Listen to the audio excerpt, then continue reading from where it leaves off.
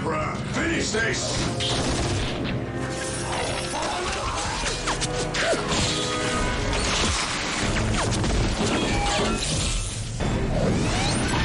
Higher ground! We'll gain the advantage!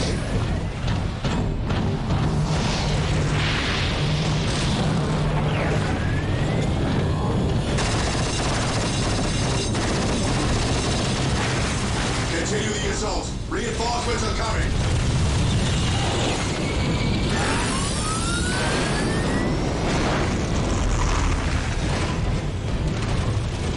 The monolith! We destroy that and this is over! Charge!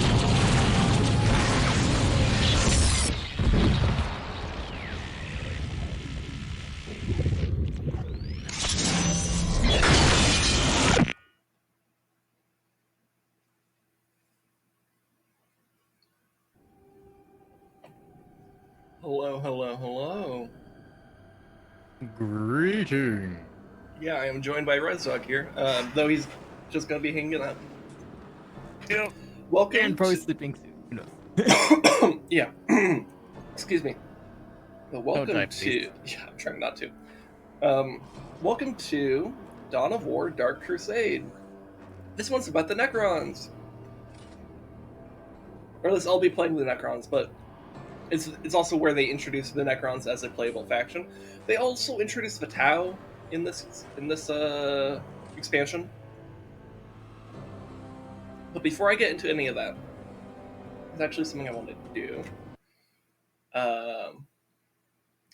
Which is to get, because this is the, let me change my capture here. This is the second expansion to Dawn of War. But there was a first expansion before that. And so I want to go over, and I did not play that on stream, so I want to go over the story of it, because the story is kind of cool, but I don't like the gameplay. So, so here are the characters from Winter Assault. You have, on the left here, Farseer Taldir. She's the Eldar character. You have General Stern of the Imperial Guard, Warboss Gorguts, and Chaos Lord Kroll. So they're on this planet called Lorne 5, as I'm pretty sure it's called Lorne 5. And Lorne 5, at the time of the Winter Assault, is held by the forces of Chaos. Okay, it was like one of those planets that was a huge battleground in the Horus Heresy, like 10,000 years ago. And Chaos won that fight. They have held the planet ever since. There is a fallen Titan on the planet, so if you don't know what a Titan is, it might look something a bit like this. Big-ass Imperial war machine. And the Imperial Guard have been sent to reclaim this planet, not just to remove Chaos, but also to try to get the recover the Titan there. Along the way, the Eldar, under Farseer Taldir, give little help to the Imperial Guard against the forces of the Chaos and the Orcs as well, because there's also Orcs on the planet. She's at first giving like behind the scenes kinds of help, trying to stay hidden and like keep the Imperial Guard unaware of their presence, but she does like little things to help them along their way. Eventually, however, the Orcs take too much notice of her, and she has to reveal herself to General Stern, in which they make an uneasy alliance, because Imperial Guard and Eldar don't really like each other, but they decide it's for the best that they work together. And that's when she also, about that time, tells them, the Imperial Guard, about the true threat on Lorne 5, which are the Necrons. Because it turns out the ancient enemy of the Eldar, the Necrons, are on Lorne 5. It is one of their tomb worlds. And she's trying to warn the Imperial Guard that they are, like, she's seen visions of them coming back, and that this is like the first planet that they're gonna come back on, which is why she's there. And she's trying to get their help to actually stop the Necrons before they fully wake up. General Stern's like, oh, I don't know if I really buy that, but, you're helping me against the Orcs and the Chaos. We'll have an uneasy alliance. My goal is still the Titan. So Imperial Guard still focus the Titan. Eldar still try to prioritize the Necrons. This does lead to some inner conflict between them, but eventually they do end up working together. and they use like the Titan guns to fight off like the Necron monoliths and shit like that. So that's cool stuff. Meanwhile, with these guys, you have Gorguts who decides that he's going to form his own Wa, and so he goes around pacifying, quote unquote, the different like orc tribes on Lorne 5. And by pacifying, I mean crumping the shit out of them until they acknowledge that he's boss. And so he becomes war boss of the orcs on Lorne 5. Along the way, he ends up making an uneasy alliance with Lord Kroll, the Chaos Lord of the planet, to fight against General Stern and Farseer Taldir. Gorguts especially wants Stern's head because he's like a headhunter. He likes to collect the heads of his enemies. And not as much really happens with these guys. Like they can end up fighting the Necrons too, but the Necron plotline is much more important for the Eldar and Imperial Guard, not so much the Orcs and Chaos, though the Necrons do appear at the very end. And if you play as the Orcs or the Chaos, you will end up fighting these guys. But one thing what is a little bit more important for the purposes of Dark Crusade is so Farseer Taldir and Gorguts are characters in Dark Crusade, and Gorguts, before he leaves Lorne 5, crumps the shit out of Lord Kroll and takes his head, and then he leaves, while these guys do battle with the Necrons. Now, the Imperial Guard, for the purposes of Dark Crusade, are a bit salty at the Eldar because they felt manipulated, and they didn't really like... they're also still xenophobic as shit. And so part of why they're on Cronus, which is the planet that Dark Crusade takes place on, part of why they're there is because they're kind of mad at Farseer Taldir and they want to get, like, petty revenge. Okay, boom, story done. Alright, let's change our capture back to Dark Crusade. Alright, so for the purposes of this playthrough, the Dark Crusade takes place on a planet called Cronus, which is another tomb world, and that's where the Necrons will wake up, and I will be playing as the Necrons because I think they're super fucking cool. Boom! Alright, got that all done in the first 10 minutes. The cat fell asleep listening to you. Alright, so let's make a new campaign. Let's do it on normal. The planet Cronus. Do it on the highest difficulty. Beset on No. all sides by the tides of war. I actually don't Once like how by they do colony difficulty. They just became do a flat savage stat changes, and I find that to be not a world, great way to approach each difficulty. refusing to back down. Each convinced it was in the right. From beneath the sands of Cronus' central desert came the Necrons. Ancient machines bent on eradicating all life. But another evil already had its eyes on the planet. From the depths of the warp, the demonic forces of chaos arrived to enforce their claim. To oppose these fearsome powers, the planet's rulers in the Tau Empire sent their elite soldiers and sophisticated battlesuits into the fray. From the mighty Imperium of Man came the Imperial Guard, there to secure Cronus for the glory of the God Emperor. Like a green tide, the Orc Horde descended on Cronus, caring little for others' claims and sowing destruction in its wake. The Eldar, ancient enemies of the Necrons, emerged from their webway to pursue their own agenda on Cronus. And last came the Space Marines, finest and most uncompromising of the Imperium's soldiers. Seeing a world beset by aliens and heretics, they undertook a great purge. A dark crusade had begun. It could only end with the total victory of one of these factions, and the total defeat of all others. Alright.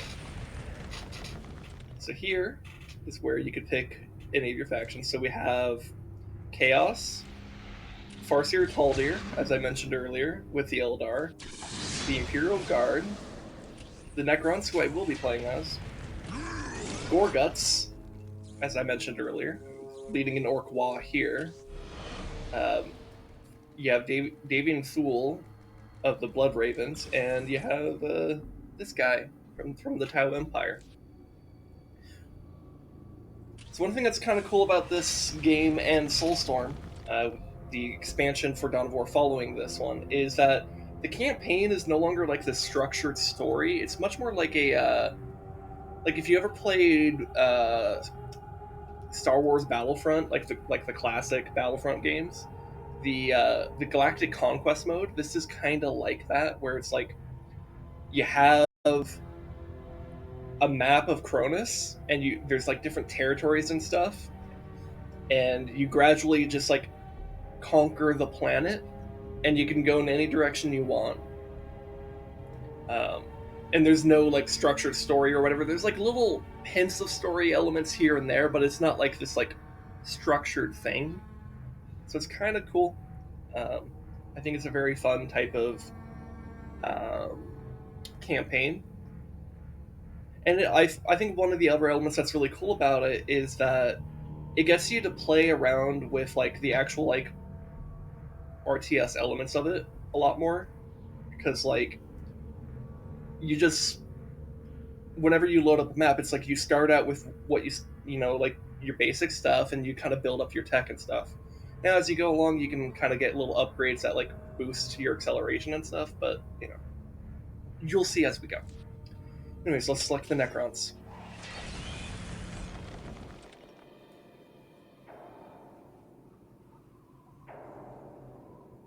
The Necrons had lain buried in the sands of Cronus for eons, having retreated there at the end of a great war only hinted at in the histories of ancient races. Cat, why do you like do the this? I gotta Undead. showers. Long before man even stood upright, the Necrons and the Dark Gods had retreated to their tomb worlds.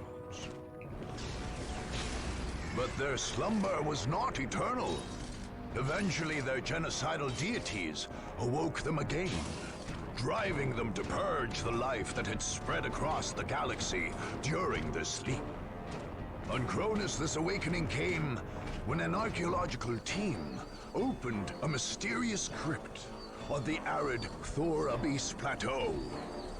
Most of the team died, but expedition leader Thomas Maccabee somehow became one of the mysterious Necron pariahs. Seemingly retaining a hint of his personality, he occasionally spoke for the Silent Army as it advanced. The Necron Lord of Cronus, the most ancient and powerful of the deathless creatures on the planet, promptly launched a campaign of extermination. His loathsome god, the Nightbringer, hungered for the deaths of all those on Cronus.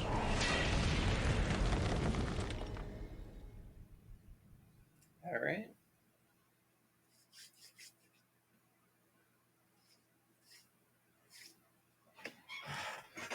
All right, so this is what the map looks like.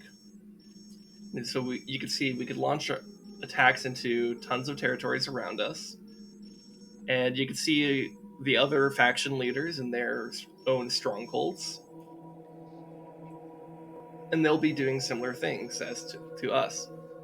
So it's kind of just like a how many factions? 1, 2, 3, 4, 5, 6, 7. It's a 7-way war.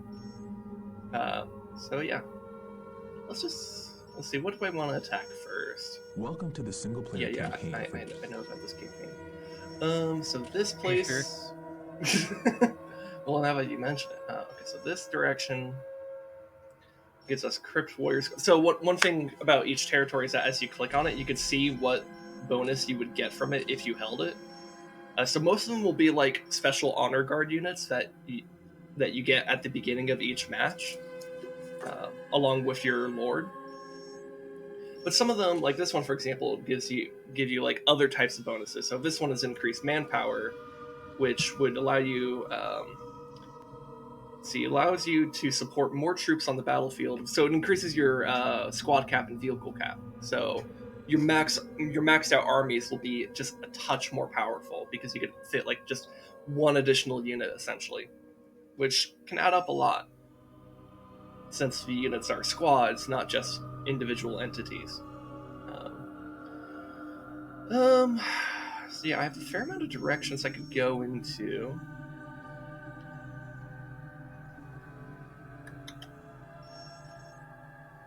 I think what I might do.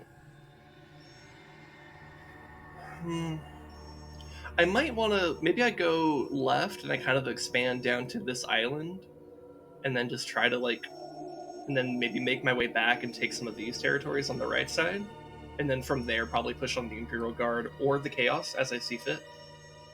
So let's do that.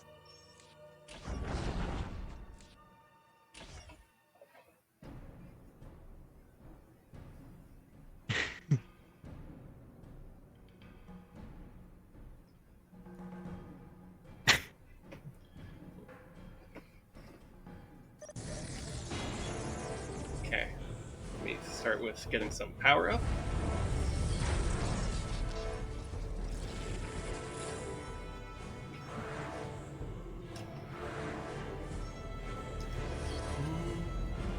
Alright, let me queue a few power things.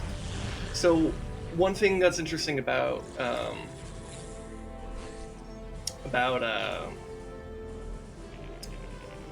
actually no, you come up here. About Necrons is that you may notice that I told my workers to go capture this point. That's because your army units don't actually capture strategic points or anything like that.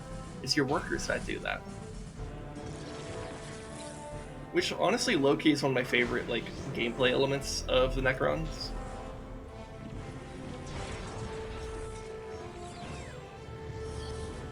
Also, all of their units are built out of the same building, kind of like a Zerg hatchery from StarCraft. It's not quite the same because you don't have larvae or anything like that, but it is all from the same building. Everything else is just like a tech building.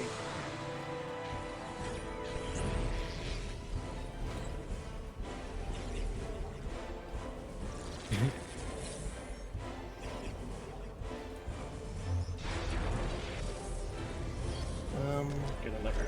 Just give me as many workers as I can, honestly. Oh yeah, the other thing about Necrons is that they don't have requisition.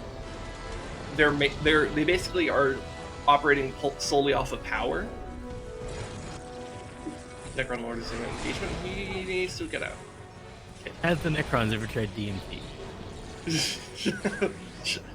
I don't know, Joe Rogan. Okay.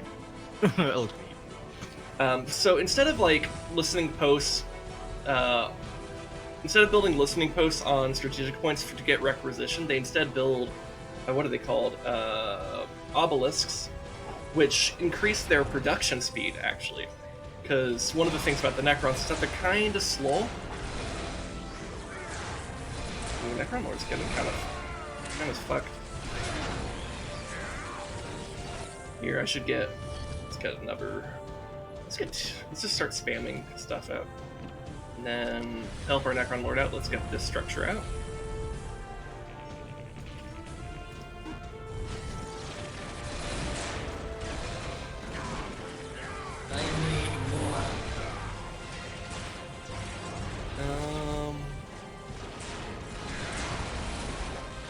Let's see. I feel like I'm forgetting something. Okay. Get an obelisk here.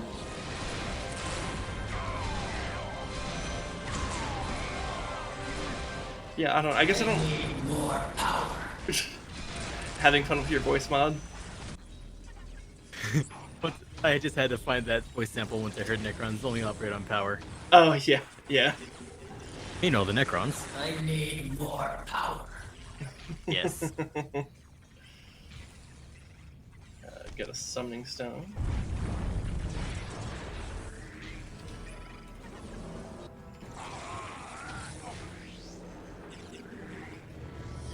Okay, and then I need a hotkey this. Let's get lightning field.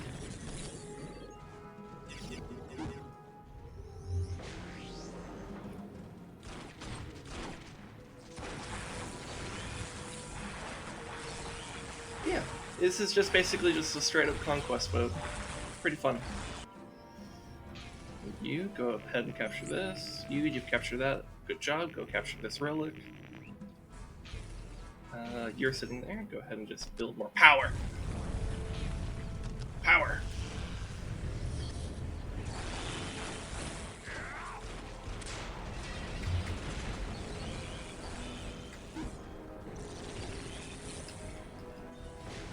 Okay. You go capture this.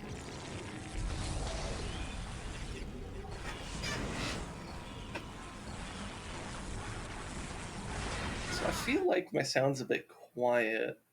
Could probably just turn everything up just a touch.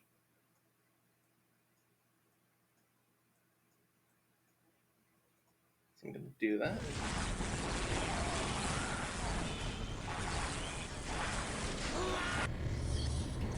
You know, let's just get some wraiths up here.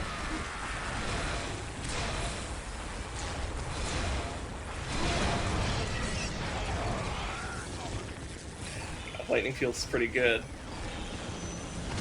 Here, but I do need the Necron Lord to back up. It's taking too much damage. We're sounding good. Let's also get Solar Pulse, because that will shut down enemy ranged units, which includes orc buildings, which is super nice. So I find Solar Pulse to be a very good response to orcs, because you just, once you're attacking their base, you just essentially shut down their base defense by putting down the Solar Pulse. It's also really good against the Tau, because the Tau are very range-based, at least if they're building Tau units. And then also, it reveals stealth units, which Tau units also use a lot of stealth.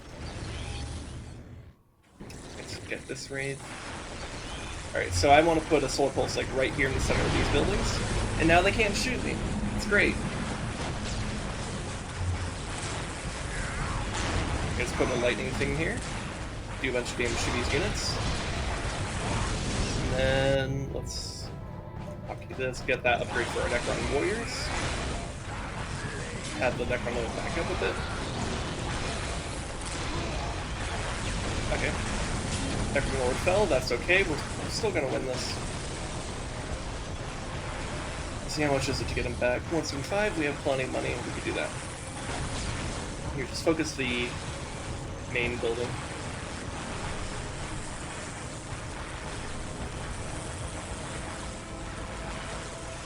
I'm gonna tell the Wraith to back up a bit. Are they actually trying to build something over here? Hold on. Oh, jeez. Okay. That's a bit awkward. Alright, let's get another Soul Pulse back. And everyone focus this.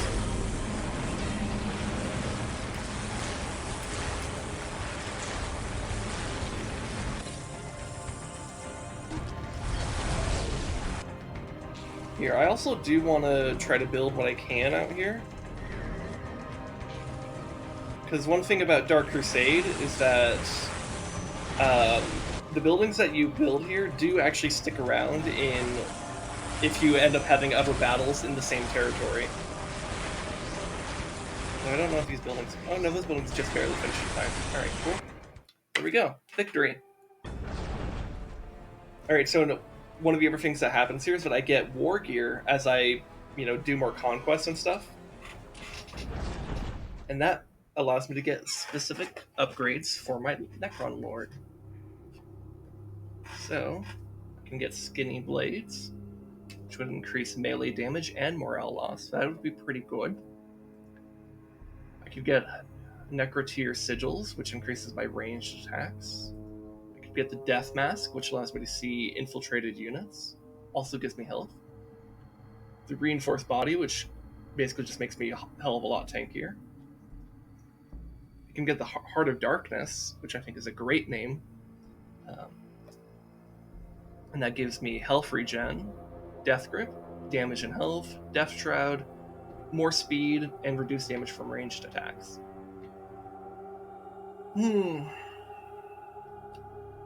I think I want to get the Heart of Darkness right away, because just having health regen on the Necron Lord is pretty good. Oh yeah, also there's like an actual visual element to this, so like now his chest is gold!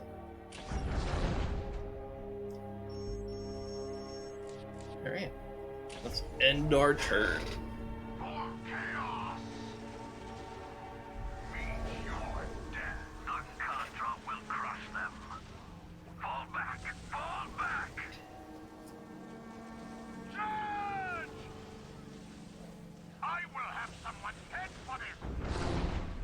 Alright, let's move on to this territory, which is Strength 1, which means it should be super easy. And I'm not really too worried about the Chaos Lord retaliating right away, because he's 2 territories away. E. Now I get the Honor Guard, so now I'll spawn with some Necron Warriors, which means I can really focus macro even harder than I already do.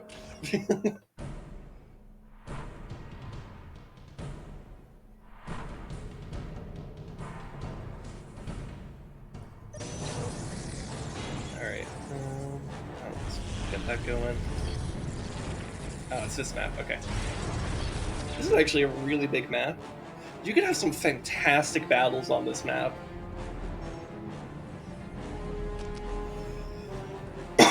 Excuse me. Okay,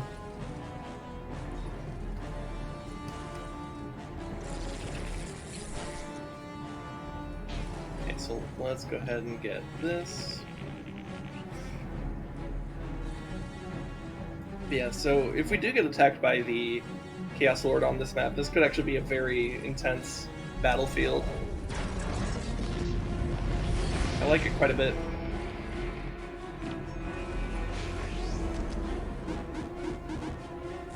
There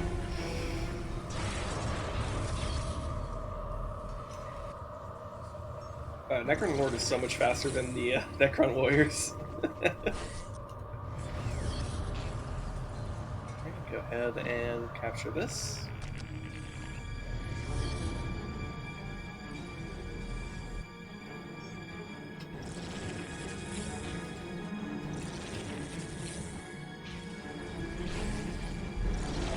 You go capture the relic. Looks like you're about to capture this. Let's get the obelisk. Obelisk, the tormentor. Give me a summoning core. Oh, fuck.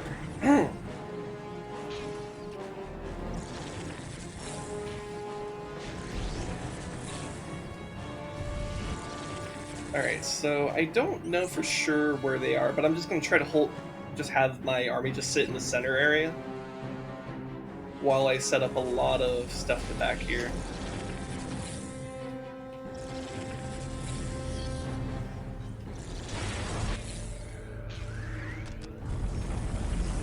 Oh, yep. They have come to us. Okay, let's also get this up and going as soon as they can.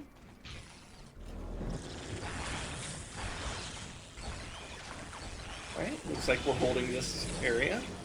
That's good.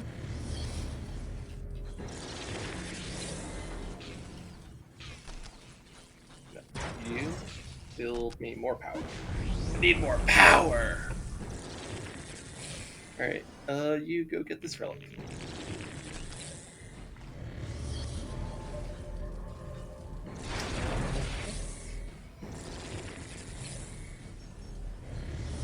Let's get flayed ones as soon as we have the power.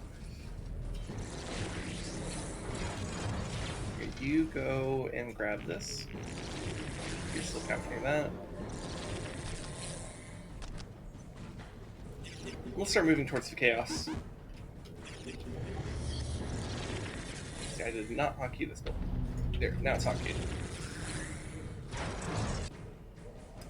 Let's also have you go capture this one.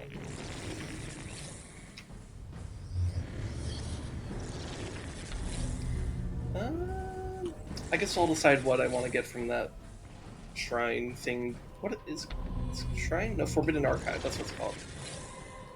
I'll decide what I want to get from there as I start pushing on the enemy. Alright, I think I know. Let's get the lightning.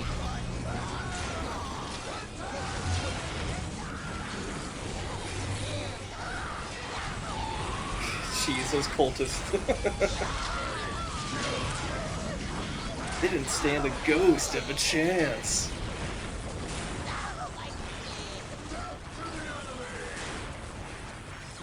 Also, I love how the Necron Lord's sound effect for his melee attack is just like a harsh metal clang. I love it.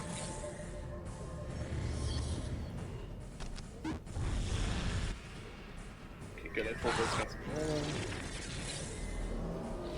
Okay, we should probably seek to upgrade our monolith as soon as we can.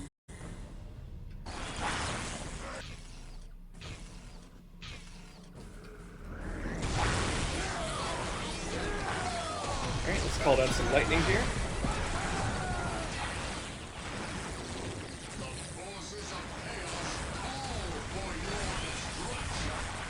There's their Chaos Lord.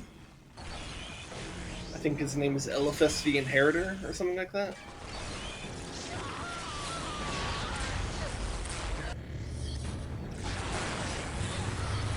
Okay, upgrade this, and then also get ourselves some Blade Ones here.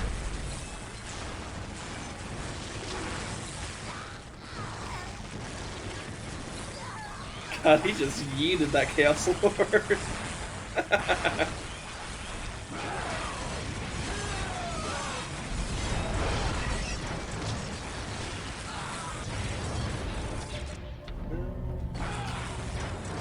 Let's see. Did you build that? I guess you can go over here. Okay, you finished that. I don't know if he'll take that. I'm not even sure if there'll be time to take that.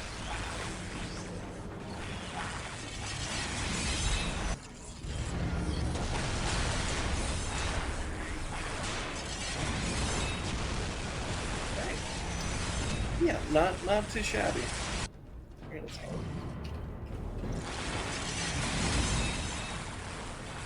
Anyways, how's it going, Rez?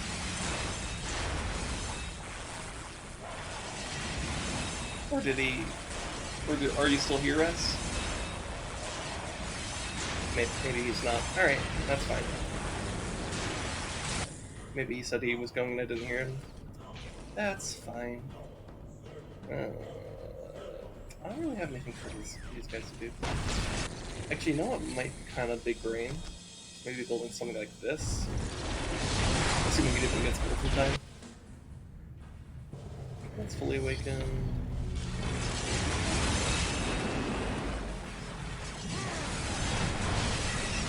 Oh, look at that Chaos Sorcerer. I think he's gonna do anything.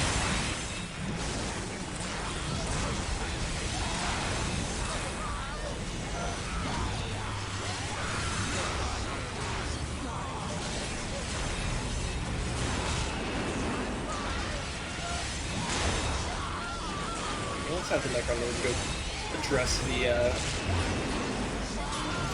Chaos Sorcerer.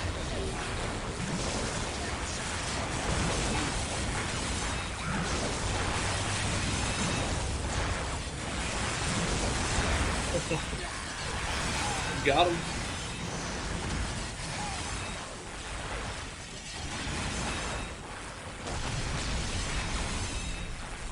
There we go.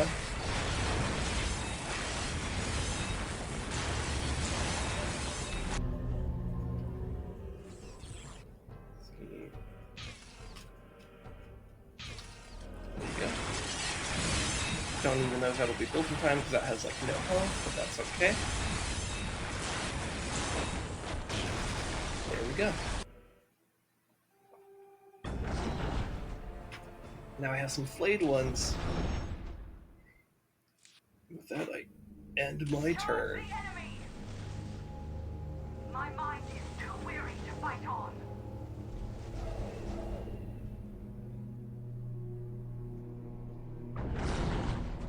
Alright.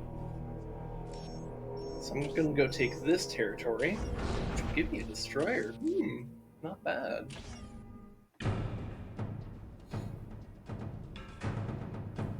Green Floodlands.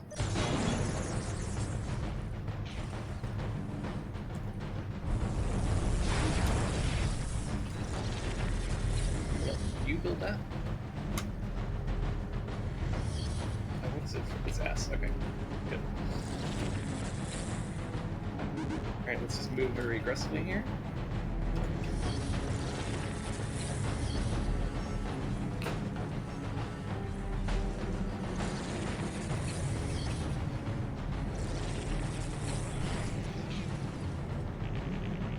And I love the music in this game. I think they do a very good job of getting the feel of like so many different factions. And right now it's playing the orc theme because we're playing against orcs.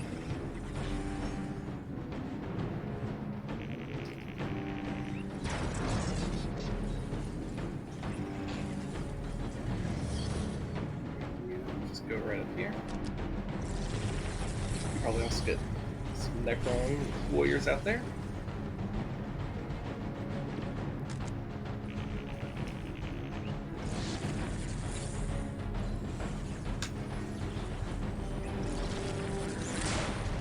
Okay, back up.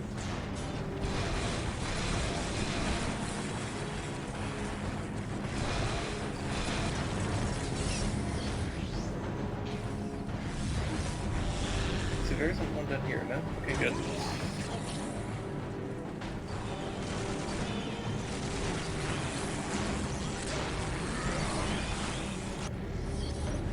Great.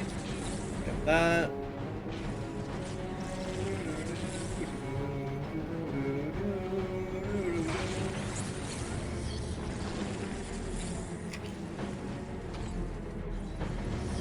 Oh, I need a summoning core. You, as soon as you can build a summoning core, go do that. Okay, don't worry about those guys. Just keep moving this way.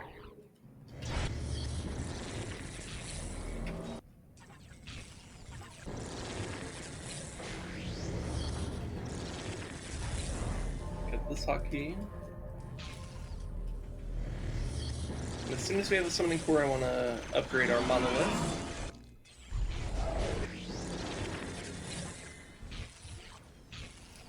Here you go. Capture this.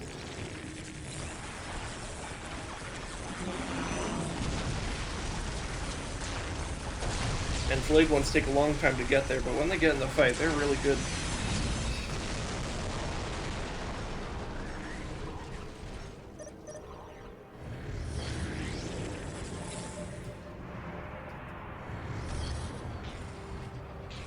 Oh my god. Hotkeys, there we go.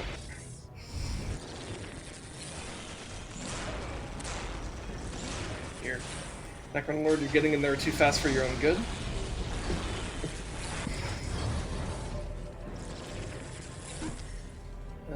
Oh, it's 150, okay. For some reason I thought that was 120. I must have been confusing with summoning core.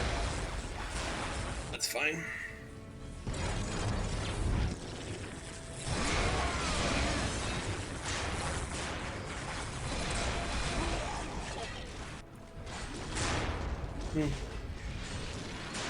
Yeah, we'll win that fight. Gotta love those metal clangs, though. It's like the Berserk, what, 2017 is when that cringe clang was from?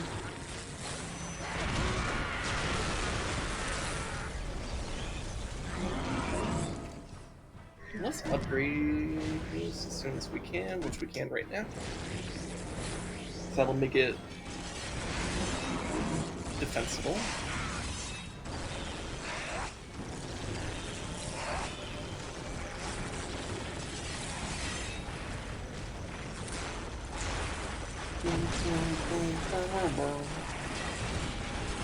Where are these guys? It's still making their way across.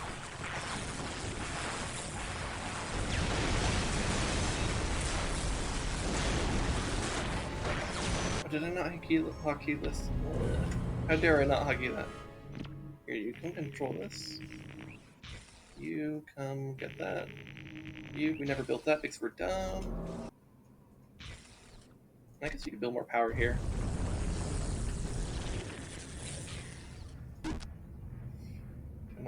That's 100. Okay. That's fine. Make your way to the stronghold. And let's get the solar pulse. So that I can shut down their defenses. Actually, focus the wall banners because I don't think we're going to destroy the fortress quite in time, so let's just weaken their defenses.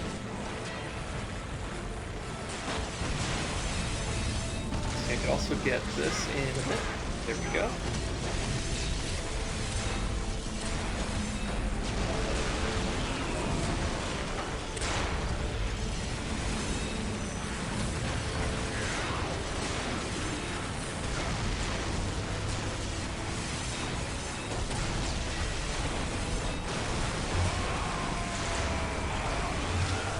And these orcs don't stand a chance.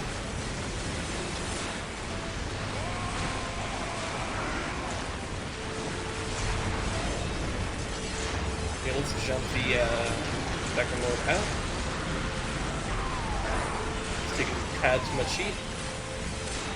Solar Pulse will be up in a bit though.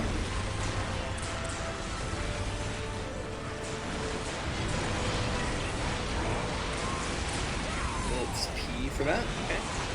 Put a pulse right there.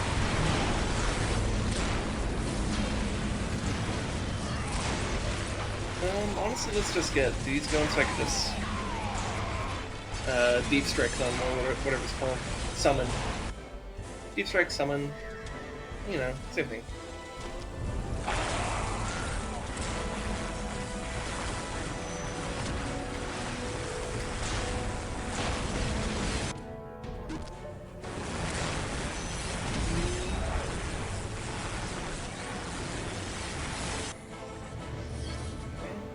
They're working on the control points, that's good.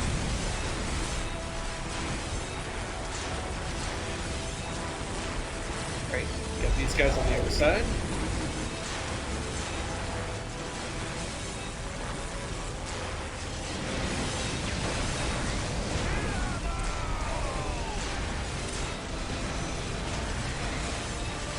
Let's get another lightning strike back right here, and that might be enough to take it down. We're pretty close. There we go. Alright, now we have a destroyer.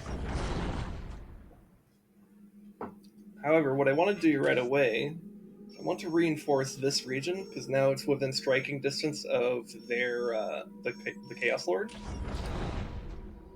So what I could do is I could get some defenses in place right away. And I think having an additional Scarab and an Immortal there will actually help a ton. I could also get a Necron unit or another Scarab, but I think I want to save money. I'm not that worried about an imminent attack, so let's go for it. So let me make a save just to be safe here. I'll just call it Necron. Then continue. Alright. End turn.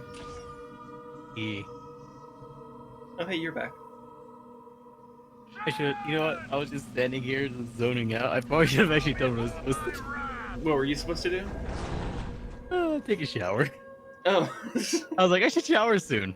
I thought that's what you went to go do, because I know. I like asked you a question and then you didn't respond, and I was like, oh, maybe he left to go do something. I went into the zone. Ah, I see. Good job. You know exactly what, just the zone. Alright. Just like, huh? Although I wish to get into that zone at work, especially when it's like dead as fuck. Like, there's nothing to do. Damn, I can't enter the zone on command. Yeah, it is kind of weird how the human brain works with that type of stuff. Because yeah, it's just. I mean, that was one of the more interesting things when I was watching you play Cyberpunk like 6 months ago. Okay, we are getting attacked here. I could auto-resolve, which would be a terrible idea. Because he's strength 11, I'm strength 3. So we're gonna fight this. Also, it's just more fun to fight. Honestly, I only do auto-resolve when I'm just like, I don't care. Yeah. But you're saying something about brain in Cyberpunk? Yeah, so one of the more interesting things I remember when watching you play Cyberpunk like 6 months, actually no more than 6 months, like 7 months ago, whenever you were playing it, was like the cybernetic implants actually allow you to like basically on command zone out, and you can essentially like skip like Cutscenes. there's like an in-universe reason for skipping cutscenes or skipping dialogue or even just skipping the part where you take a shower.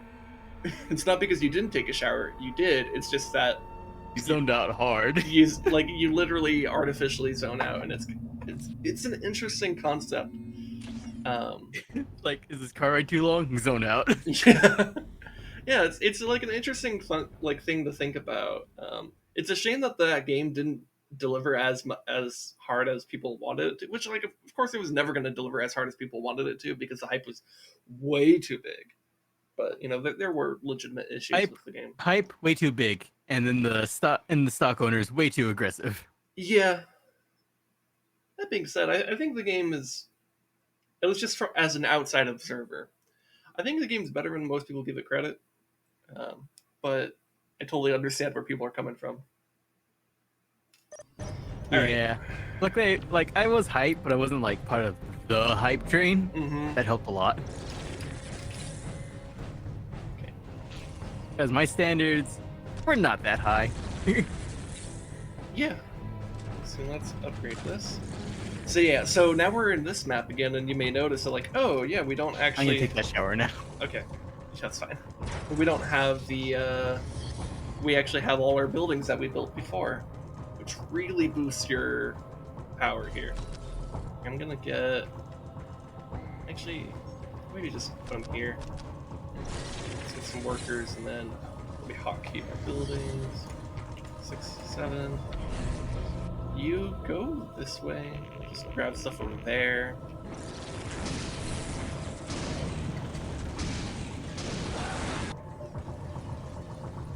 And then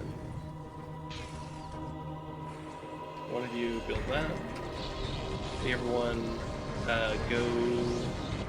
Actually, I want you to go this way. Let's get this going so that we can just get fast reinforcements, but then let's also get like some wraiths, I think, which means I should get research for the wraiths.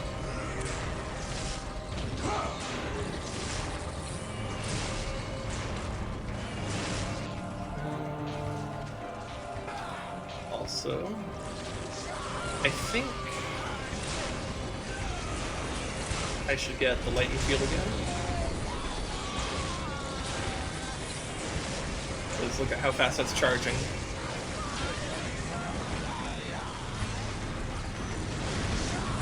Ah, that's where they are. I was wondering where my reinforcements were. Okay, spawn right on them.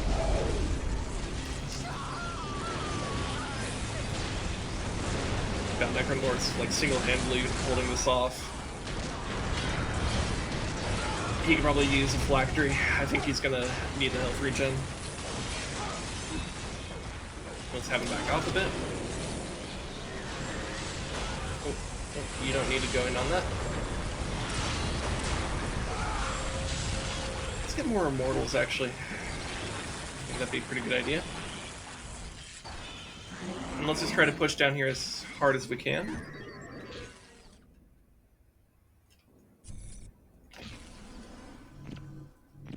Let's see.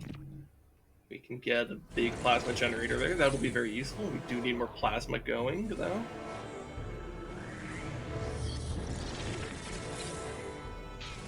Okay, pretty close.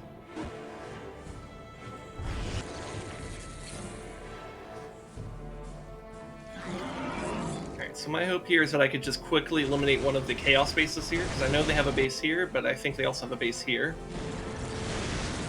Since their lord is attacking, they have more stuff on the field right at the beginning here. Ooh, a defiler. Pretty rough. Okay, but we got it down.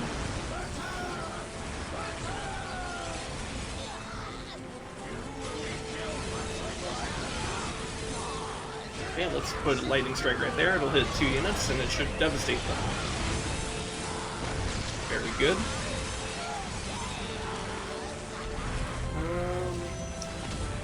Let's see, I need a greater something for over there. Let's get that.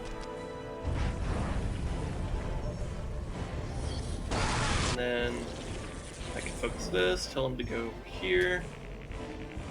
You build this, then go over here. You upgrade that, and honestly, get like another turret like here.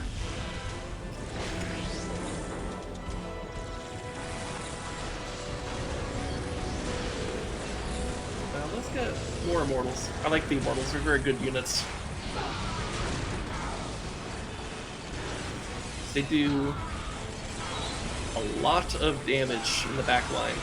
A 105 to 205, that's a lot. Compare that to the on guard Necron warriors here. 30 to 40 melee, 32 to 41 ranged. Pretty big deal. And then these flayed ones deal 70 to 86 melee, and then the Wraiths 100 to 80 to 200. Wraiths are really good melee, but they are kind of fragile. So I don't need you that concerned with that heretic. That's not a big deal. Just get the production structures down. Fully upgrade this. You ever repair this? You can repair this. Over here, and then there. Upgrade this, then I want you go over here, because we never got this. Alright, focus this.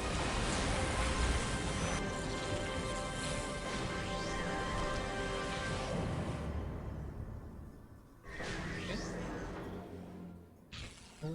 Here, go ahead and make your way up this way. I don't think it matters to... Actually, you know what? No, you go... Actually, no, you're fine. Because this guy... We're fine. I'm overthinking this. We'll be fine.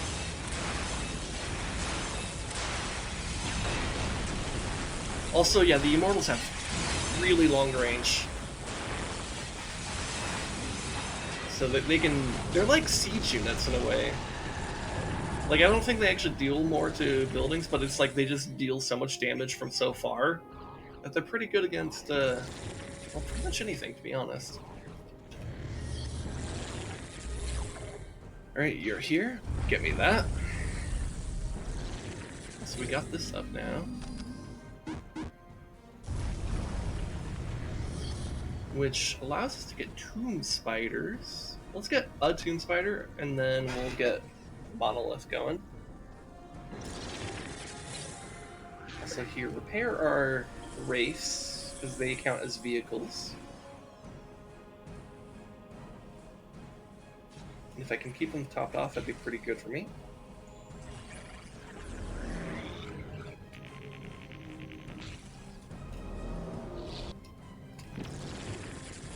Also, I don't actually need to grab all these extra monoliths and strategic points and stuff, but it's more of a, like, it gives me lots of vision all around the map and makes it easier to have map control. So that's why I'm doing all that. So that way, if it's, were to get attacked again, I'm in a good position to, make my job make it even easier.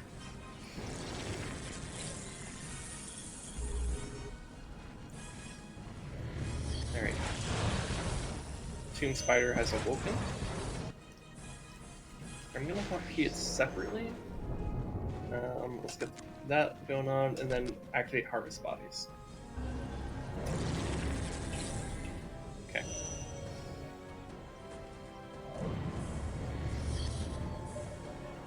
Let's further upgrade our Necron warriors, which I mean that is actually no. Let's get Pariahs. Pariahs are so good, and then we'll start spamming some heavy destroyers because those are actually siege units.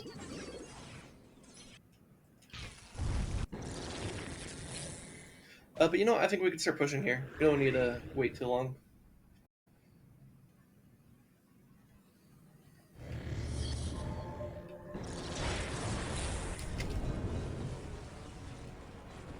Prize are a pretty good melee unit as well. They also have decent ranged, but they're just like a good like late game Necron infantry unit. I mean, they're like the infantry Necron infantry unit.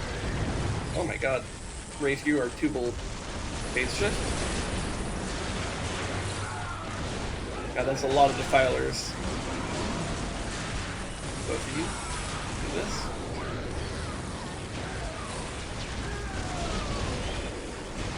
Let's get a good lightning strike here. Oh yeah, that was pretty good.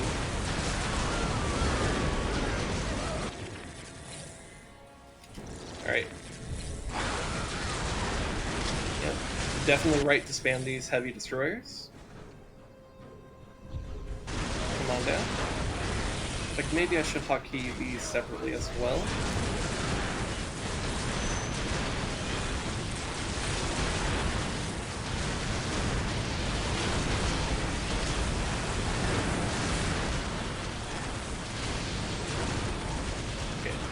Don't worry about lightning striking since we just killed those. Alright. Heavy destroyers, you're in too close. Back up. Let the Tomb Spider go in. They will devastate the enemy for us. I feel like I should have more units here. Where's... yeah, there we are.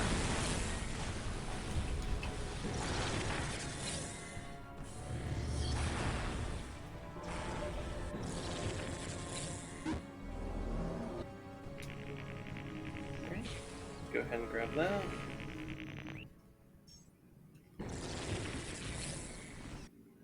Here, you know what? For fun, just come over here. Take that. Push on in.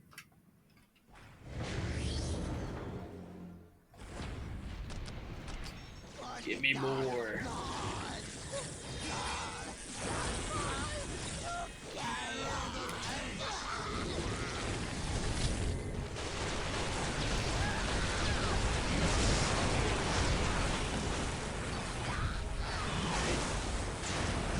Back up, hit that.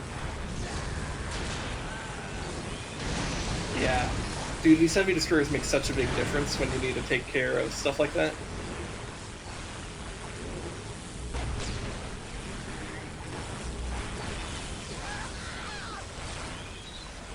You could repair the Wraith since it's being a madman.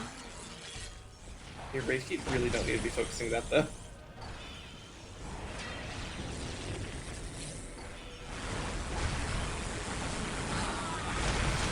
Try to send those demons in. How silly of them.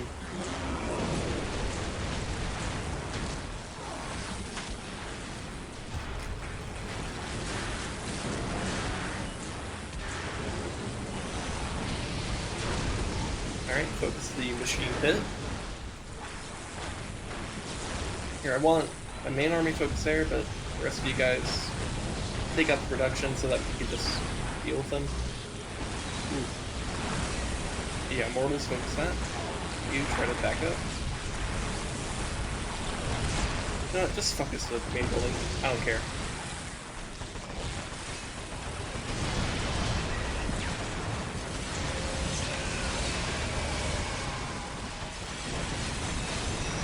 Alright, there we go.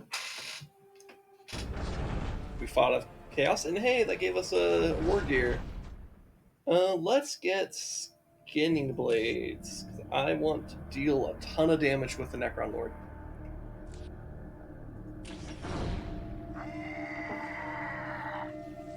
Let's get out of here!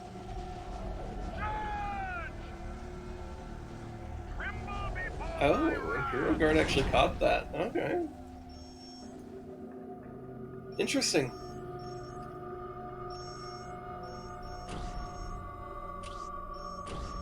Go here. Oh, no, that's right. I have to. Right, you have to select the territory, not the lord. Okay, that makes more sense. Here, I'm gonna further reinforce this because I realized part of why that defense went pretty well is because we already had stuff here. Let's just go ahead and get a Tomb Spider right at the beginning. That'll make it a much sturdier of a defense. Let's also reinforce this way. That way Gorguts prioritizes the enemy rather than me. So we'll get just a Necron warrior unit, that's fine. Alright. And with that, I end my turn. The Contra will crush them. In Tau, I am strong. Tau is looking pretty strong here. Like, I think among the AI, it's Tau and Imperial Guard that are looking best. I could make a punch towards Imperial, or towards Tau right now, but I think I want to go towards Imperial Guard. Well, I don't know. I think get Builder Scarabs there. I mean, it's nice to have an additional Scarab right away. But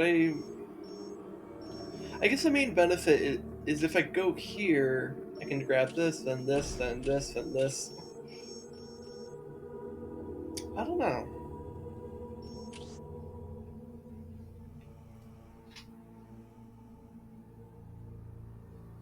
I'm not sure if that's really quite worth.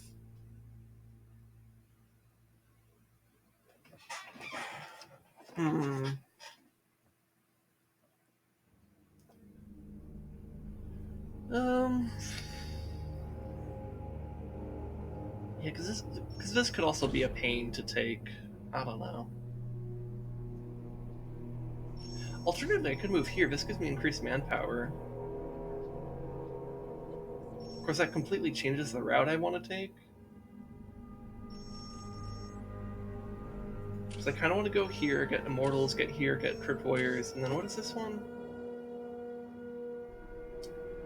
Start every mission with 1,000 additional power. Oh, I gotta get that before I go to any of the strongholds. Okay, so that's gotta be my goal here. So make my way up there. So if I go this way, that's 1, 2, 3, 4 turns. If I go this way, that's 1, 2, 3, 4, 5. It's not too bad if I go that way.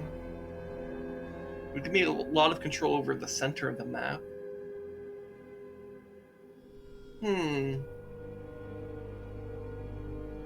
Yeah, okay, you know what? I think I've argued myself into a position where I do want to go this way. Let's do it. Let's bring in... yeah, let's bring in that. Because I feel like if I bring in this one, it's just going to die, because... Ironically, the Necron vehicles are comparatively fragile when compared to their infantry, which is like the opposite of like every other faction.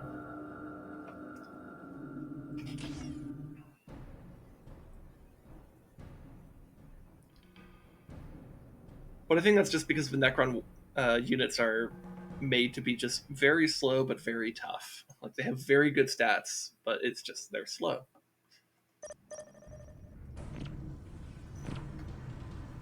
Actually, no, you get power right away. Spam some of that stuff. God, jeez. I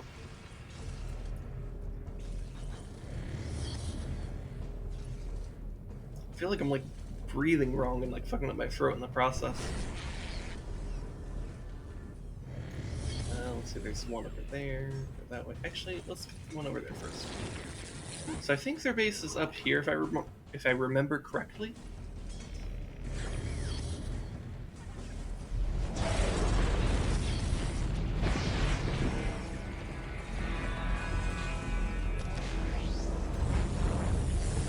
Okay, over there. Here, I just want to hold the ramp though. I don't necessarily want to push just yet, because I need to get my macro going.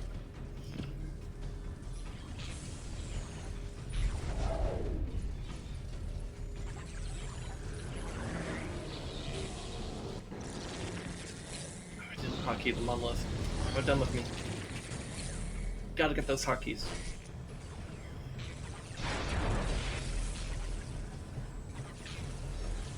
You come over here and grab. Actually, come grab that thingy. You know, the thing. Right. Come get the control point because I want to get the vision. Let's go ahead and get. Let's just get a bunch of Necron units. I don't even care.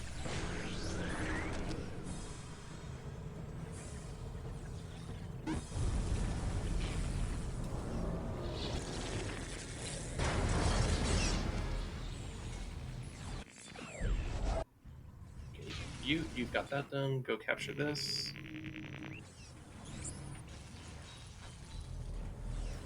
Okay.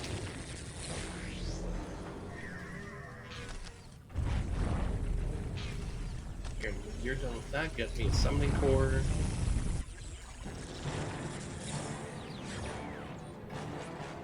Just macroing it up right now.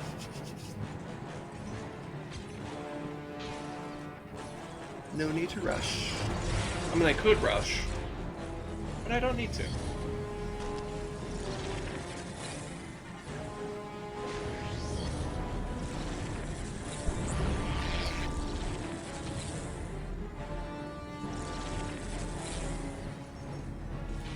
And after we get that going, get me this.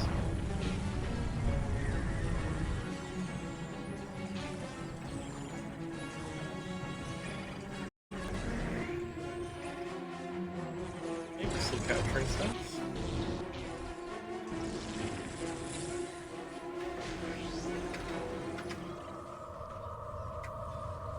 Let's get these both up to 5. Am I building more Necrons? Yes, I am. Okay, good. Hotkey this building to 6. Hotkey this to 7. Get me more power.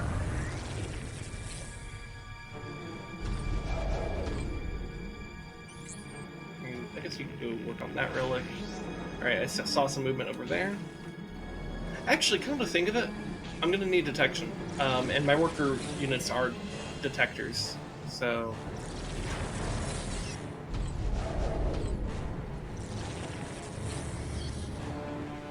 Oh, but you know what? Sort of race. Just give me race. Go ahead and come back down this way.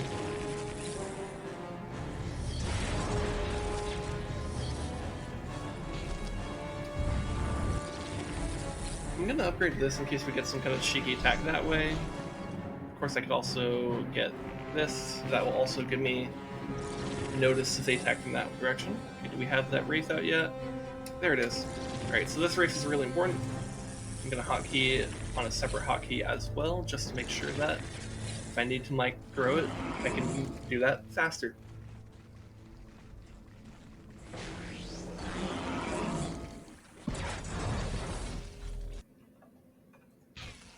Go ahead and get us this, because this will give us vision like down here and stuff like that.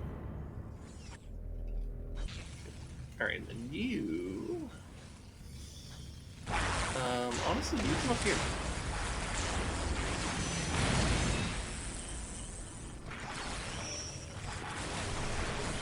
Oh my god, this race is stuck. Okay, well, we got it.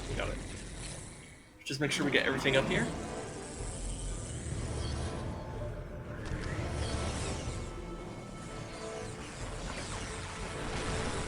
Yeah, they got these things. What a weird race creatures.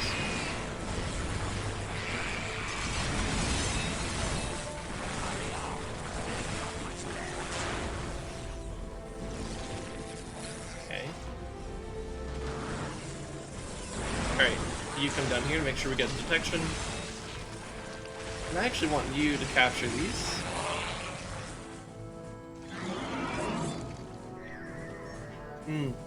Okay.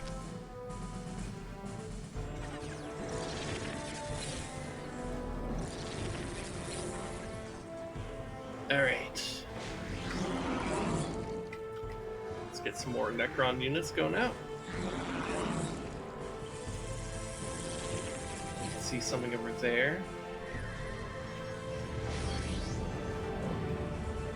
Here, let's get a Wraith and an Immortal out here. Did I upgrade this? I did. Like a good old Blam.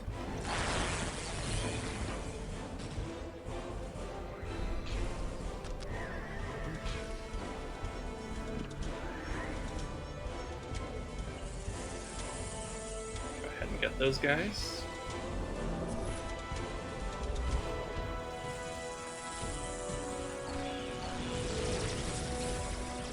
upgrade our race. Oh god, this race is taking too much damage. Ooh.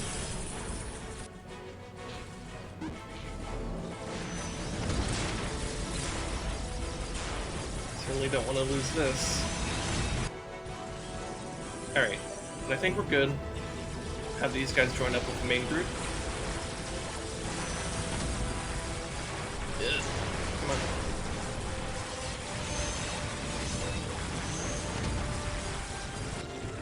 And honestly, you come over here and repair this raid for us. I can get the angle up.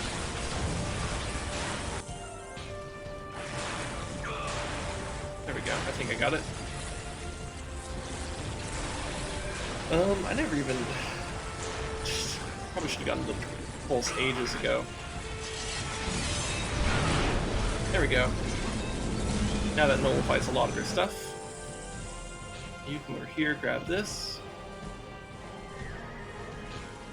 Go ahead and grab that.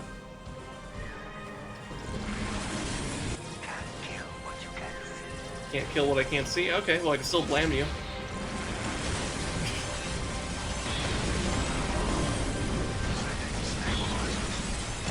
Alright, we got this. Bam!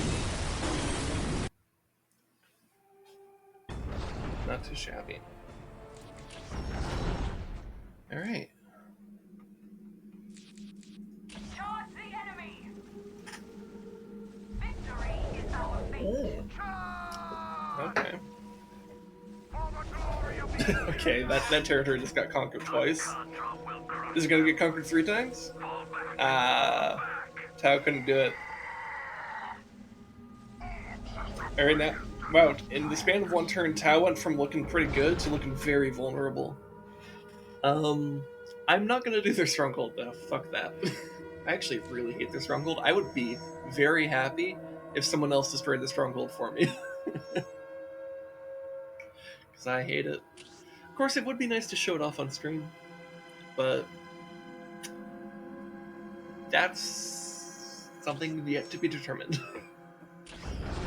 We will go to this area. We'll bring with us the destroyer. Yeah, let's go ahead and accelerate our macro by bringing that. Alright. The Vandemar Mountains.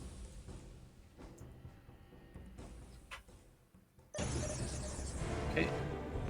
Actually, yeah, go ahead and get working on that right away. Where's our extra? There it is.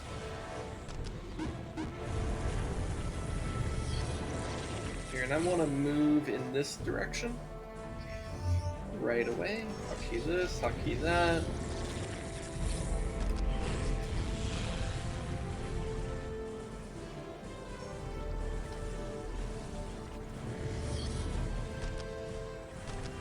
Let's have them move that way. Alright, so there's got to be some stealth unit here that we can't see. Which means... let's actually bring this guy all the way up with us, because orcers can detect for us.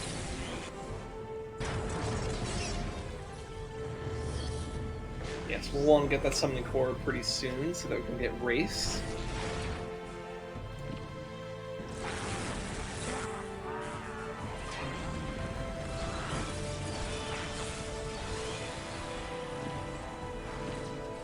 Alright, there's that stealth unit.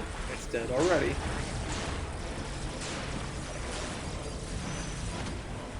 Actually, here, maybe just capture. Well, actually, no, we kind of need you up here until we can get our summoning core out.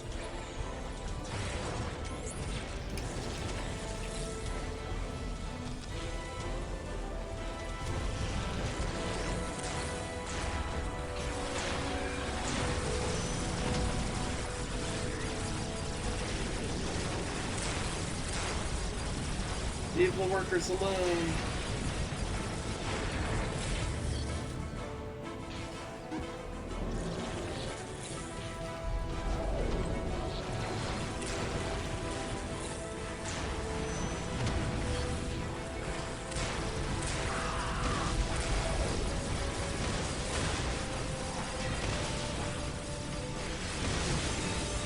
Get the stealth team. And they're gone. You know what? I guess we can capture this, since that's kind of like right in the center of his base.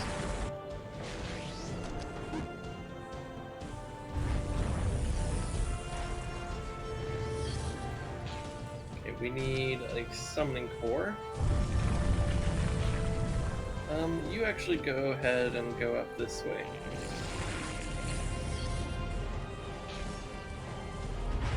And then you can actually come up down here and grab that.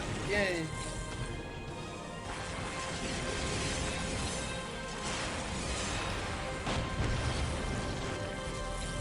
Hotkey that.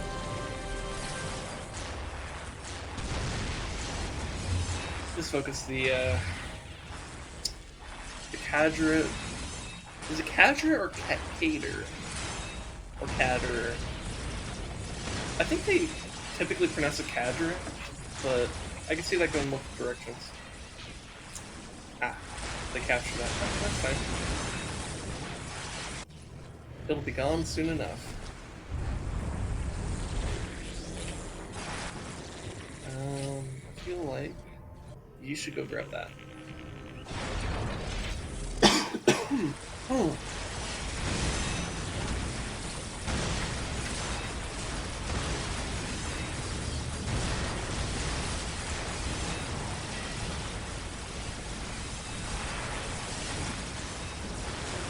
Let's go ahead and upgrade the monolith.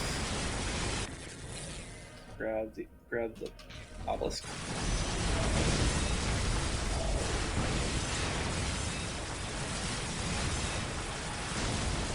And that stealth team thinks they're gonna do stuff, but they're not doing shit. Their headquarters is about to die. And they're gone. Oh, that was their only base.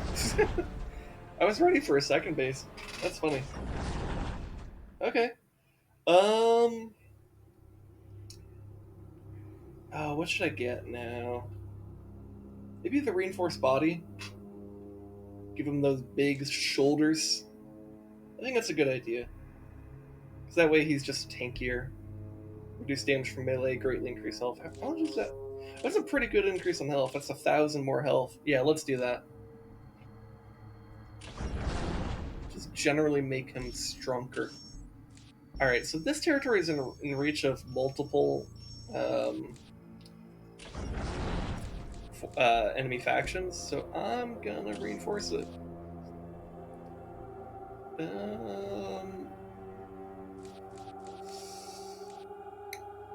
don't know if I need the additional scarab, so I'm not gonna do it. Alright, let's see how it goes. Charge! We must withdraw. Alright, so we're getting attacked there again, so let's fight that. I think we'll be able to win this. And this Chaos Lord is very upset that we took his territory. But I'm not giving it up. Fuck that guy. Alright, so first things first, let's get our Necron Lord. Yeah, go ahead and get another power thing, why not?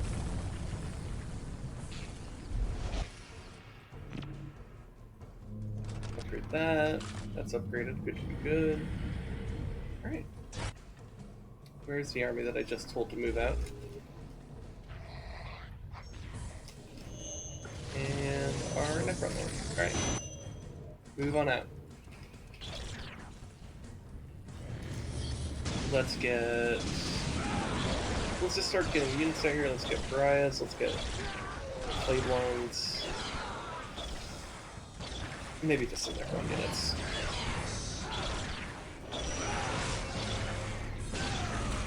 And let's also get upgrades going.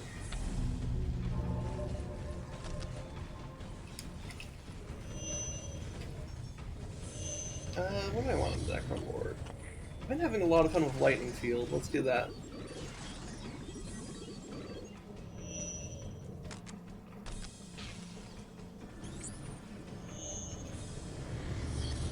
Alright, so now I have that available.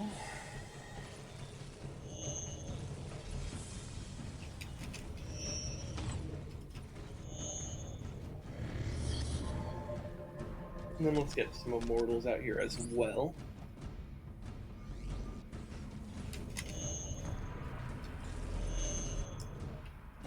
Yeah, let's go push.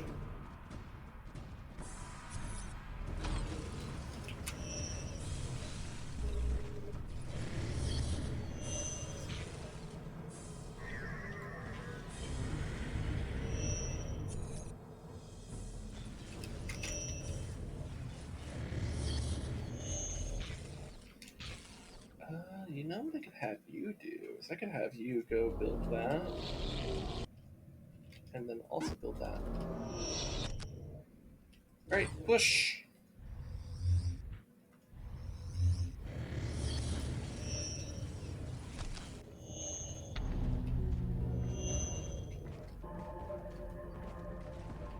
So our Necron warriors should be plenty powerful, which means we should just go ahead and get them fully saturated.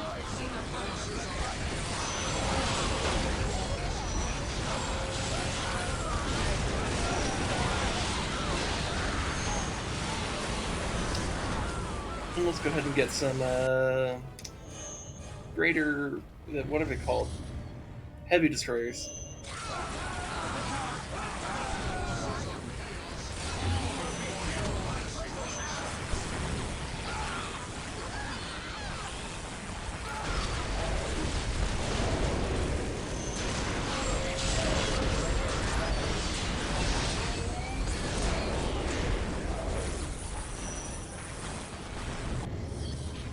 You come here, right now.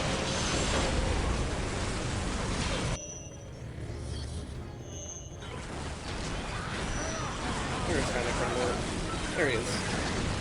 Drop some lightning.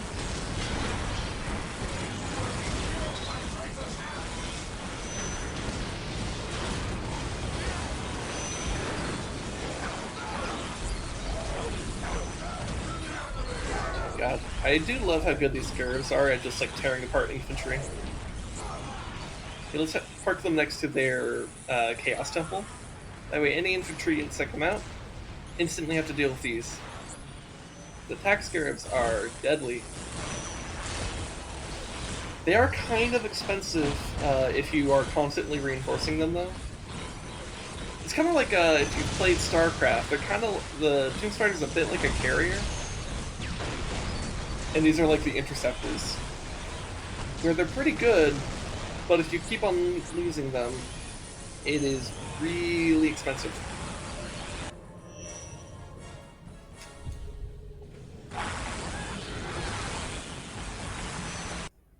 And are the other piece is not even attacking?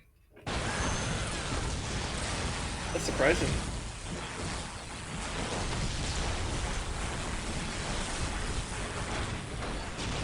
There we go, that's one base down.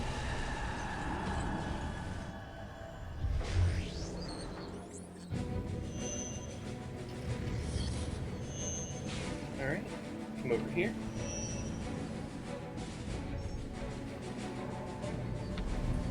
This is just race, right? Yeah, it's just race. I'm not using any race in this army, so not an upgrade worth getting. But you know what? I may want to grab the whatever structure allows me to get the Nightbringer thing. The energy core. Let's go put that up there. And then put this on like hotkey 0 or something like that.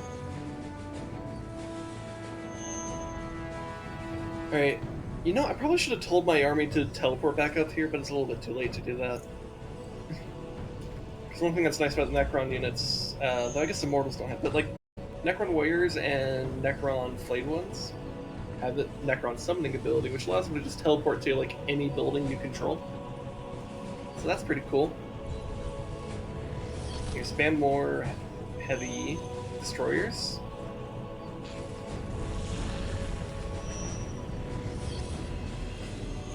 Yeah, and I still have the Flayed Ones ready to just be summoned on command. Yeah, let's get this going.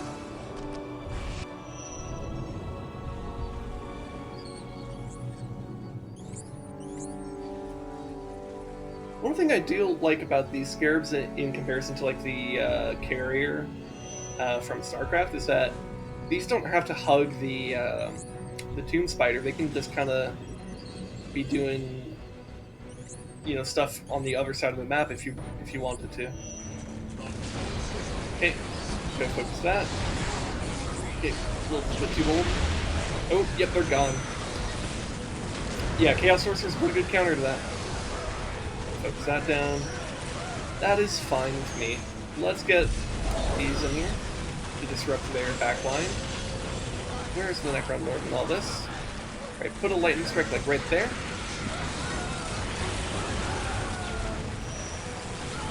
Yeah, this is a pretty devastating army. I don't think they're going to be able to beat it.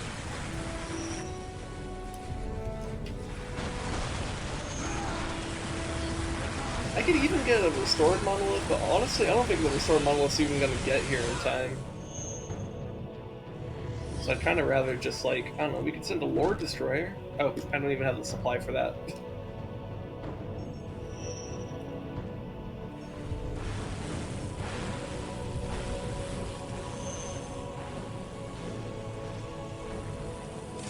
Ah, yeah, okay. Population limit has been reached. Alright.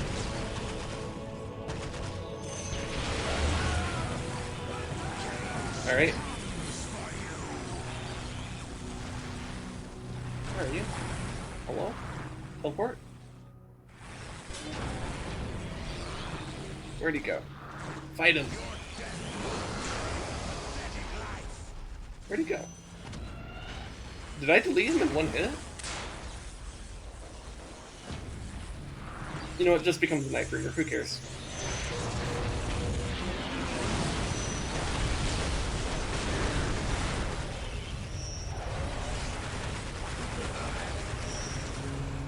Just everyone focus the headquarters and we'll be good. Look at this fucking army. There's so many Necrons. God, this is gonna be one of my favorite things about Dawn of War, is just getting these, like, god units, basically. It's such a fun thing. And, like, every faction has something like that.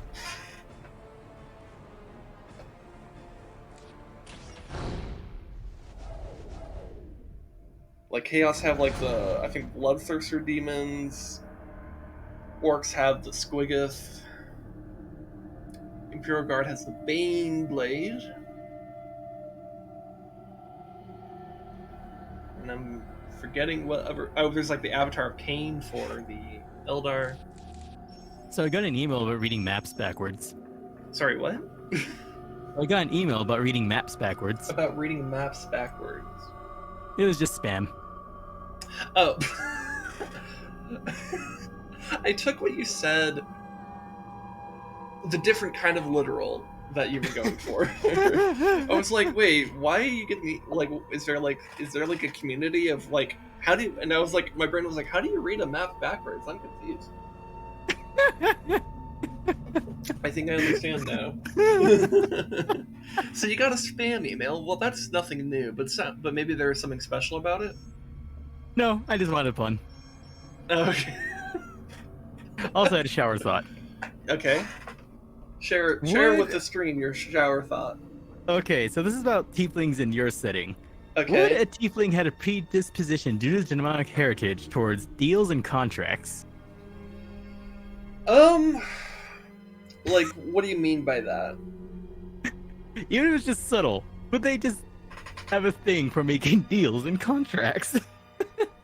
I suppose if you had, like, a demon that was, like, like one of those, like the types of demons that make deals, like for, like, in the supernatural universe, I think they call them crossroads demons or something like that. Mm-hmm. Because the whole idea is that you meet them at some crossroads, and then you make, like, some kind of deal where it's like, oh, they grant you some kind of wish or give you some kind of power in exchange for something else. And yeah, something like that could definitely exist in my fantasy universe. It would make great lawyers. Yeah, so yeah, I suppose so. Yeah, kind of like Crowley from Supernatural, because he's basically just like the the supernatural lawyer. hmm um, Just the thought, because I brought that up with Shiros and and his thing of being a mercenary. Using contracts. yeah, well, but like his whole thing is that he inherits his demonic heritage is that of X. It's like a demon of excess, not a crossroads. Not a demon. crossroads demon. Yeah. I don't know if Yeah. I should have a specific term. I'm just using the term crossroads demon because that's what Supernatural used, and I feel like that's a pretty good way to describe it. But it's, So the blues devil was a crossroads demon. but yeah. Anyways, let me get my Also, commander. now I'm just remembering the episode of Metalocalypse featuring the blues devil. And they negotiated him down to a t-shirt and a gift card to Hot Topic. Yeah. So I could attack this territory, but the Imperial Guard army is currently there, and it's a pretty high strength territory. Oh, you know what's super satisfying?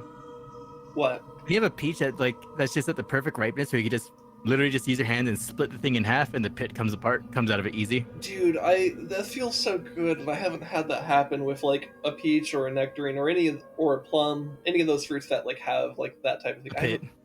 I haven't had that happen in I don't know, like I did it like 6 just months. right now. Oh, that must feel so good. It is. And tastes good. Yeah.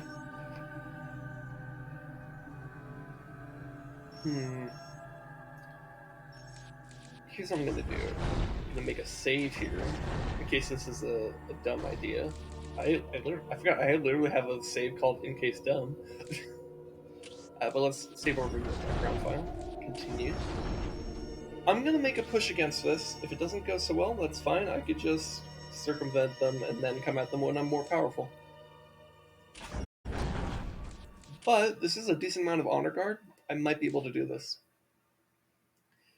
So the bonus that they have here, by the way, is a spaceport, which allows you to attack pretty much anywhere on the planet, no matter where it is. Like, the only exceptions are strongholds. You have to still attack strongholds from the adjacent territory. But it's pretty good.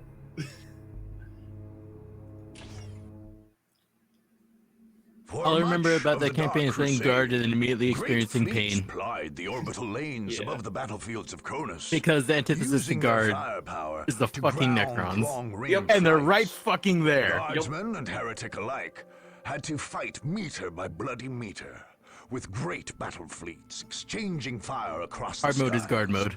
Trench warfare seemed an immutable fact of Yeah, that life rhymes for and commanders appropriate. on the ground.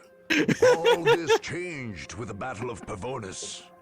This spaceport featured an ancient Adeptus Mechanicus tracking system merged with the alien technologies of the Tau Aircast. This system was sensitive enough to plot courses Also, that avoided I do not like to admit how long making it took me a long time to forget that you could get more vehicle cap by building under the vehicle a building. tech priest had discovered this Oh, for technological marvel. Imperial Guard. Yeah, it took me a while to figure that out too. Servitors I remember that being examined it a in confusing detail. thing. Whichever force was able to recover, these bionic servants would gain control of the station and be I only able figured out to because I was trying to do launch I was trying to pump out strikes my across cap of Basilisk as fast as I could. Yeah. Yeah. Well, yeah, it's kind of interesting because it's like in this game compared to other RTS games, you don't need to spam your production buildings as much because like supply caps are like comparatively low. But that's partially because like your units are in squad formation, and also the buildings are kind of expensive. Like they're a little bit difficult to just spam. Like for example, like a barracks in StarCraft, I think is 150 minerals, so you could just like get a line of those. Same thing with the gateways for Protoss. But yes, so with Imperial Guard, if you're kind of in the mindset of not necessarily making a ton of production structures, that you might not figure that out. However, it's actually very useful for Imperial Guard specifically to build a lot of production structures because it gives them a lot more mobility, and then yeah, it does also increase their supply cap. Yeah. Anyway, so this mission's a little bit special. Because the goal is to actually recover servitors. It's not to necessarily annihilate your enemy. Yeah. You need to bring them back to your base. Actually, you go ahead and capture this. And they are scattered throughout the map.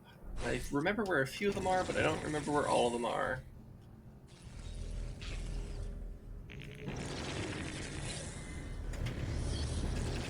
Okay. But I think there's two this way, so I'm gonna head this way right up. Actually, I think there's one over here first. Let's go this way first. Actually, isn't there one over here? Come to think of it. Okay, they have a sentinel over here. Yeah, there is one over here. That human is a crude melding of flesh and metal, but it contains valuable information. Bring it to the monolith. The scarabs are analyzing the human hybrid, but we require more of them. Get on the heavy assault thing. Here, you back up. Can't get too much heat. You loop around back this way and get on the Casterkin. Rest of you guys, focus this down. The living have recovered a servitor. Do not let them savor their petty victory. Get a summoning core right away. You build me that. You build me that. You build me that. Fucking hell. There we go.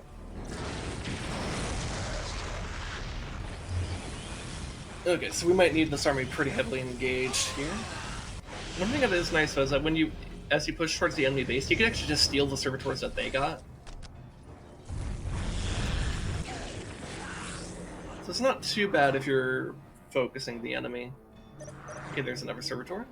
That human is a crude melding of flesh and metal, but it contains valuable information. Let's go this way then. Bring it to the monolith. Bring it to the monolith. Monolith.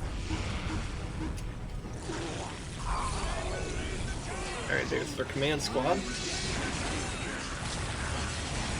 Here, let's get... As soon as we can, we should get the disruption field for our Necron units, because that will increase the Necron warriors. Analyzing the human hybrid, but we require more of them. We need more. Need more minerals. Actually, there's Necrons, you don't.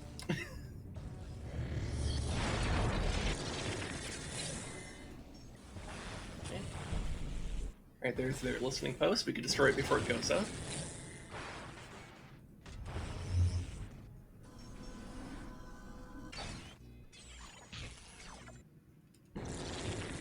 Oh, just get the servitor. Yes! Is a crude melding of Okay, flesh there's a and Imperial Guard metal, right there, though. But it Let's be careful. contains valuable Alright, you know what? Go get the relic then.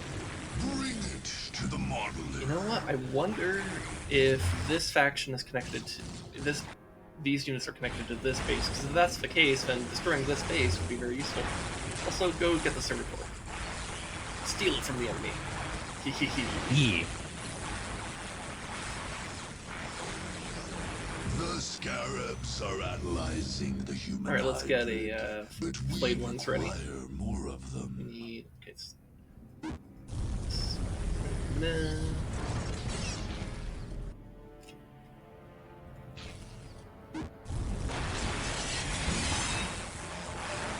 Then hotkey this. Did I get the disruption field? No, I didn't. Because I'm dumb. That's okay.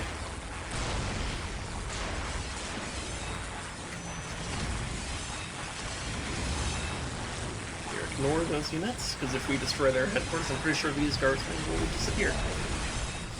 Because that's how it works, right? You destroy the building, the units disappear.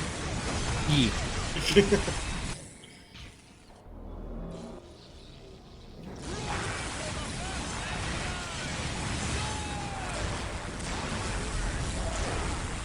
Building's almost down. I love how this guy came in and was like, I'm gonna beat up this Necron. He gets knocked back. Oh, their base isn't disappearing. Do they have a second headquarters or something? They must, because otherwise they'd be gone.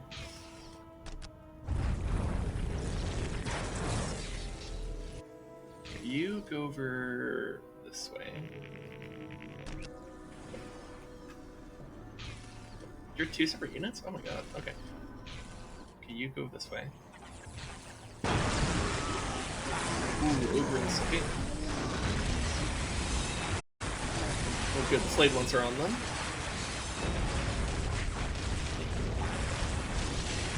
Where's my Necron Lord? Not in the fight. Alright, their Ogrins are basically dead.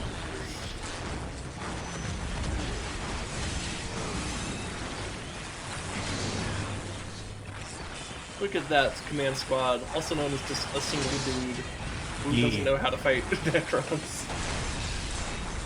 Rip. Alright, let's destroy all of their infrastructure here. So we have, what, 4 servitors? So we're doing pretty well on the servitor front. Okay, let's bring this unit over here, and we can summon Splayed ones over here to start pushing this direction. In the meantime, let's upgrade our monolith.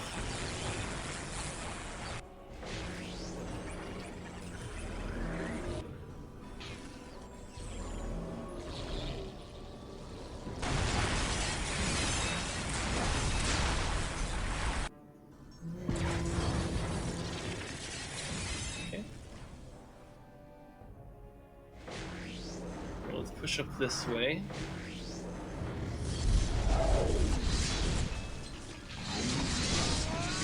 Alright, those guys will just duke that out while we move this way.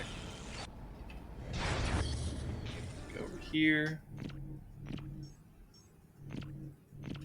Hold on, are they actually building?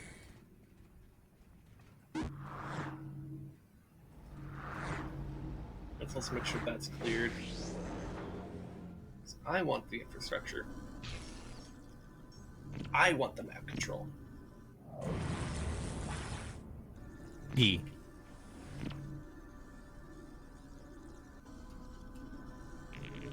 Yeah, that's right. I have to actually capture it first.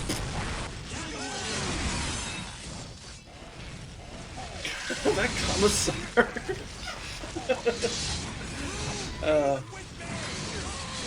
And flame ones are so good.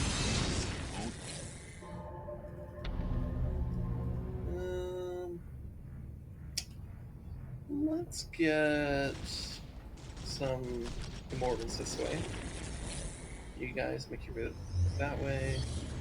You're capturing that. You go help capture stuff over here as well. You go this way and help. Maybe you die, maybe you don't. I don't know. Whee! That guy's dead.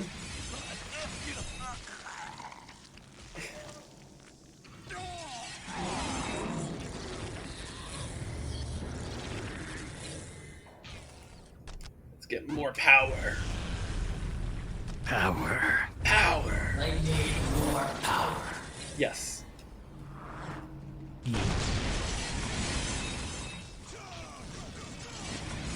Now look at them with all their flashlights. So cute.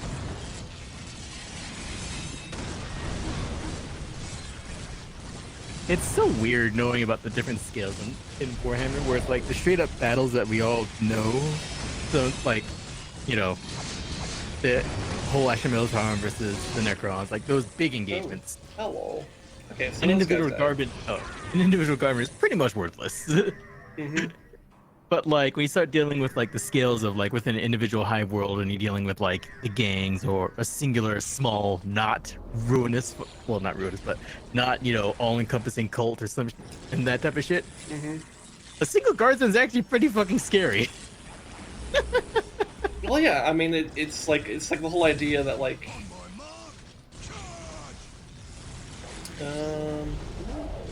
you go over here, teleport,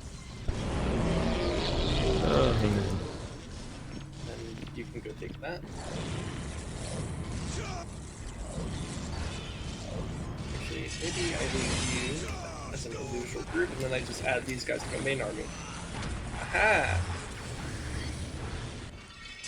And then maybe I make a Never Flayed Once unit just in case I need to like have on-demand army supply. And then after this, I should build a greater something for.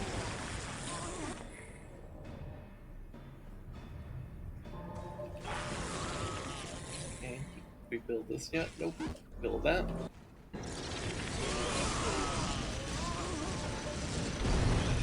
Let's get Solar Pulse, and then immediately nullify their ability to do anything.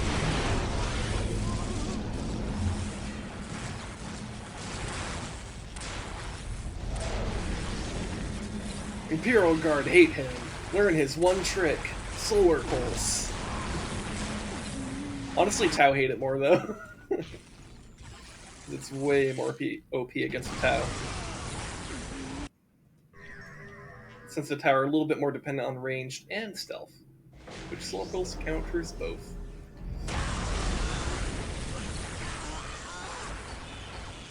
I mean, honestly, just like fucking like Lightning Field, Solar Pulse, and Phylactery, and then Resurrection Orb are like so good.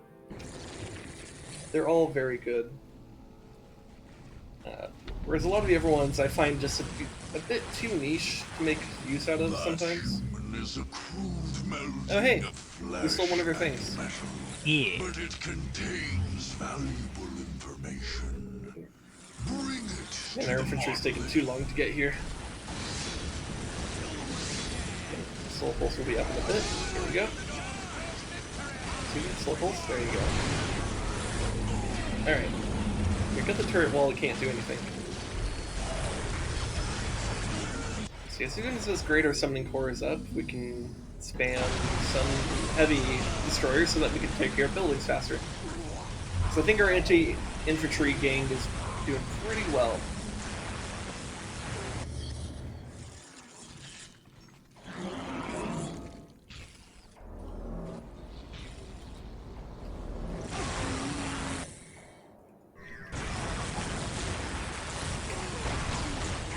Where are these late ones? Okay, they're making their way. Making their way downtown, walking slow, because they're flayed ones. Yeah.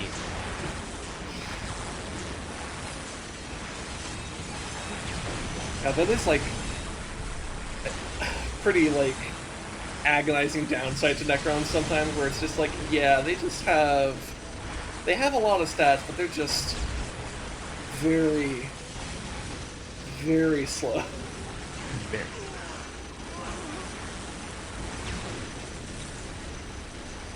At least the Necron Lord has the jump, or like the blink ability. The Scarabs are analyzing the human hybrid, but we require more of them.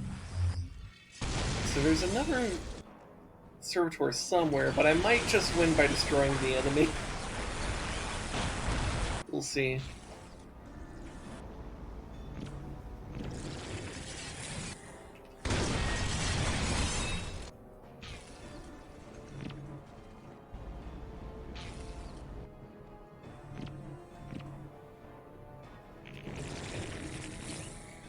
Alright, flayed ones, go check over here. Actually, hold on, before you fully leave this area, if there's like a fucking servitor like right here, that'd be so dumb. Oh no, there's just some leftover infrastructure. Okay, I don't care about this.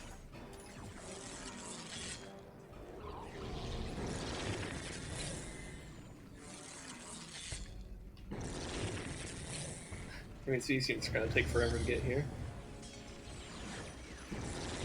Is Greater Summoning Core still not done? Okay, they're working on it. They're working on it. Hello? Go. Take care of that, please.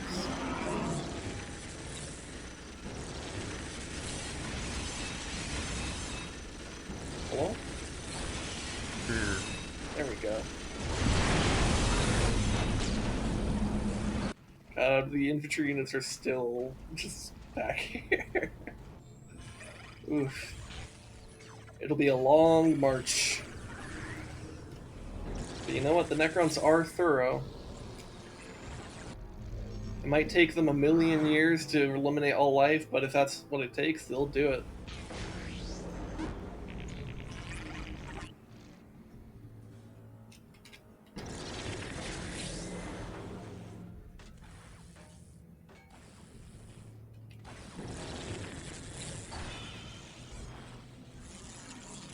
Here we are. You know what? Actually, I want these guys to teleport here. And then make their way over this way. Well, my main army goes this way. Oh, is this a dead end? Okay. You know, maybe I have them go this way then.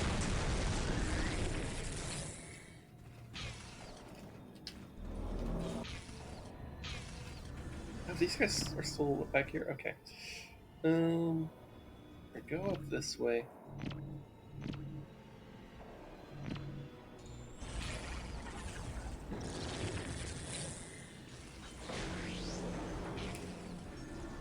Go over here.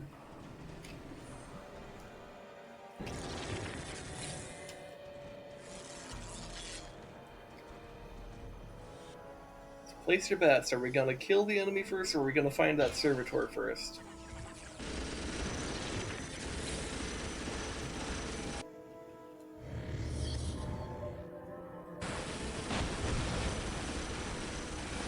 Oh, I need to upgrade the monolith again. Okay. That's fine. Alright, Flayed Ones, do your thing.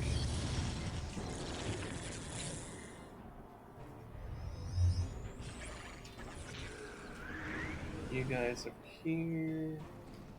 Come take that.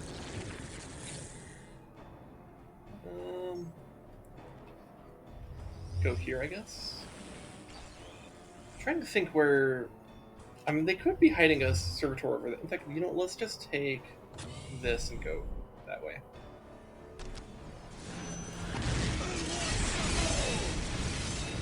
You know, let's get 2 Flayed Ones over here. Have to really push this group in. We got one of the blams from the commissar there. Blam for morale. After all, there can't be low morale if there are no guardsmen that have low morale. No one to figure out. No one can figure out. What was it? No one can. I'm tired. You want to try again? There are no. What was it? There can be no witnesses to your crime if there are no witnesses. Oh, I guess we found a servitor. Cool. So now it's just waiting for it to get all the way back. God, this map took a while.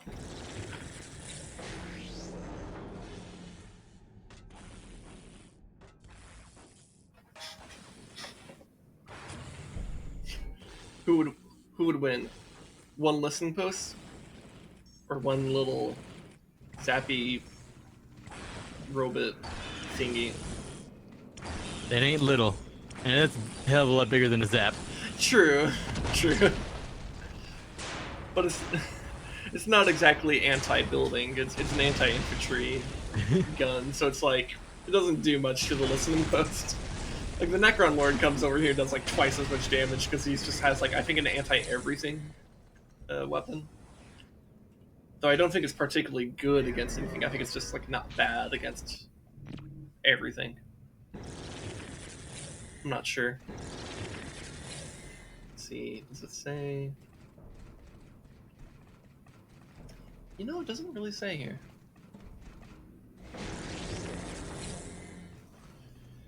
My man, you can see what it's good for. I mean, I just looked. It doesn't really say. It just says, just describes what melee damage is. Oh, no, it's on the right there. Never mind. I'm blind. Well, no, that's what it counts as, not what it is, not Yeah. what it's good against. Yes, I don't know, man.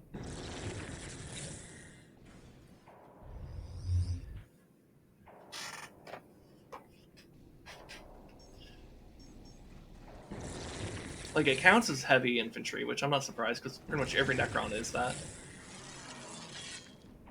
Oh, I forgot the Halo multiplayer beta really was rolling out. Continues unabated. Huh.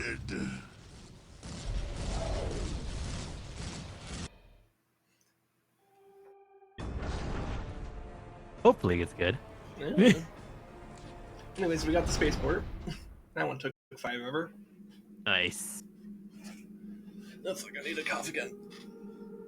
Oh man, what do they do to my throat? I almost wonder if I maybe, because I was cooking before stream, I almost wonder if I like accidentally inhaled like some of the fumes and stuff, and that like fucked up my throat or something. Dude, I remember when I That one time I happens was sometimes. making what's it, curry roux from scratch, and I inhaled some of the spices on accident. Yeah, well, yeah, and there's some spicy stuff in the food I was making, so yeah, if I inhaled some of that, that would kind of suck. So yeah, now that I have the spaceport, I can attack anywhere, which means I can go straight to this, which is great because this bonus gives me a lot of power.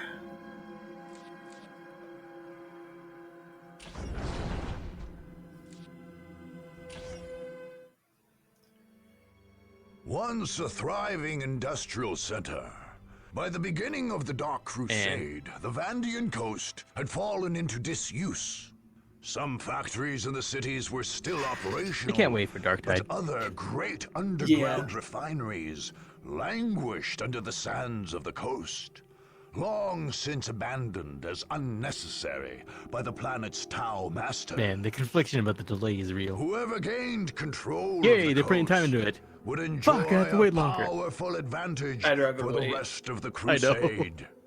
With such potent manufacturing But it's just me being an impatient facilities, American. field commanders could requisition more weapons than their foes. Yeah. But yeah, as someone who recently played through Reforged on stream, I could definitely Waiting say is worth it. it's if you delaying a game to make sure it actually gets better would be better because that was a very rushed game and it showed. Even though I overall had a good experience, it was very obvious that like yeah, this was rushed. Very rushed. Yeah. Fuck Act a Lizard. Yeah. Act a Lizard. And that's not even like taking into account their more recent Recent scandal. shit. Like, Oh, damn, that fuck. shit is bad. Oh god. Very bad stuff. The Act a Lizard ship is going down hard. Yeah. If this doesn't make stock prices fucking plummet. Oh, they definitely have taken a hit. I don't know if it's as bad as the Diablo Immortal hit because that one was super big. Though I think that one was also, there was just like the games industry in general just saw their stocks drop at about that time, but Activision Blizzard saw their stocks drop by a lot. So how long has the thingamajig been going on? Which thing? The current scandal? I'm trying to remember, but it's like I think it's something that's been going on for like a decade or something like that. So like it's not even necessarily. I mean, I should say, when did it come out? Okay, so like it just came out like a couple weeks ago, if that, maybe even less. Because it's a case from it's like a lawsuit or an investigation or something being done by the state of California itself. Yeah, because this is their stock price for the past month. I sent it via Discord. Okay, let me take a brief look at it, and if real quick. Ooh, yeah. So let me briefly show that on stream here Get fucked, Act the Lizard. by changing my capture to this. So yeah, this is what there's. So yeah, I think in the past week that information came out. So that would be about this time span. And yeah, because it's the 30th right now. So yeah, a week ago would be the 23rd. Yeah, that would line up pretty well with this drop. So yeah, I think that really did hurt them. Yep. So go ahead and close this. Oh, yeah, I still have that up. Then go back to Dawn of War.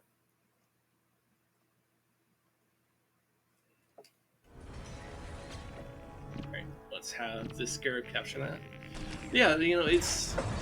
and I was looking at, like, the StarCraft subreddit the other day, and I saw, like, some people, like, kind of almost, like, they were, like, kind of posting some of their, like, some concern of, like, oh, I hope none of the people at Frost Giant were involved in this, because Frost Giant's one of the studios that is made out of a lot of people who used to work for Blizzard.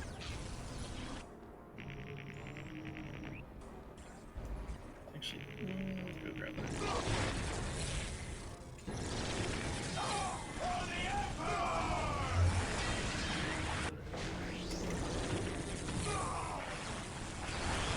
Did I not rescue my monolith? Oh my god. There we go.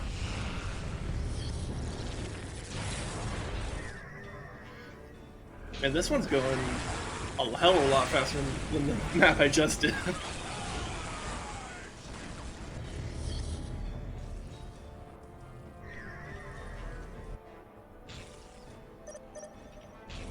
To be fair, there's a lot less resistance here from the Space Marines. Because the Imperial Guard had, like, their whole army there.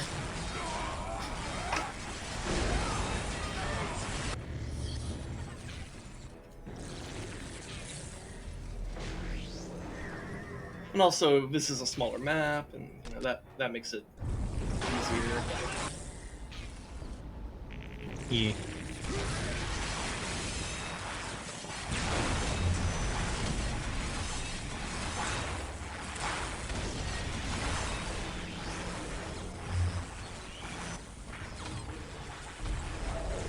Look at those servitors. Just like, yeah, this is fine. This is fine. Meanwhile, over here.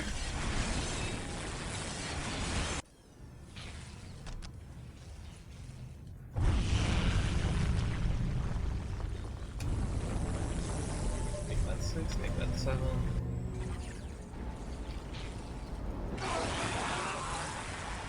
Okay, let's destroy their fortress. Or stronghold, that's what it's called.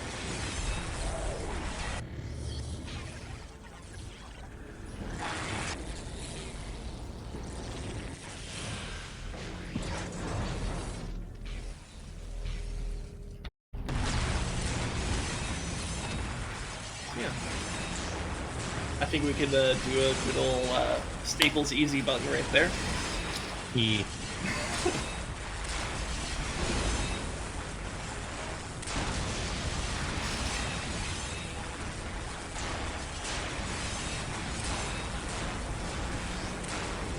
It's kind of interesting how much faster you can move through these campaigns compared to like the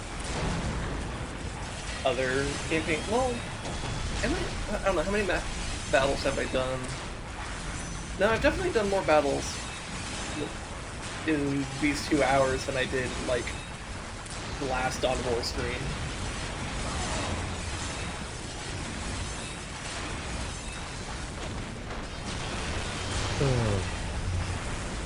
But, that's also partially because, like, they're not these, like, big, like, scripted maps that are trying to, like, tell a story. It's just like, nope, you're just going through, have fun. The strongholds, however, will probably take me like an hour each. Dude, I remember you playing this game before, hearing you on the stronghold, just like, god damn. Yep, these strongholds, some strongholds aren't too bad, but some of them I fucking hate. Like, I hate the Tau stronghold, I hate the Eldar stronghold. Though every other stronghold I'm generally fine with. Those are the two that I really hate in this campaign. But even the ones I'm not too bothered by, like, it's still just, like, a lot of bullshit you gotta get through.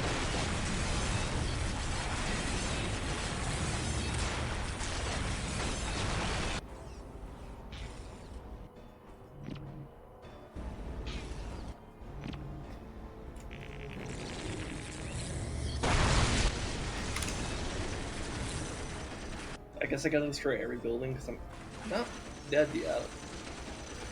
But I think it's because it's a special map that it's like, okay, you gotta annihilate the enemy, not just like destroy their headquarters. And that's fine. Oh, though they are dropping another headquarters right in front of my army.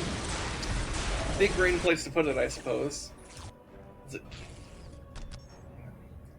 But I guess they are Space Marines. They are supposed to operate on Galaxy Brain, am I right? Hey.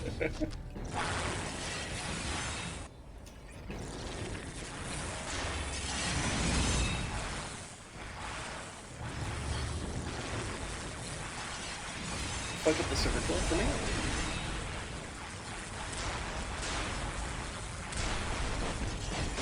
Alright.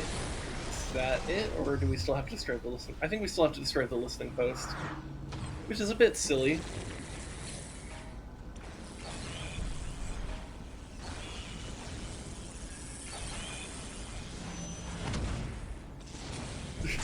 I love how the Necron Lord comes up here and just like backhands the servitor and just goes flying. Alright, there we go. Alright, so now I have power. Okay. Alright, let's end our turn. Charge the enemy! Let's see what the AI do. Victory is our fate.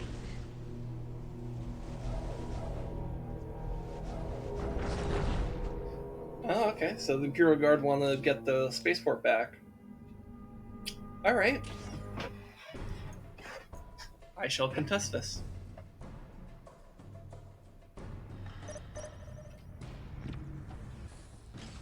Oh hey, I have vision here. Let's get Necron Lord out, and then just something like that. Alright, so you go get. There should be a servitor, or are we not doing the servitor battle? Is it just a fight? This might just be a fight. Maybe it's only when you're taking it that you have to get the servitors. Okay. Interesting. In that case, where do I send this guy? You know what? In that case, actually, just build this.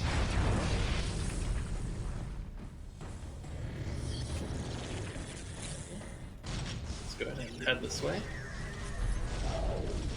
Blam.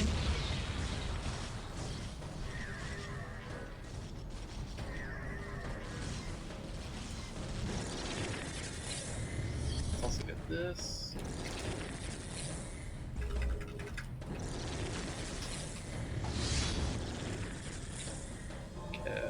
Get this. Solar Pulse is very good against Imperial Guard. Let's get Disruption Field. Actually, no, let's get Bios and... yeah, we'll go from there.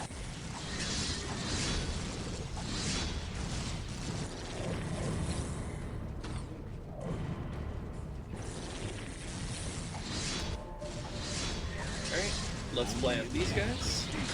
The Obelisk is definitely going down, but that's fine. I can weaken them.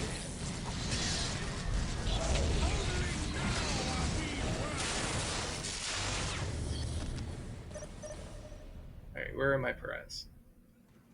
Here they are.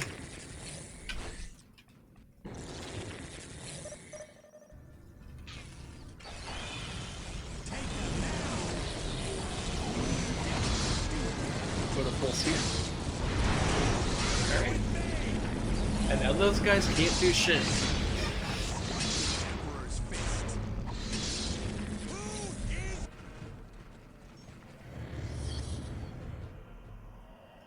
Okay, let's upgrade this. But yeah, man, the fact that you inherit the stuff that you already built is...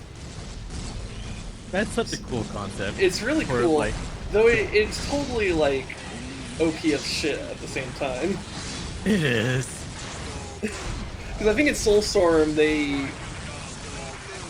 removed that, but they gave you like the ability to like I think like decide like garrison certain buildings there. So like you could start with like a barracks or something or equivalent, something like Yeah. that. or like some tech buildings or whatever.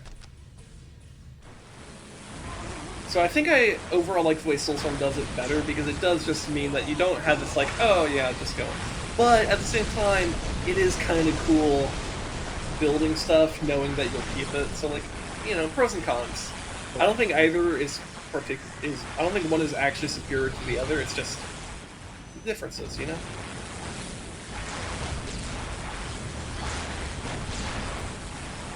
Let's go into the Twin Spider as well.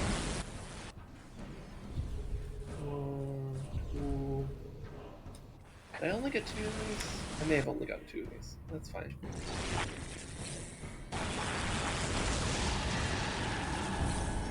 Okay. Let's get these guys over here. Alright, we got a Toon Spider.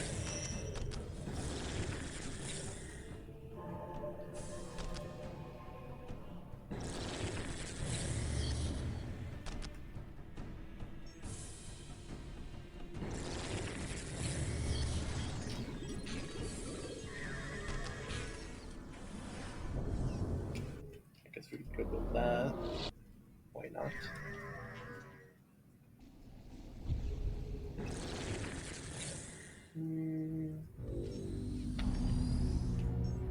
But you know what I could also get? I could get the Essence of the Nightbringer. Oh, but that's... Right, it's expensive as fuck. As it should be. If it wasn't expensive, that would be broken.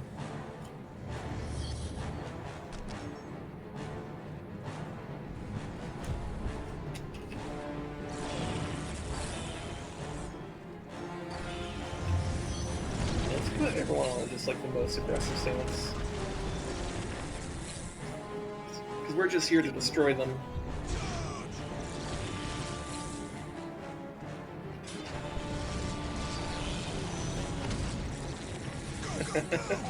I love the fucking like backhand from the Necron Lord. It's beautiful to watch. Alright, let's get a pulse like right here.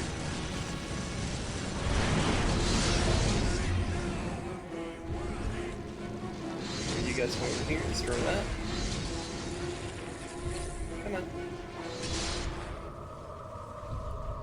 What are they stuck on? There you go. Now let's get a phylactery for our Necron because he's been taking a lot of heat.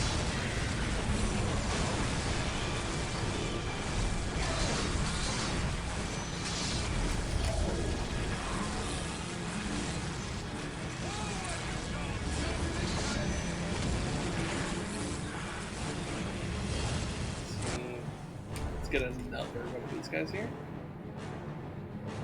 Up here. There we go.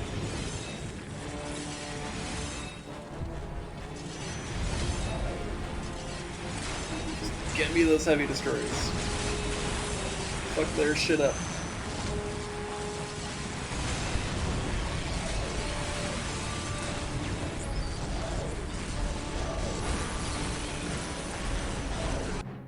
Alright. There we go. Ooh, war gear. What do I get now?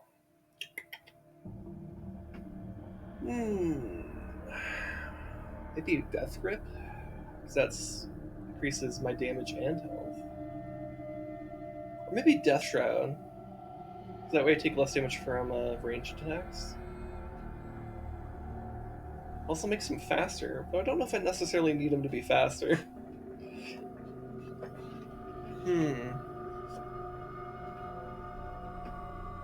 Alternatively, I could increase my... just go really hard on my melee damage.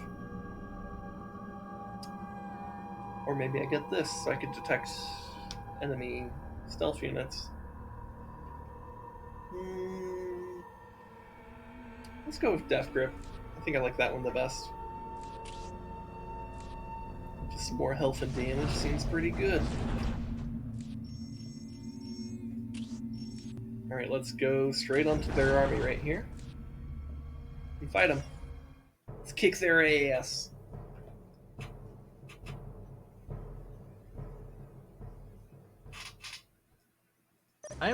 I can be a bit of a petty bitch, but I never thought I'd be a petty bitch to my cat. Okay.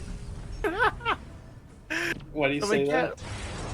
the cat when he gets the zoomies, he like starts like grabbing you and like batting you. He like and like light claws. He never ever like goes full force, but it's like Mm-hmm. him being a butthead. Yeah, sure, sure. I was braiding my dad's hair and he's doing his thing because he has the zoomies. Being a Mm-hmm. butthead. What I do? I finish braiding my dad's hair. I aggressively like go into a crab walk stance and throwing my arms up there, like scaring the shit out of him. He's like, and like chase him around the house. I'm like, see, how's it feel? How's it feel, see?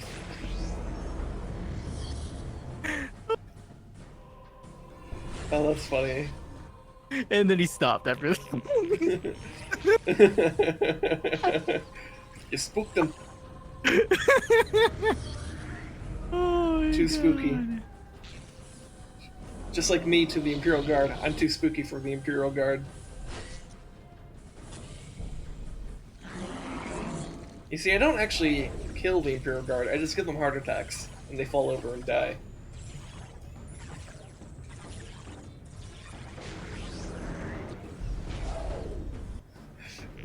Did you imagine if that was actually how Necrons killed? They don't even like actually like tear you apart or anything. They just scare the shit out of you so much that you get a heart attack and die.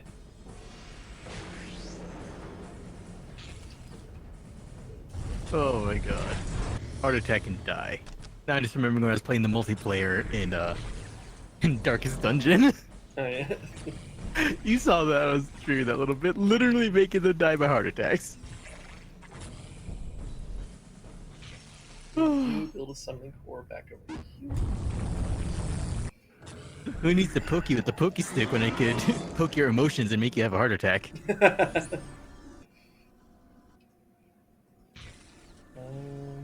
you actually go over this way. Oh, they have guys over here.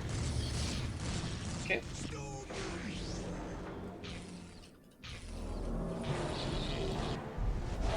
In that case, maybe build like a turret, like here.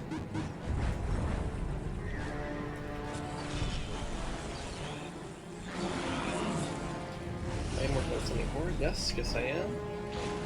Give me more power. I need more power. Yes. Best addition to my soundboard. It's a pretty good one. I finally replaced the something stupid.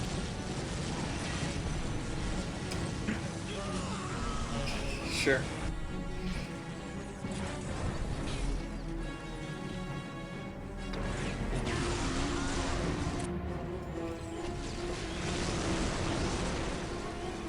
Come on, guys.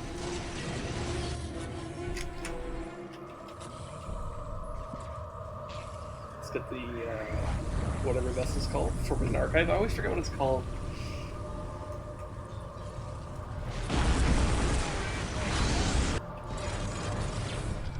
Let's get Flame Ones ready. Ooh, that's a lot of flashlights. That's a lot.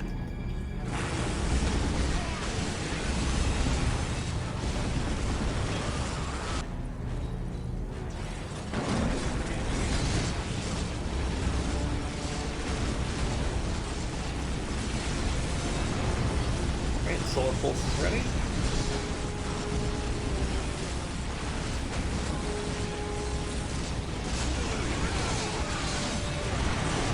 Alright. Put that right there.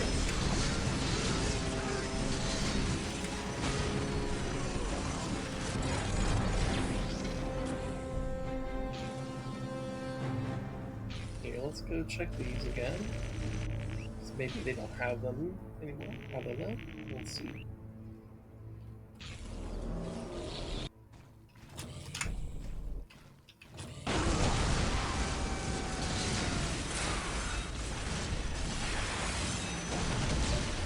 Upgrade this. Go get the turret. I guess you can't get that. That's fine. You know, honestly, just go at this point. Look around to go get that. All right, cool. Good stuff. Take this. Alright, time to focus their field command.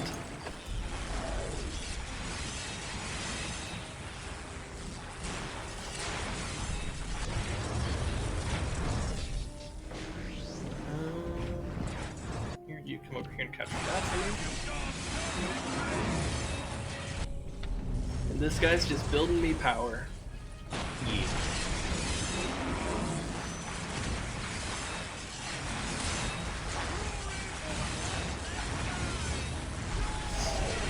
I need more power.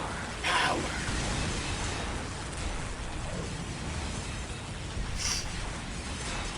Power. Power. Power. Power. Power.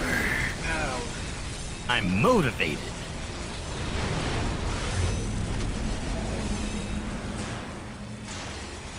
Love how they spawn some guardsmen like, okay, I'm just gonna make it so they can't shoot their flashlights. And they're like, we don't know what to do. If we can't use our flashlights, what can we You fix possibly... bayonets. They didn't know how to affix bayonets. Alright, reinforce this area by just getting that.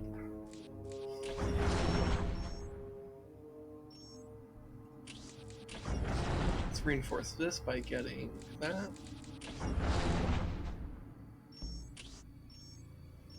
You know, I'm a tad worried about this island getting attacked. We can get a tomb spider here. That'll be pretty good. Alright. Oh, did I ever reinforce this area? No. I did reinforce it once, but we can reinforce it a hell of a lot more now, so that way if the Tau move there, I'll have a good defense. Yay.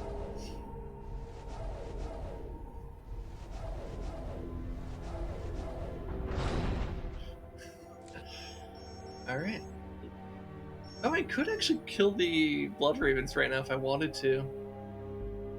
I'm actually seriously considering that. It'd be a pain. Because it is a stronghold. You know what? They'll be there. It's not like I'm not that worried about it. Let's focus the Imperial Guard. I want to get these territories down here. Because if I can get a ton of power before even going to a stronghold, that'll make the strongholds easier. So then I could just do stuff right away. We probably won't get any strongholds in this stream. I'll probably just... But we could maybe start out next Dawn of War stream with some strongholds. We'll see.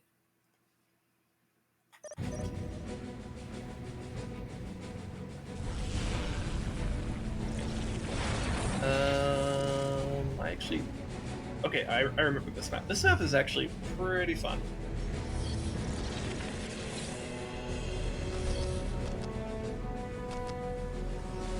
Let's see, let's send one down here first.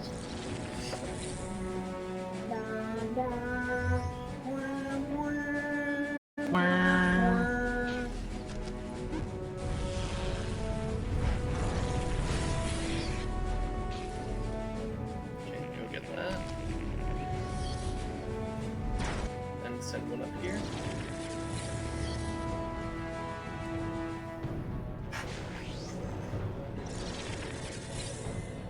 Alright. I think their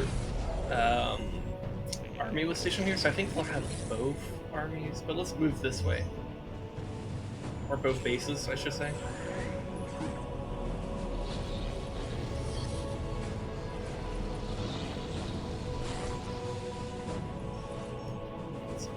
Here, and then get some Necron units out of that.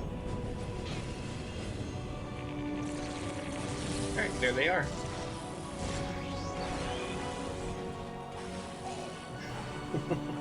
Poor guardsmen. Good thing Necrons don't have emotion, so I don't have to feel bad for them.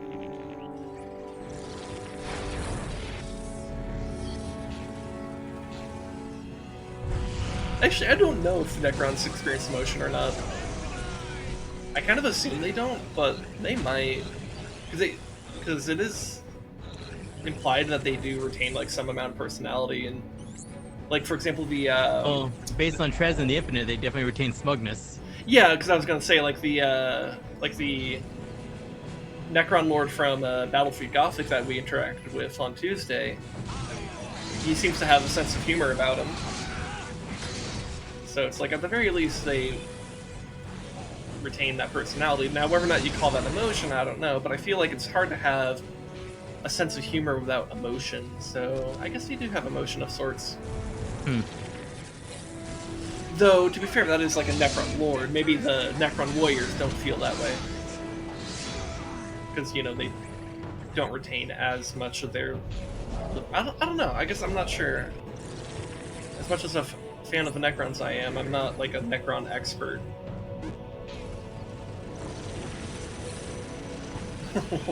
Poor Commissar.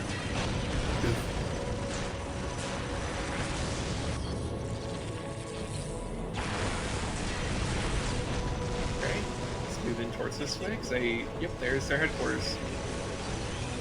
Do I have the Forbidden Archive? No, I don't. But I can get it.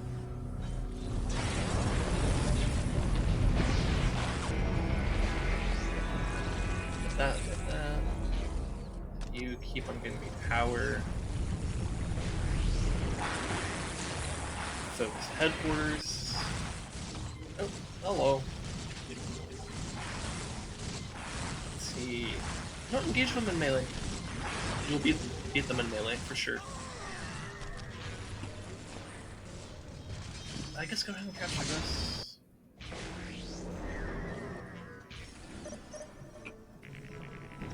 But I do find it interesting how much Dawn of War emphasizes map control. I think it's really cool. Like, it's not my favorite way of like doing like resource collection. I prefer like the methods of like Warcraft and Starcraft, but I do like the map control elements. I mean, the map control is still a big deal in those RTS games. It's not like it's not, but just by the very design of this game, it heavily emphasizes map control. Okay. Oh, you know what's a fun fact I learned about, what was it, that relates to Necrons from, was it that Adeptus Ridiculous podcast? The Blade of what was it, Calidus Assassin. Their primary weapon... Those are the Blinks, right? No, those are Colexus. Colexus. Okay, so what's Calidus? The shapeshifter stealthy woman. Oh, okay. I am not familiar with those. Let's see, there's the Vindicare, which is the Uber snipers. The Calidus, the shapeshifter stealthy ones.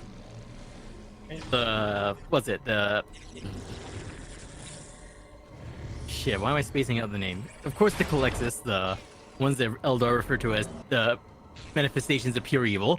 Yeah, which is like wild, because I mean, their ancient enemies are the Necrons, they are also enemies of Chaos, and like, fuck, dude.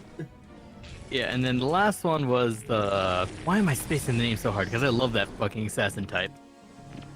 Assassin Temples, because I am lazy and have access to the Google. The Eversor, that's what they're called.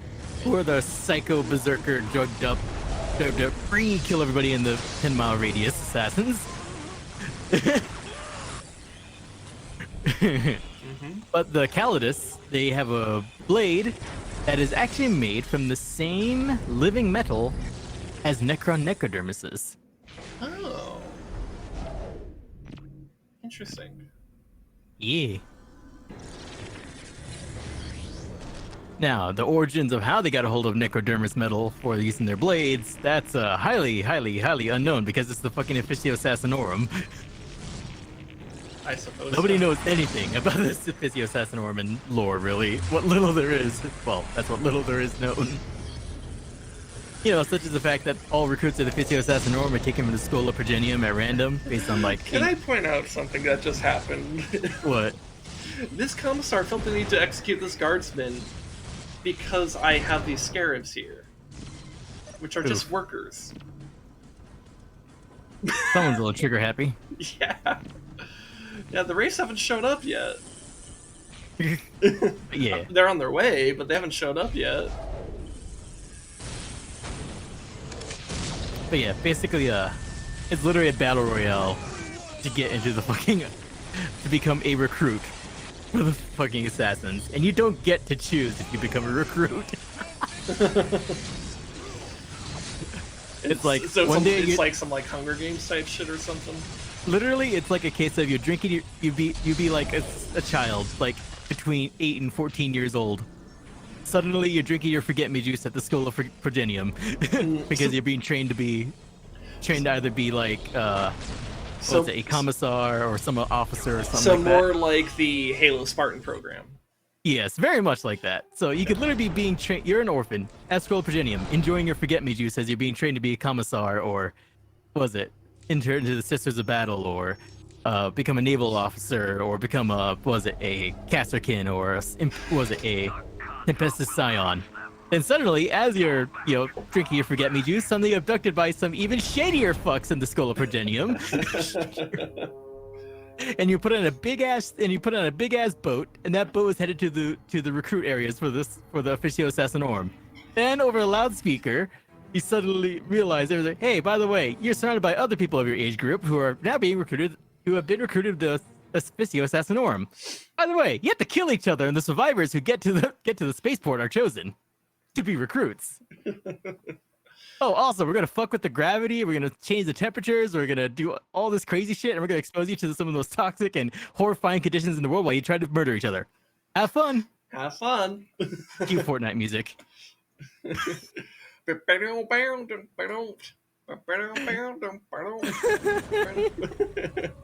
Just wiped out Tomato Town. And then the survivors go through the chug jug with you. And then the survivors are now recruits of the Officio Assassinorum, where the casualty rate's still high. The only ones they are careful with are anyone who's to be a Calexis recruit. Because blanks are rare to begin with, let alone blanks that are good enough to be recruited for the Calexis assassins. Yeah. God, that was some wild lore we learned about the other day. Yeah. Also, I just love the meme potential of the Eversors. I already showed you meme videos about the Eversor. But did you know upon I don't remember that actually. Oh. Well, basically, simply put, kill everybody in a 10, 25 mile radius. Okay. Doesn't matter who. Doesn't matter who. So, the US drone strike program. Gotcha. Except and the funny thing is, though, they're so full of fucking combat drugs, literally, so full of combat drugs and tech that when they die, they literally go off in a fucking explosion that could wipe out a town. Just wiped out Tomato Town. Their death can wipe out Tomato Town. Fun. Yeah.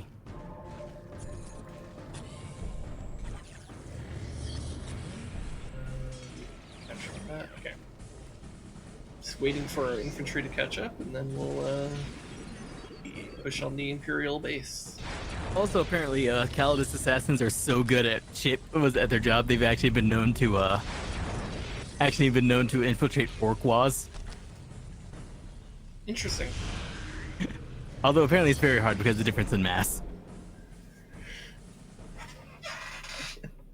Kind of reminds me of this like meme I saw recently where it's like an orc dressed up like an ultramarine, and then like a chaos space marine dressed up like an orc, and it has like written on its shoulder plate like "I am orc." Also, it was hilarious. What was it? A little bit of an in joke is referred to Vindicare assassins as orc snipers. Because you see, when they assassinate a member of the Imperium because they're a traitor, undercover traitor, or some shit like that, and they snipe them from far away, and they want to keep the Officio Assassinorum secret, what do they say? Oh, orc sniper. Some Puerto Rican guy. Orc sniper. Yeah. Today I learned that the orc snipers are just some Puerto Rican guy. God, that is an old joke. Very old joke. God, that episode, I think, legitimately is like almost 20 years old. Yeah. That's wild.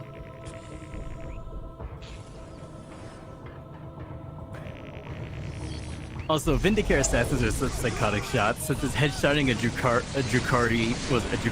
Drukhari raid leader who was going like Mach 7 with one single headshot Yeah, that's pretty good. mid-flight. After he was waiting in that very particular spot for I think it's the story that he was waiting in that spot for like 3 years. Damn.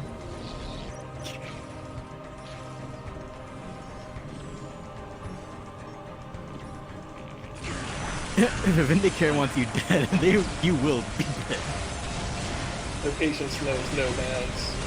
Yeah. Also, the Officio Assassinorum are responsible for the death of a Primarch. Really?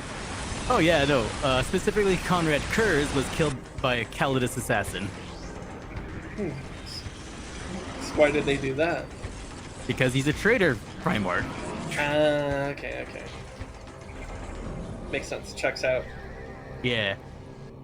And also, if Malkador wasn't already a shady motherfucker, he's also the founder of the Officio Assassinorum. Fun. Malkador the Sigilite. Big E's probably only bro. Also single-handedly the most shady motherfucker in the entire Imperium. That's saying a lot. He's also the one that trained Alfarius. Yeah. Oh yeah, that was the other thing. Like in that meme, I'm thinking of like the orc is like, "I am Alfarius," and like the Chaos Space Alfarius. Marine was like, "It's like damn Umis." It was funny. I think my favorite orc commando model I've ever seen was literally like a bunch of orcs in like trash bins, dumpsters with like paint on it saying "not an orc." Yeah. Oh, did I accidentally unhotkey my army? Something got fucky there with my hotkeys.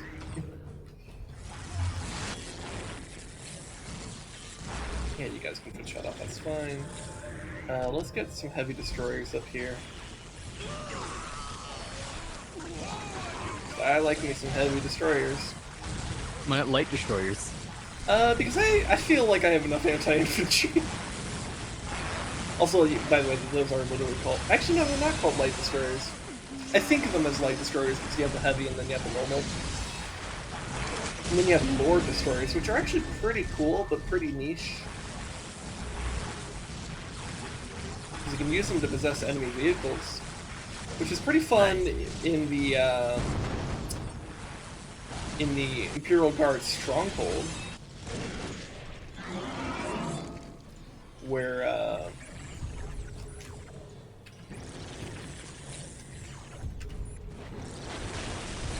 you can possess some basilisks. And that's pretty fun.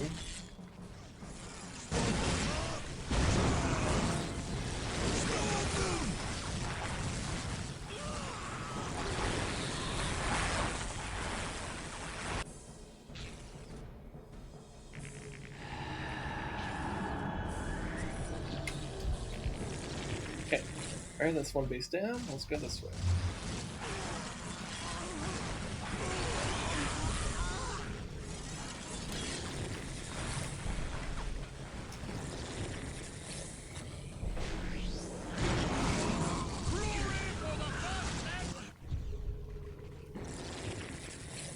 Alright. Okay, let's get this. And then, oh, okay, where can we fit more power cords? We can fit one there. Let's see, what other options do we have here? Oh,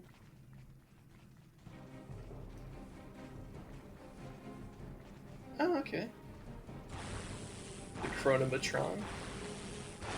It's not too bad, though I don't think it's too necessary.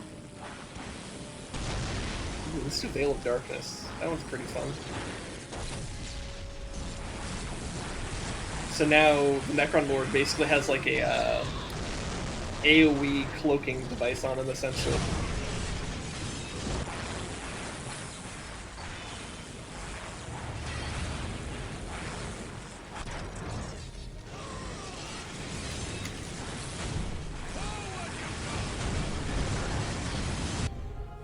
Okay, let's take these guys.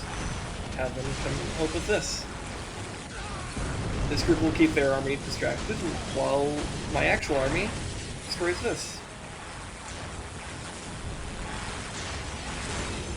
Why don't we take this stuff and put it over here?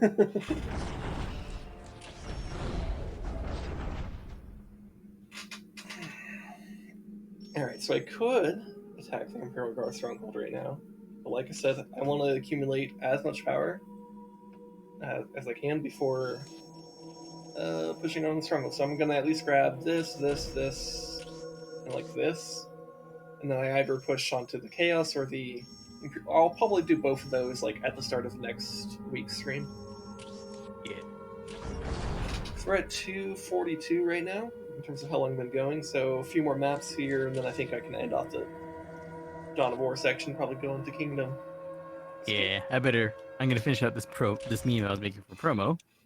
It was And then go to during sleep. the Horus Heresy Okay. that the influence of chaos first drove Space Marine against Space Marine. Also got my first Cronus paycheck witnessed from my some of job this with terrible tips fighting, included, and I and gotta the say, heretics of those ancient times left Yeah. behind them I'm happy terrible because- artifacts. let's put it In this the way: desolate I'm Ares working Badlands one less day, I'm stood working one 2 less such hours per day, talisman, and I still ancient got icon paid the same of as the a blood god Khorne. really good With paycheck war sweeping from my Cronus as a once good more, as a really good demon paycheck from my within the last icon job. awoke. Nice. It fed on the souls of those slain in combat, and promised gifts to whoever would slake its thirst for blood.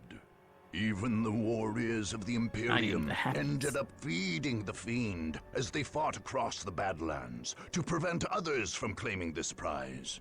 The faithful tried to ignore the whispers the demons slipped into their minds, but every death still fed its dark appetite. In the end, whoever controlled the Ares Badlands would gain a measure of the demon's fury, allowing them to launch attack after attack against their enemies. Yeah, so this region has a cornate demon in it, or a cornate demon spirit. It's not like a physical demon, but it's like but it has power here. And the whole idea is that you need to kill your enemies way harder than they kill you in order to satiate the demon's bloodthirst. So really, the objective here is just get good at killing. Let's get good. See, slaughter the Imperial Guard. So I need to kill 140 Imperial Guard units, and they need to destroy, I think, like, I don't know, 75 of mine, because they do try to account for your factions. So some factions just have some factions are a little bit easier to kill units, and by the way, when it says units, it does mean like the entities, not necessarily the entire squad. Huh.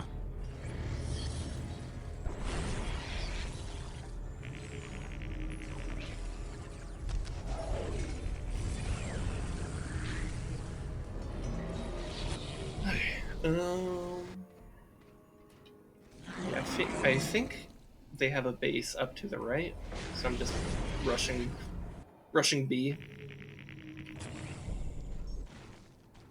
I'm proud of this edit. Yeah, shall we check it out on stream? Or are you still working on it? No, I'm good. I'm done with it. It's literally like the most simplest edit. One of the simplest edits I've done, but I love it. All right, you want me to show it off on stream? Go ahead. All right, let me pause here. It's for my promo for tonight's Doom Eternal stream. All right, is it what you DM'd me? Or Yeah. Okay. I see. Okay. All right. Yeah, that is pretty simple. Let me change my capture so we could show it on stream here. Boom. So yeah, this is ResDog's promo for his stream later tonight, which would be, what time would that be? 10:30 Pacific Standard Time, or 5:30 in the morning GMT. There you go. That would be about 15 hours from now, no, 17 hours from now, right? Yeah, 17 hours from 17 now. hours from now. A little less than 17 hours. So, hey, if you're watching, Check that out. Yeah. I do like this. You're like beaten up, but you're still excited. That's a good little edit there. All right.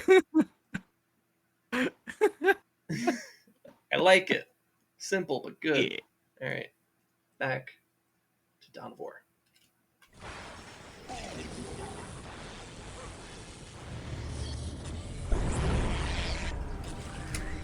I didn't hear no bell. Okay, I'm gonna get out of here. I need to sleep because I'm employed. All right. Enjoy your fatter paycheck machine thing. I don't know. Enjoying my day job because doing what I do ain't cheap. Yeah. Doing what I do ain't cheap, and none of my hobbies are cheap either. God damn it. No. Oh, actually, no. One more thing. I need to remember to enter that. Enter a giveaway that one of the YouTubers I watch is doing. Oh yeah. The giveaway. The prize of the giveaway is a Barrett M82 A150 cal and an AKMS. Okay.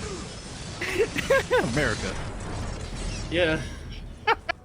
In case the audience didn't know that you were America. Casually, much as I get entering a fucking raffle for a 50 caliber semi-automatic rifle and a fucking AK. Jesus.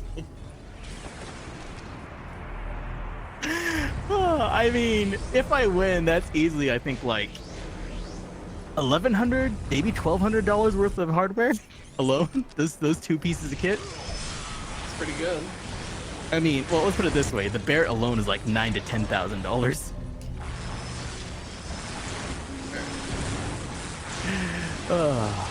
And if I do end up winning, well, there's one problem. 50 caliber is expensive as fuck. It's like, I think last time I checked, it was like 10, like for decent ammo that's not pieces of shit. It's like $10, $11 a round.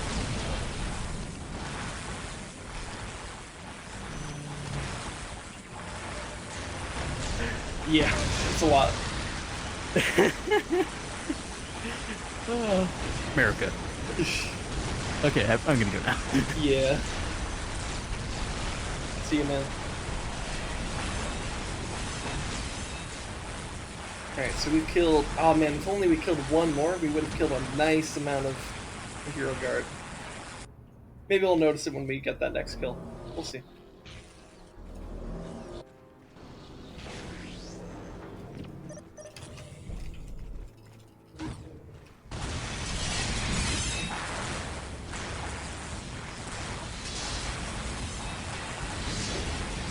There we go. Nice. Okay. We had nice for like half a second. You must kill more of them. But yeah, I'm pretty sure annihilation of the enemy still counts. Like, I don't think you have to like milk the bases out like for all their worth. You just have to get them.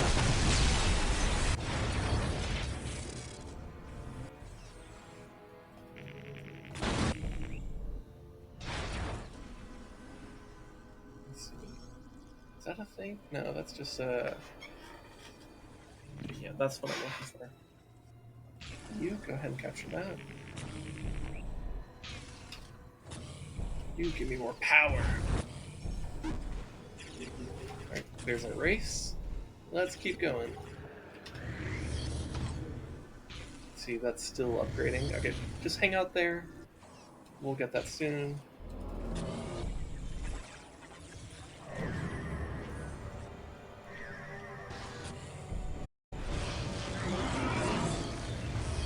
Alright, let's get the Wraith upgrades.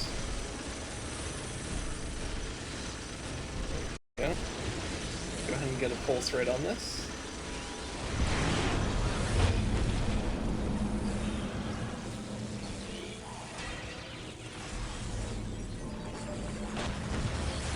Let's get some immortals out here. They are good. Can I capture that? I need more muns. Okay. Keep making our way up here.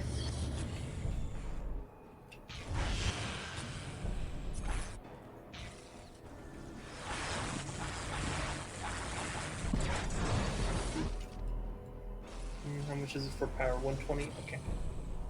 Power!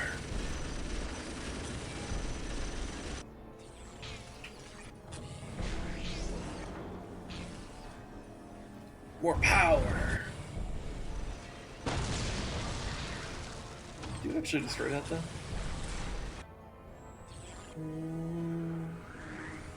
Okay, there's some immortals.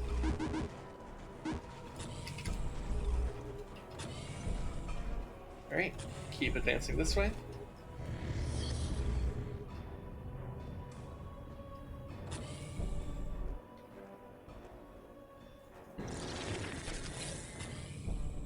Okay. Alright, here they are. Pulse like here. Ah, yeah, that's really good. Now get on with the slaughter.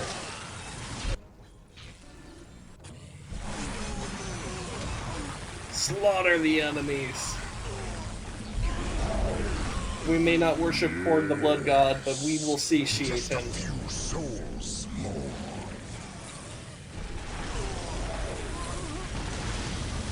Let's go ahead and get flayed ones ready.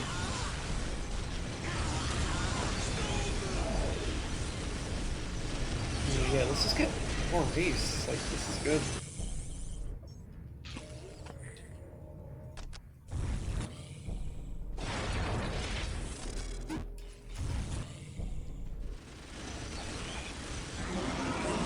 Hold on, taking a touch to a sheet. Where is this guy? There he is. I'm not even sure what else I want to get on. What is this one? Enables. Okay, so we can get like face shifter for everyone here. We don't really need that. You know what? This one might actually be a good idea. Is this something I have to activate, or is it passive?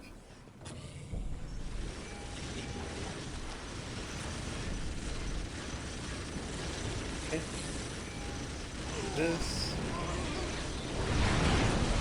Alright, go and get them. I don't know if that really did much, but whatever, it's fine.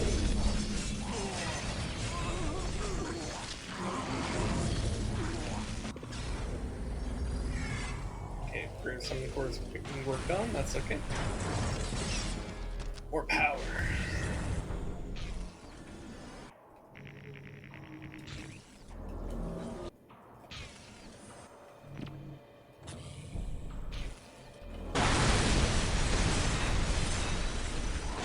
Get the priest.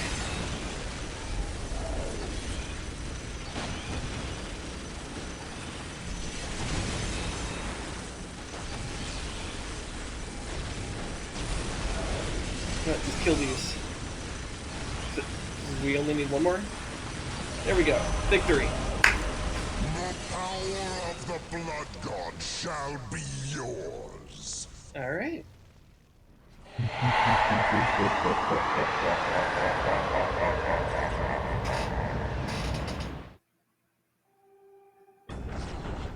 Alright, so this allows us to attack twice, or, well, really, what it does is it just gives us the ability to move twice, which can include attacks. So that can greatly accelerate what we do here. So yeah, that means I could do this, this, and this, and this pretty quickly. So, and that's probably where we'll end the Dawn of War section. But let's get there first. Let's kick their ass.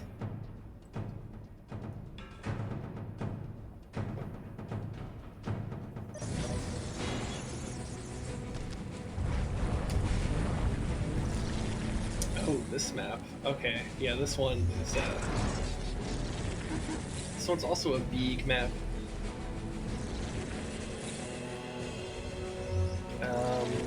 They probably have a base to the right and the left, right? Let's get these out.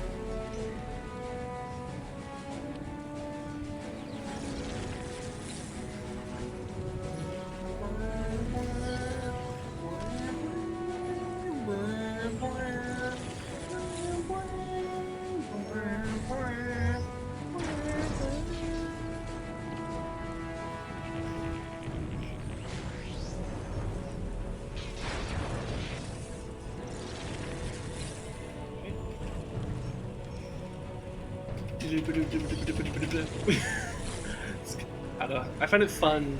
For some reason, I find it fun to just like switch between the hotkey groups like that and just like see the screen bounce. Something about it that's just kind of satisfying. I don't know why, like why I find that satisfying. I just do.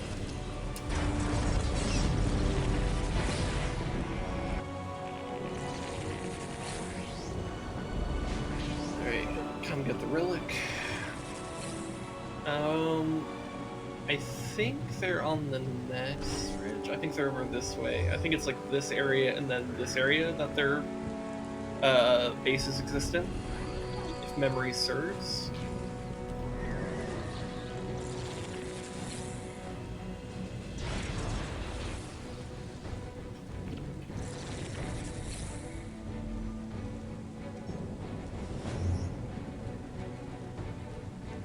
Yep, there they are. Alright.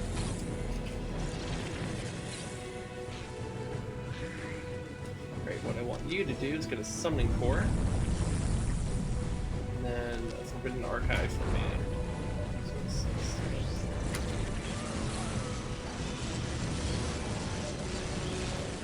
Let's get another Necron warrior unit out here.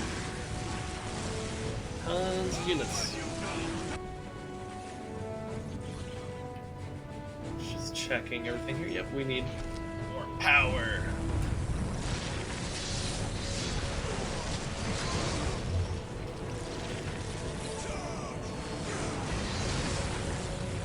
Actually, no. You keep making your way this way. Yeah, you Necron warriors, take care of these guys. Just constantly checking in with all my units or my workers, trying to make sure I have all the things in the right places. Let's go ahead and get the Necron warrior upgrade. See, and I think I saw some marines come out. Yep. Here, get this down. Get this. And Forbidden Archive is still under construction. Alright, focus the, get the tech priests. There we go.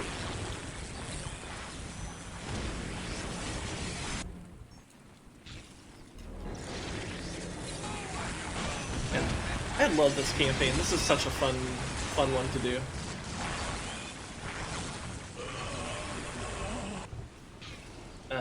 I actually need this to be upgraded because I'm bad. I didn't do that faster.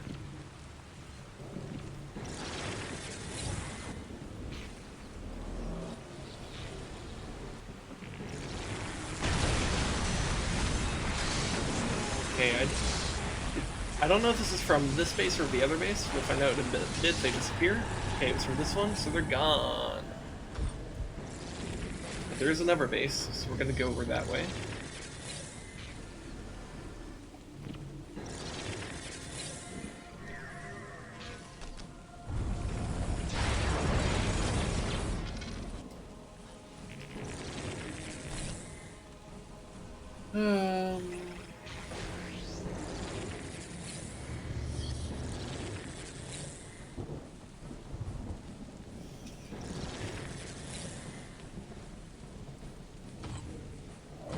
Let's consolidate over here.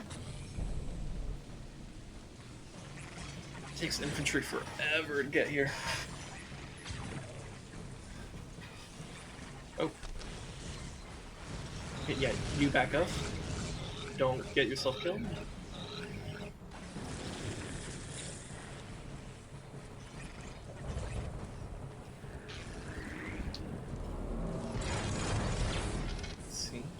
Keep track of all my stuff here.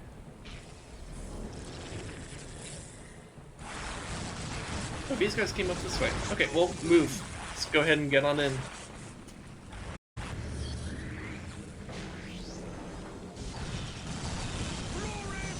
But you know what?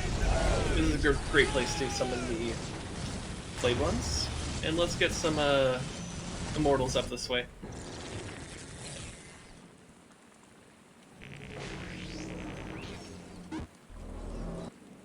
You come up here and get that. You're working on that, okay. You're working on that. That's good, good, good. Whoa, that is a lot of stuff. Ah, they have a psyker.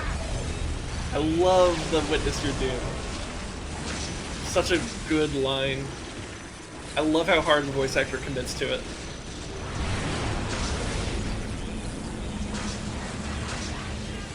Very, very fun. Voice acting in this series is so good. Very much appreciate it. Oh no, these guys are getting killed. Ah! Can't go capture that then.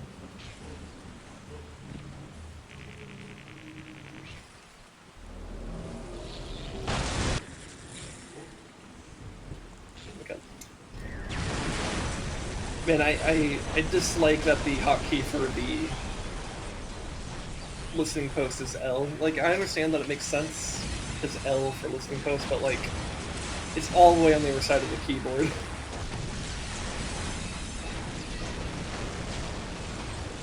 Like, I probably would have done, like, I don't know, Q or something like that, even though it doesn't have a thing. Or maybe T, if you wanted, like, the listening post. Something like that, I don't know.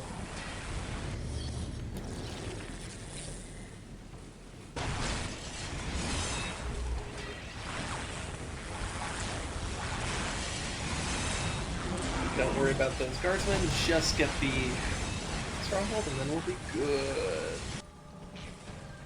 They're capturing, this one's almost done.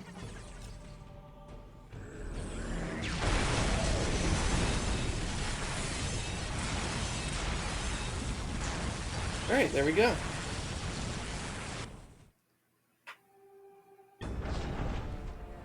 Alright, so now we got some more units available to us. Here, let me reinforce this location.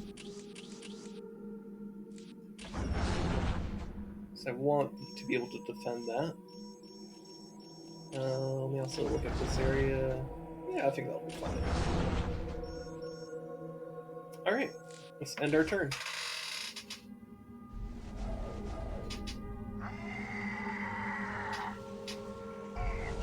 Oh?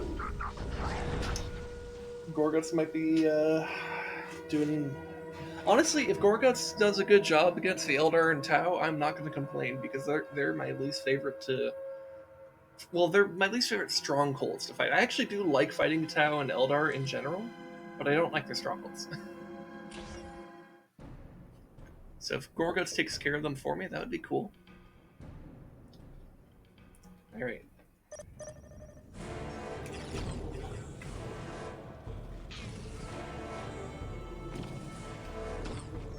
Alright, is this all we have here? Alright, let's get our Necron Lord, and then Flayed one, maybe just one Scarab. I don't even think we need that many.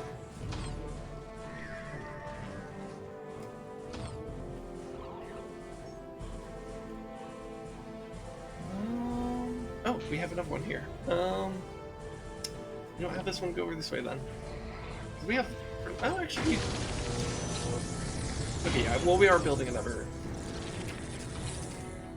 Scarab, so I'm fine not having all the Buller Scarabs out.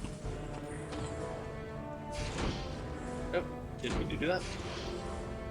You know what, let's get the Essence of Nightbringer right away, fuck it.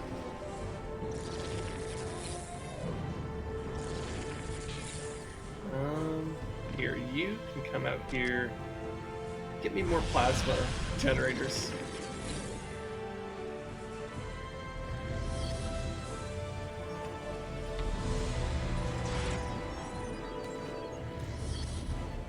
Let's get pariahs and... Okay, we don't have the power yet. Probably because I use all the Essence of the Nightbringer. That's okay.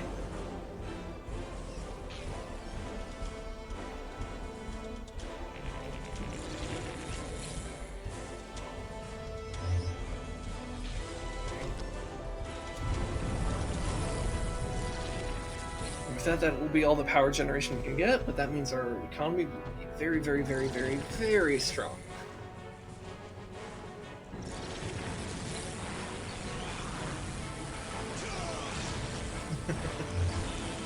What, you're not gonna get that last, like... Alright, no, they did the last 2%, never mind.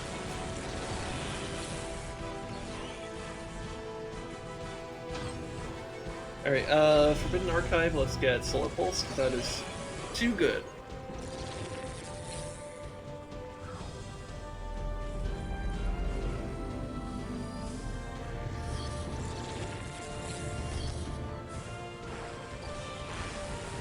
We should have prize on the way. Yep.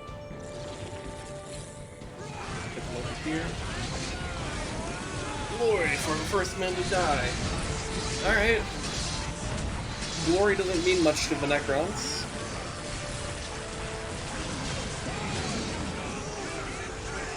In the end, we shall all die.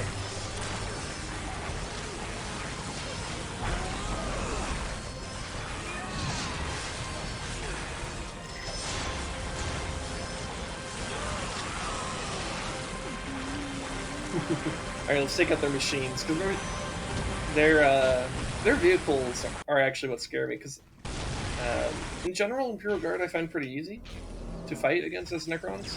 However, if they get their good vehicles out, they can actually be quite a pain.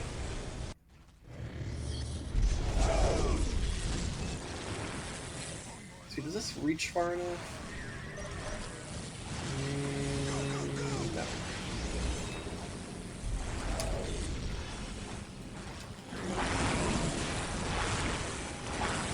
I'm gonna just go ham. Fuck it.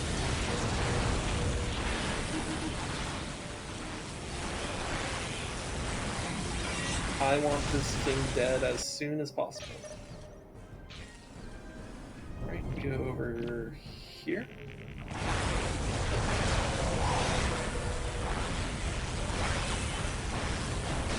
Alright, there we go.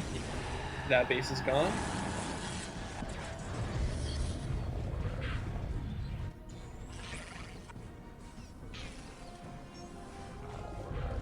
I could fully awaken the monolith if I wanted to, but that's expensive. Also, it's gonna be too slow.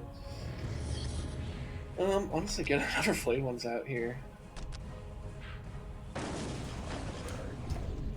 So yeah, go this way, then this way. Alright, let's fuck them up.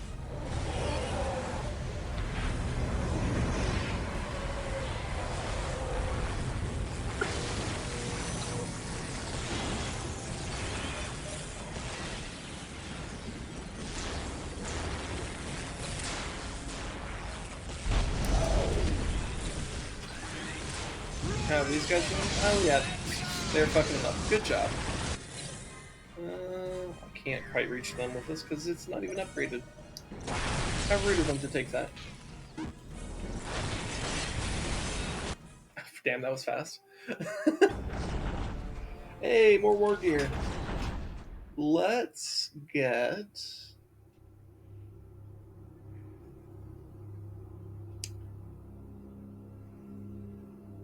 You know, just so I don't have to worry about it ever again, let's get the Death Mask. Because that way I never have to worry about stealth units with as long as my Necron Lord is there. Just gets rid of that concern.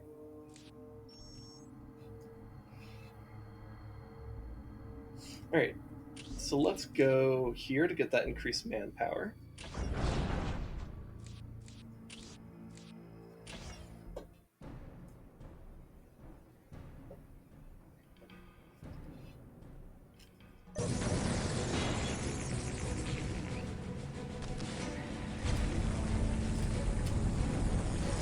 Okay, let's get our army moving. I'm pretty sure their base is right over here.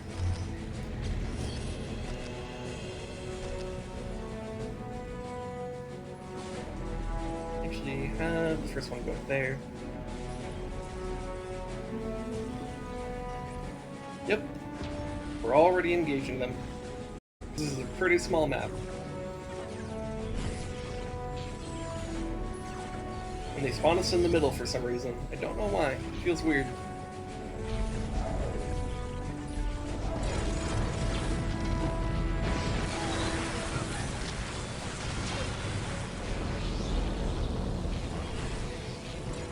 Okay, go ahead and take that.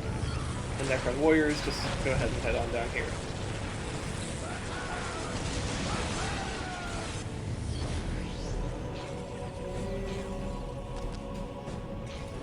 build me a Forbidden Archive, like, here.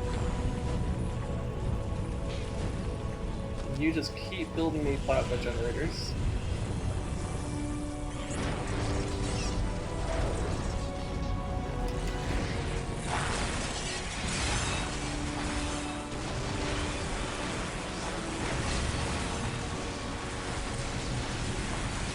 Also, there's just spam Necron warriors down here.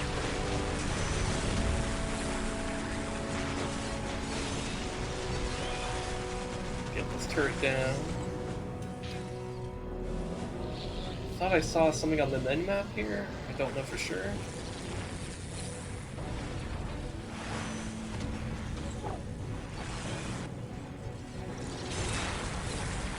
Might not matter. If this is their only base, they may have a second base. It's possible.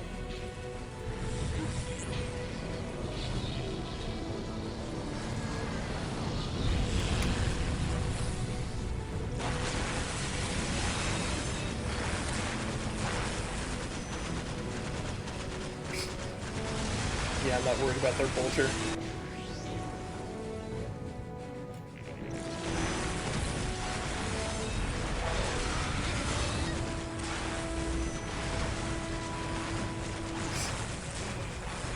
No, that's funny. Immortals are well, actually, Immortals are actually better at melee than they leave on. They're just way better in range. So I think they're even better than the Necron warriors in melee. Though Necron warriors do get more numbers. Oh, I did see some stuff up here. All right, let's head up here. Which actually, fastest way to do that would be to do teleport thing like here, and then go up this way.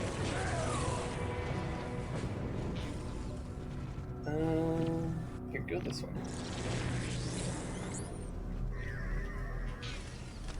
Oh no, you're good on that. But we can get more.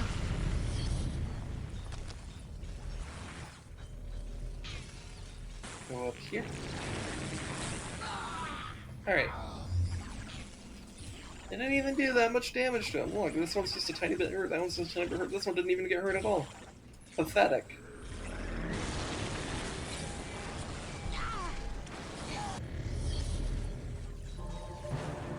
Pathetic.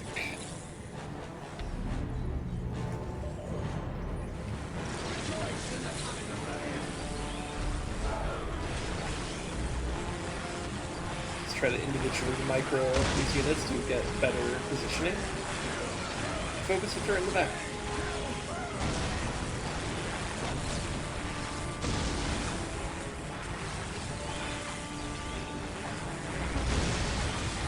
I think these guys are a bit confused about how to do this.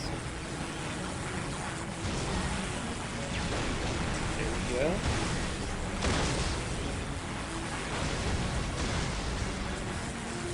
You know, I could also just get Solar Pulse and make this not even a problem.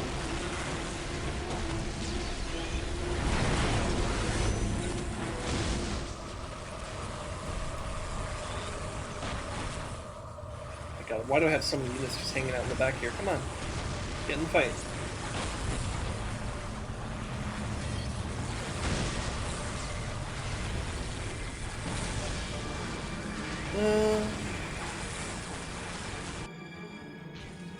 Oh, these guys never came back up this way. You come over here. You're done with that. Go ahead and capture that.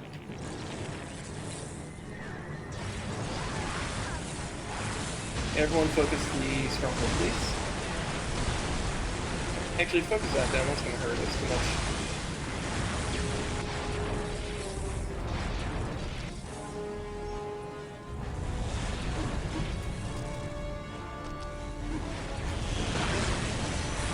Focus this.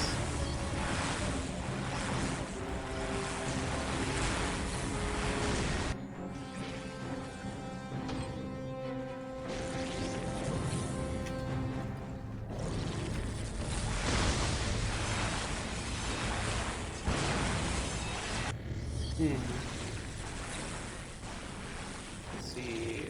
Do I have you guys come over here, grab this. Okay.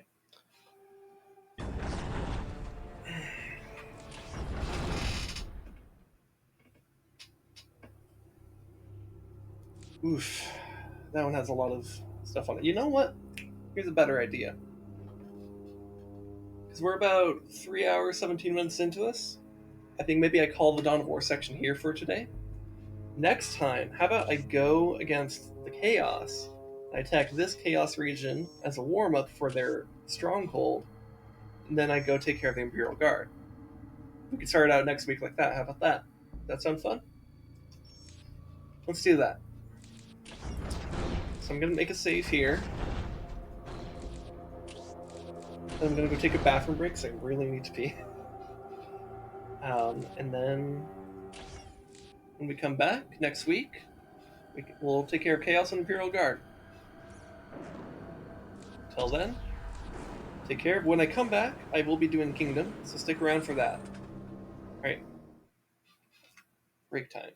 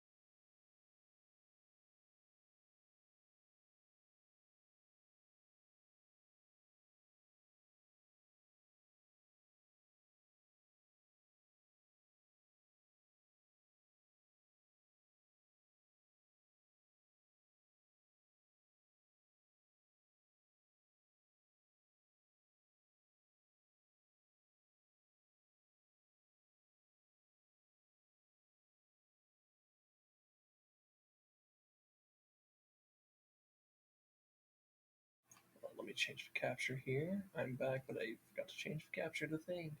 There we go. We're good? We're good. Okay. Alright. And here we are in Kingdom.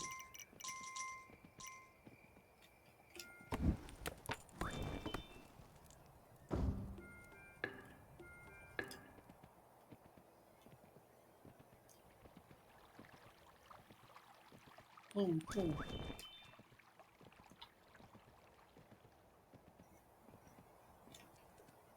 Alright.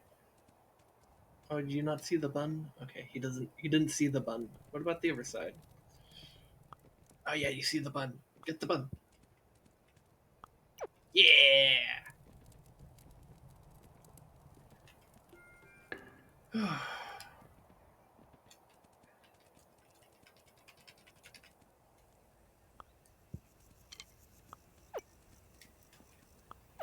Alright.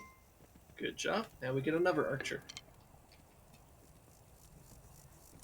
Checking with this guy. Got any coins for me, buddy? Nice, you got one.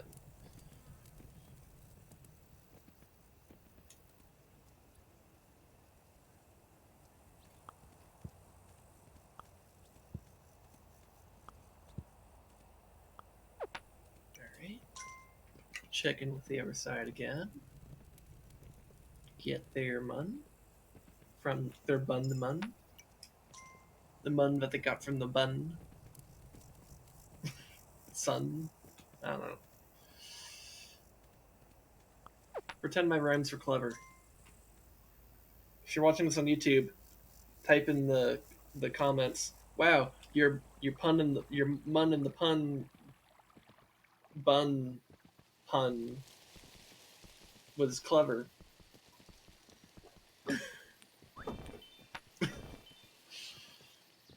Write it exactly as much as I fucked it up right there. Oh man, I need another coin here. Okay. Let's see if I can get... Let's try to get at least 2 more coins, because that way I can... Oh, let's get... Oh my god, there's so many guys I can get here. Holy shit. Please somebody got more muns for me, guys. Okay, 1. 0. Okay, I heard some arrows on the other side.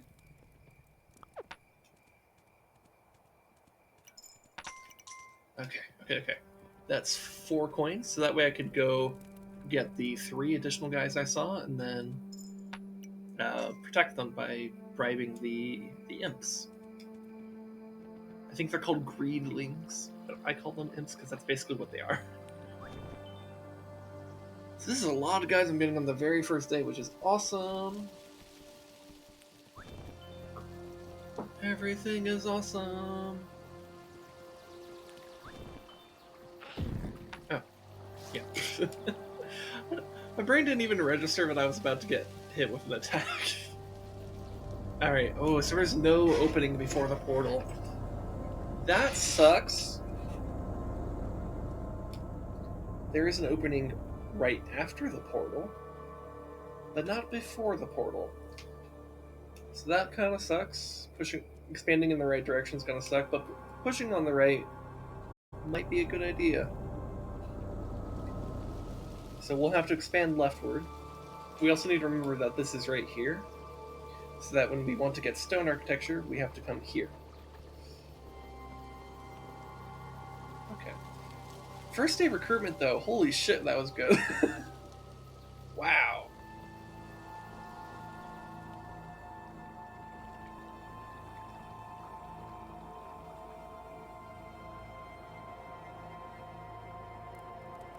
Alright, there's our morning money.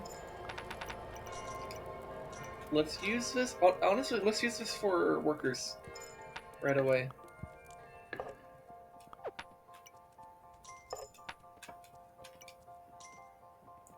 Because we want to get expanding this way. That is one thing I do kind of like about the way in which they designed this game. Is that, you know, there's some random generation how the map layouts are, but usually expanding left is something you could always do. I like that a lot. Okay, that's enough for another archer. What about you? You got some ones? Yeah, you do. Alright, is there a guy here to recruit? Yes, there is.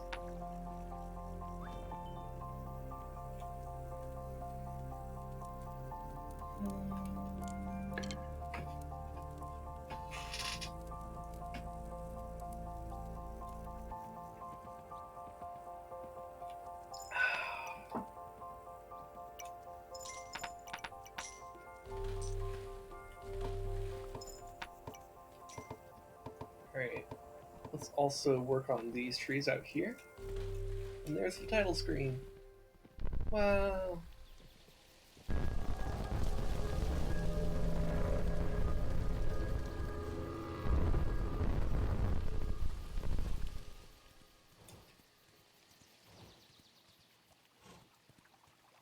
Ooh, looks like this opens out to a meadow.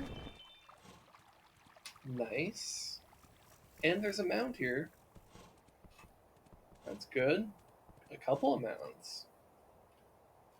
In fact, I think I might be bold enough to do that. It is very bold because that's my last coin. But if the worker gets out here fast enough, actually, a better idea is if I go back, grab some more coins, then run back myself. That's actually a way better idea. There's at least one water feature here.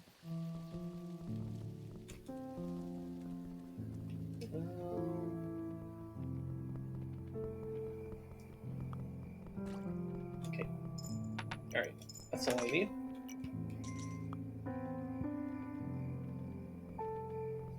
Need to rush back to that worker so I could go make sure that he's safe.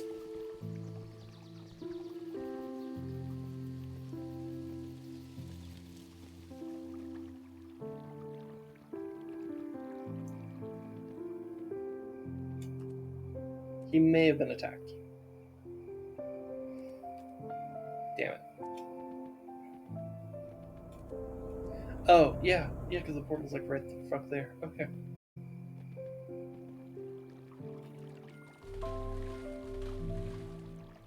Okay. Well, that's fine. Look, it's one hammer I lost. It's not the biggest deal. It does suck a little bit. But we'll be okay.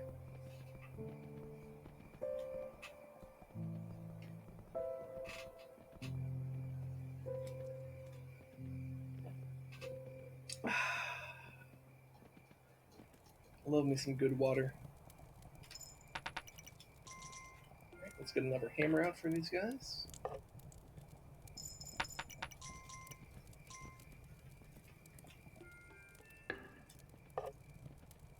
And I guess another archer.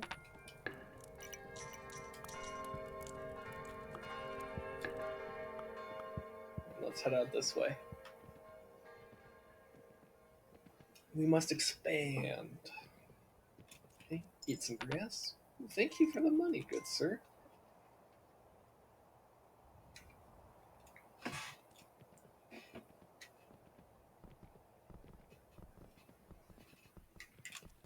Here, I guess we could call for these to be cut down as well.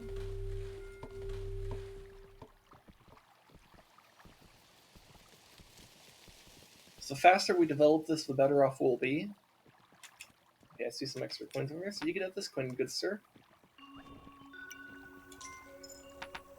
Alright, so we need to just wait for the grass to grow, and then we could build a wall there, and that's going to be, like, the wall for this area.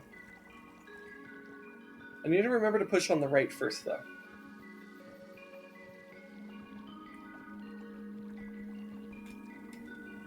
Okay. But yeah, part of why it's important to make sure we get these trees down as soon as possible is just it allows us to, allows the grass to grow much faster. And then, like, you know, you can focus over stuff while that's happening. Which is nice.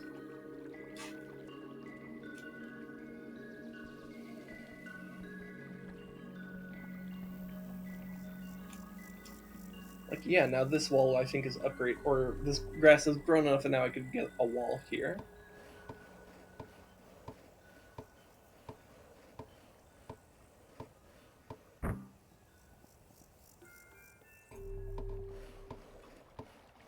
Alright. And that will leave this area very secure, so then I could just, like, focus on other things. So the less I have to worry about making sure that this is here, the better.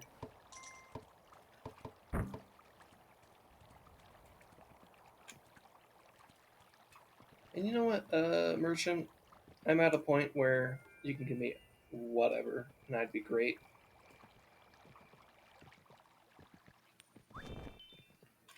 Well, do you have any money? Yes, you do.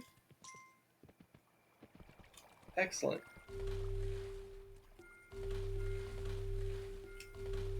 We also might be able to use this as a backup wall, which would be pretty nice. Okay, so we have a farmland thing available here, though I want to let grass grow over it first, and that'll take time because the grass has to go from this point. So let's focus other things first. I don't think there's any other farmland on this side though, so we're gonna be kind of reliant on our archers for money for a while. That's okay, just it's a bit unideal. Let's get a camp though. We have not had a camp yet. All right.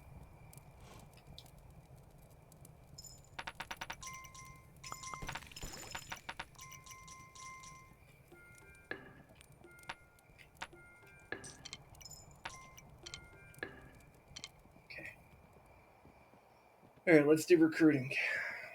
Since we just saw the attack come by, we know it's very safe to go recruit.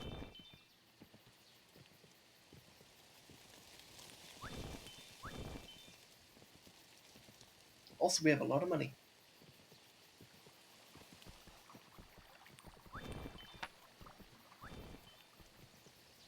Do I have enough to upgrade this? One, two, no, I don't. Just shy. Okay.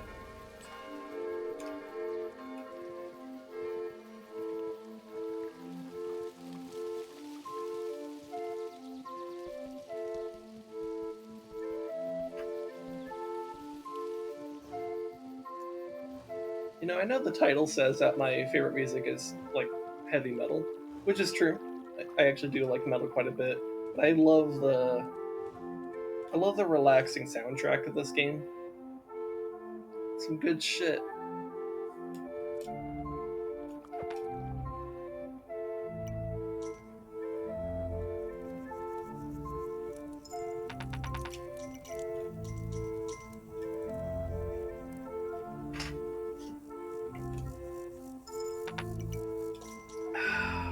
Alright, let's see how the grass is doing on this side. So many spots for walls. If I were really worried about security, I guess I could do that.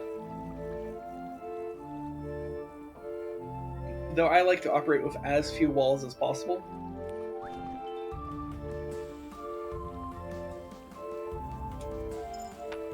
Okay.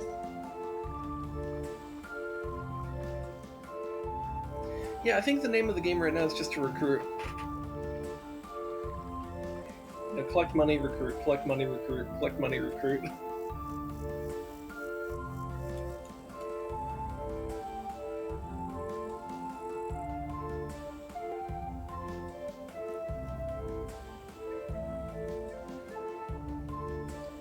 Alright, so it looks like the merchant left us some hammers. So we're going to be focusing archers for a bit here.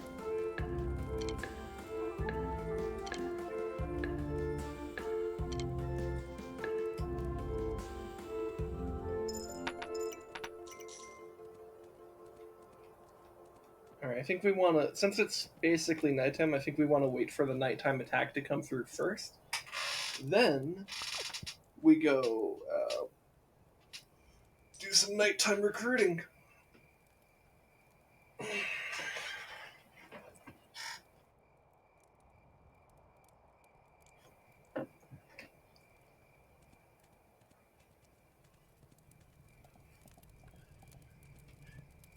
And I find it interesting, or I don't know if interesting is the right term, but I find it mildly amusing that like the game I'm choosing to pair Dawn of War with is this game. Well, honestly, I think it's just more. I do it for myself, not really for the show aspect of it, which is probably the best way to approach things, anyways. Because it's like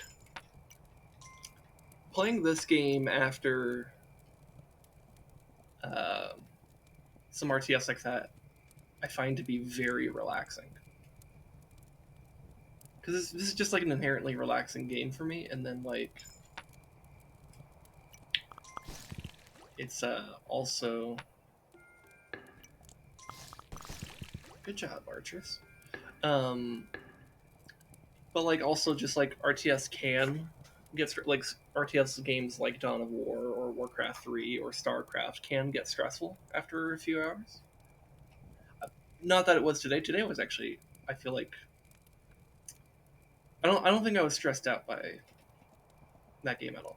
And maybe stressed out is too strong a term, because that almost like that has like a negative connotation to it, and like I'm not trying to build like a negative connotation, but it's just more that there's an intensity to um, those games, and that using a much more relaxing and calming game like this to counterbalance that, I find to be a very healthy way to approach that intensity, or to counterbalance that intensity.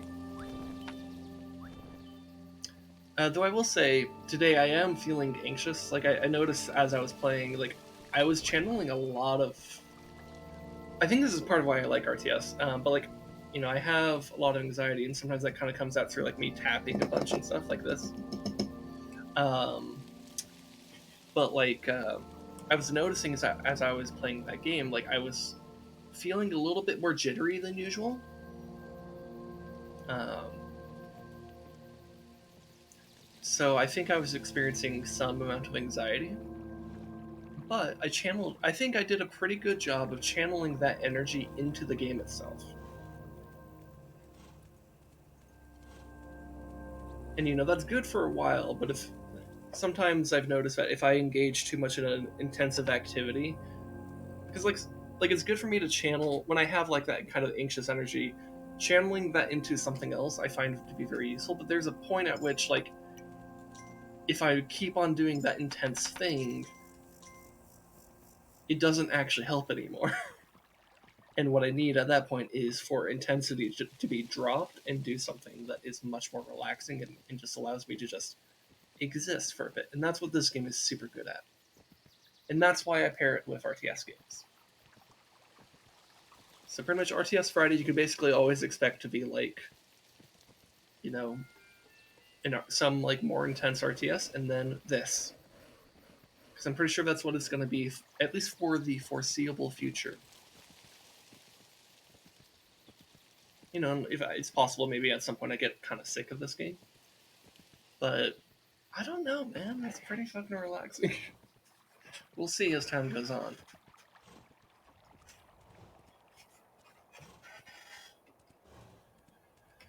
But I also do like showcasing multiple games per stream if I can. I'm doing less of that these days because, like, my Portal streams are just Portal right now. Like last week I did Portal 1, this week I did Portal, like the first like act of like Portal 2. And I'm not really trying to do a whole lot. Like I'm not doing any other games with those. It's just those. Um, but I'm also experimenting with the Thursday slot, right? So like the Thursday stream slot was just something about it seemed about. Why are those archers running that way? Did something bad happen over here? Hold on, let me check on the wall over here. That seems sus. Now we have some archers running towards the wall, so it should still be up. Yeah, it is. Okay. That was weird.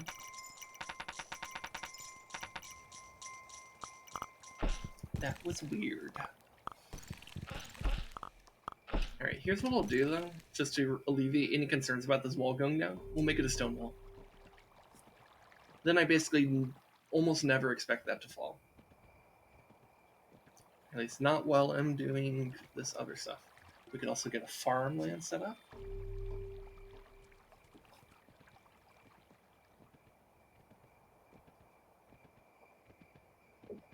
Yeah, and then like Together Tuesdays. So far, we haven't done more than one game on stream. We've just been doing Battlefleet Gothic, which is fine. That's a totally fine thing to do.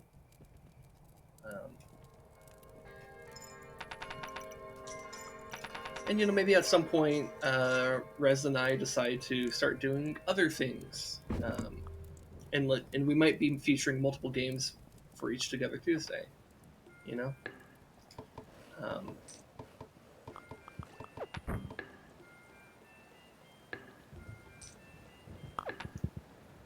if this hunting ground actually remains, that's super good, because that means my right side art economy will actually exist. Because a lot of times getting the scythe stand uh, removes the hunting grounds. I know there is a chance for this to happen, but it so rarely happens. So I'm actually very excited to see that it did happen.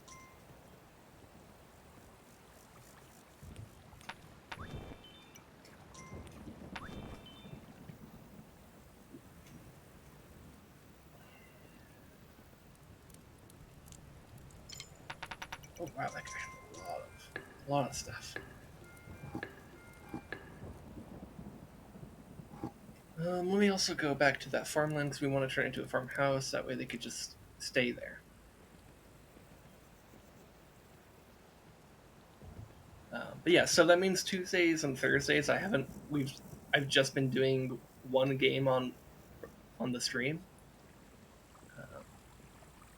So it's kind of left up to the Monday and Friday streams to actually feature. Oh, am I literally one coin short? To actually feature multiple games. So I want to make that like a more active effort on my end. See, really, none of you have coins? Wow. Okay. That's surprising. Oh. Ooh, get another bun. Do it. Yeah! Okay. There we go. So yeah. And it usually does end up being this game, which is fine. Like, it doesn't have to be like I'm constantly showing off new stuff. But I do want to be presenting multiple games, mostly for the idea that I don't get locked into like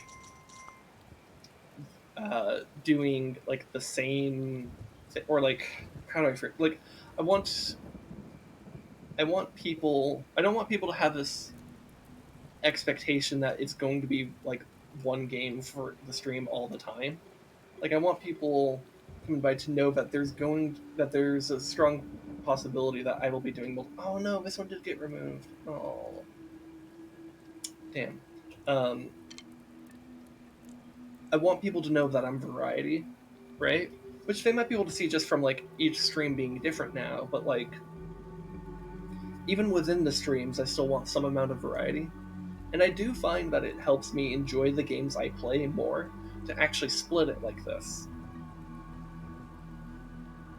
Because that way I get to just experience different moods more, but like, or different types of games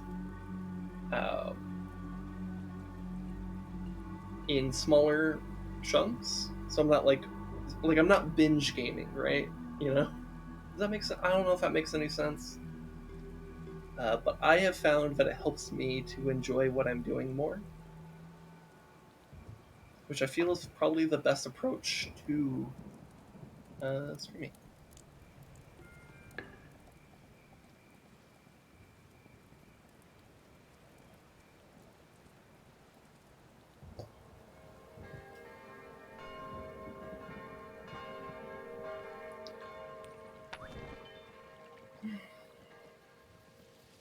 Did they even send an attack? That was weird. That was a blood moon, and I don't think they even sent an attack. That's weird. Because I'm like 90% sure blood moons are supposed to be pretty mean attacks, but... Oh, well. Wait, no, I already did all the green. We're good.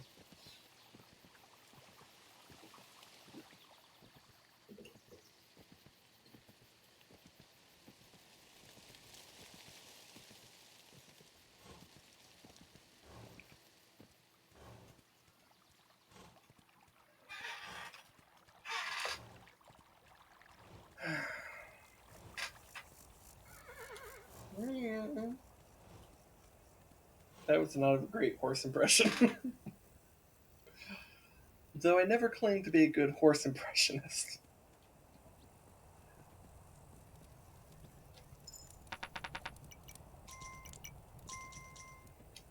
You know what? Let's go left. Did I upgrade it to farm? I think I did. I remember thinking. I remember talking about doing that, but I don't know if I actually did do it. I think I did. Yes, I did. Okay. Okay, good. We got 3 farmers already. Nice.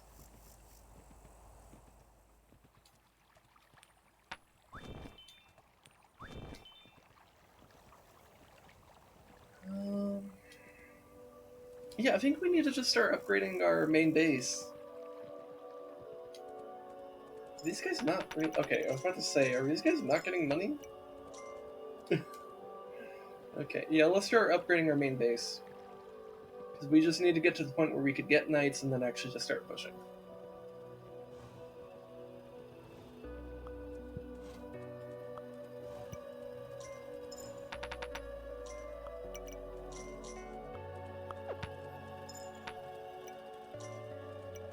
And look at the reflection of the like red sky in the water. Oh, that looks so cool.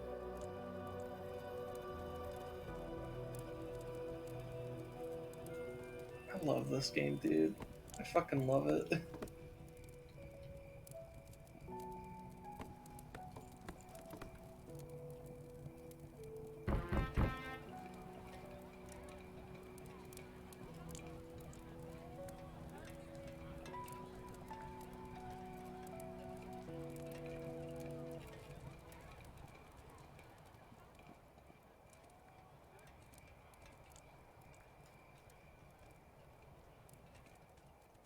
Let's see.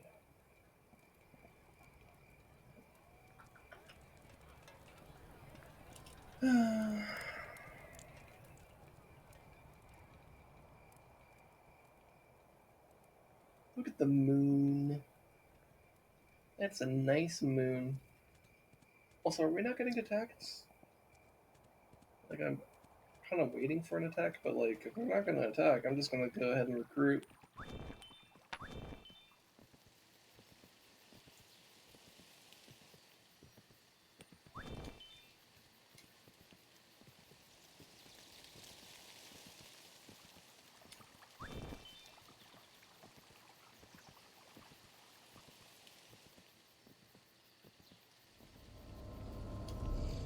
Okay.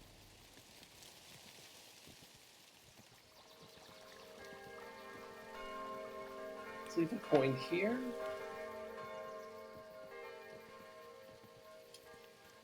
And let's wait for this guy to pass. If there's a vagrant that spawns, I'll get him right away. But if not, I'll just leave the coin. Alright, we'll leave a coin. Oh, right in time. Right on time.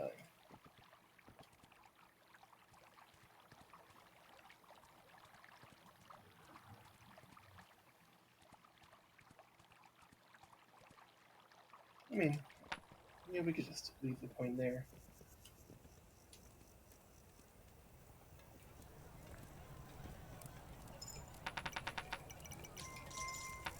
Alright, let's check on our farm. I want to see how they're doing.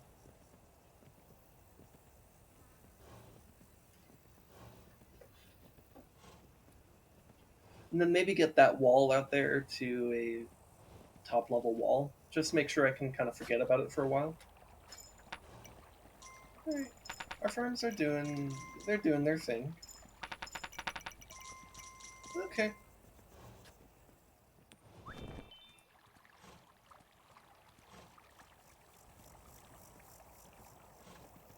Alright, let's get this upgraded now.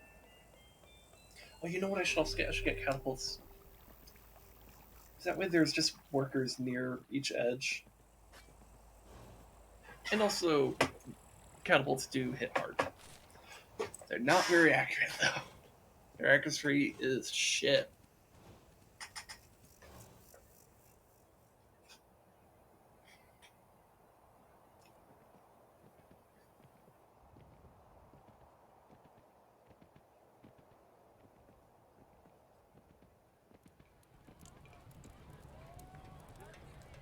Here, let's get another farmer here. And then I think we just spam archers.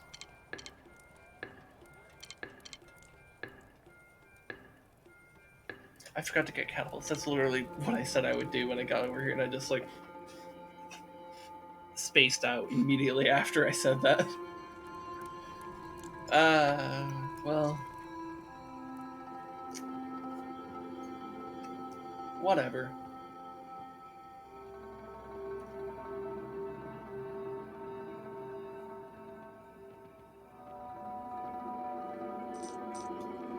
I guess it's one of the consequences of this being a game that's so relaxing is that it's easy for me to space out.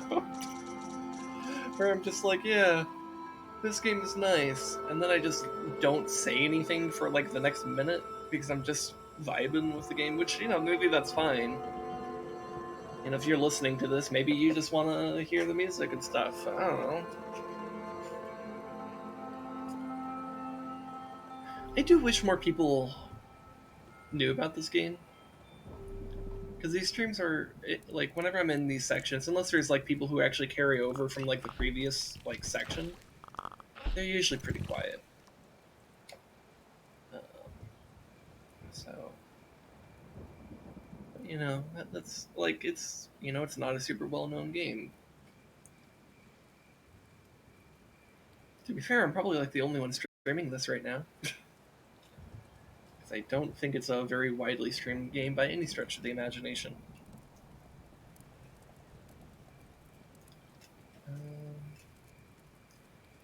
Here, we could also use...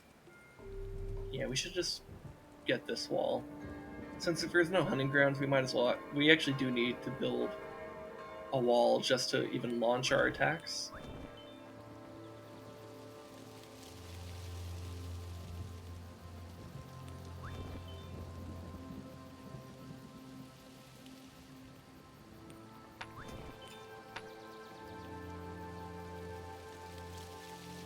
We'll get the coins. In case they spawn in time. If they don't, oh well.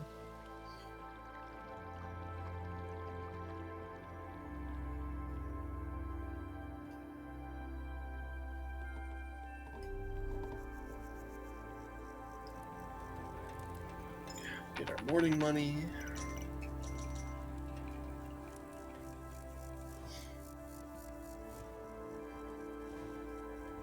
Yeah, look, this game is like the type of relaxing where I'm like, I'm playing this and I'm almost sleepy.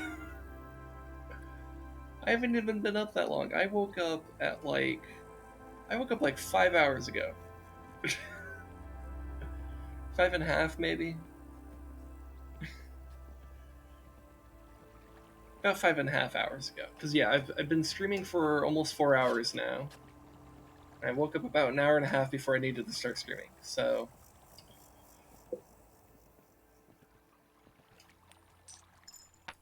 Or not needed to stream, but you know, when I wanted to stream. The time I had scheduled. Which is the time I went live.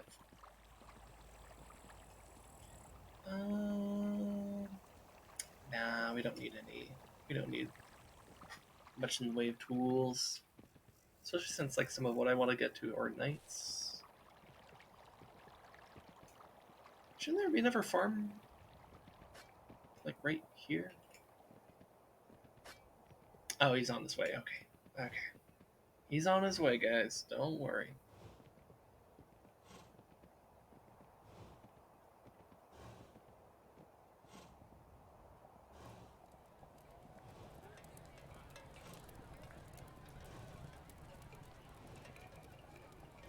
But yeah, it would be nice if this was a game that was more well known, because when I have had people come into this game, or like, you know, let's say I'm like streaming Zelda or something, and like then I do this game after Zelda, and they stick around through the break to join me for this game, and they're like, and they continue existing in chat and stuff, and I'm like, wow, this is fantastic. Like that's awesome.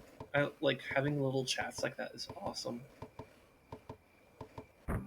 Like, I think, you know, Caffeinated Elk, man, shout out to that guy. He's shown, like, yeah, I haven't seen him in I think in a couple weeks, but like, yeah, I think he Yeah, I think he followed me when I was finishing Ocarina of Time. Now I'm about to finish Wind Waker. And I was doing Majora's Mask for a long time in between Ocarina and Wind Waker. And now I'm doing like Zelda less frequently. When I was like I only started introducing other like I I was doing Zelda every stream for like 2/3, all the way up to like 2/3 of the way through like the Majora's Mask playthrough, and that's when I started doing Warcraft 3. And that was like I was doing Zelda twice a week, and only like last week did I change Zelda to be once a week because even though Zelda was happening on Thursdays, it was oddly enough not doing that well when Mondays were doing really well. So that's why I've been like doing it, experimenting with change and stuff. Anyways, let's get this upgraded. We need to get knights.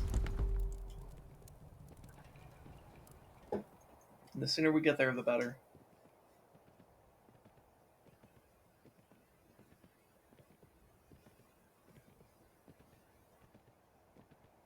By the way, speaking of Wind Waker, if you're watching this and like let's say you're watching this over the weekend while this VOD is just sitting here,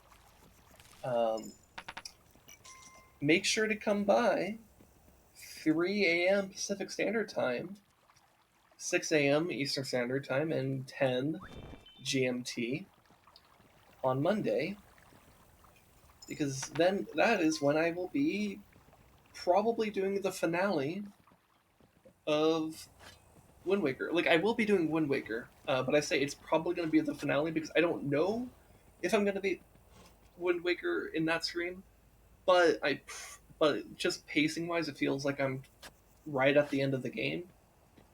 So I'm going to be doing that. So you should join me for that.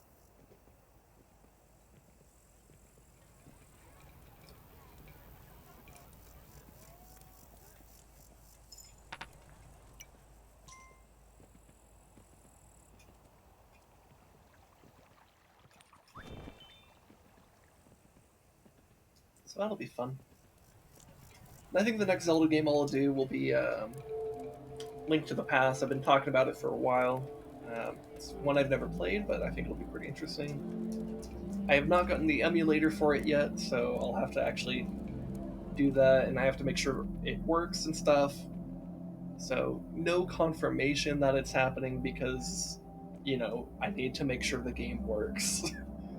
But provided everything works, that's what we'll be doing after we beat Wind Waker, which we'll probably be doing on Monday.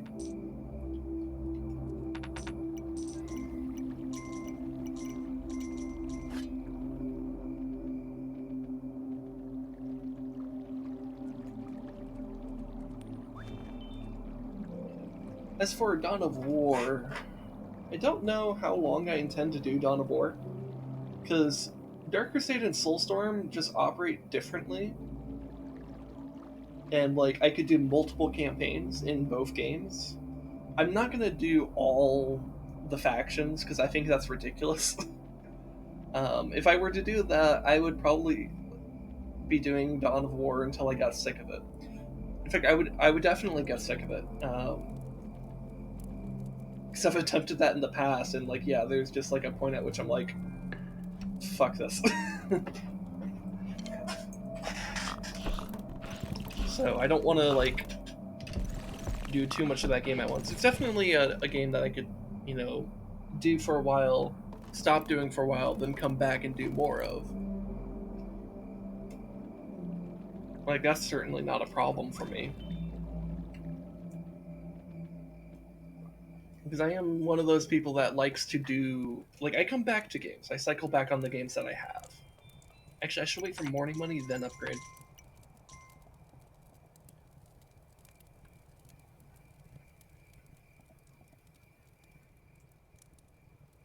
Listen, man, I have a lot of... I guess I've been doing pretty good on recruiting if I have a lot of people who don't have a job right now. Which I suppose is good, because now I'm about to get some knights. But I need more money.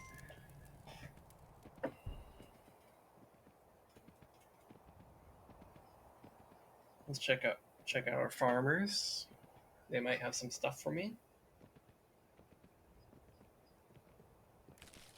Hello, good farmer. Thank you. Thank you. Danke. Gracias. I don't know other languages. I think I only know thank you in 3 languages. English, Spanish, and German.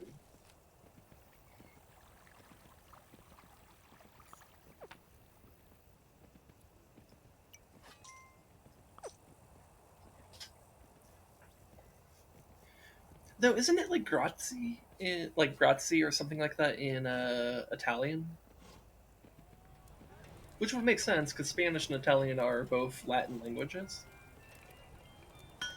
or Latin-based languages, so they would have very similar things. Also, I imagine the Portuguese word for thank you can't be that different from gracias, because that is because they're both Iberian.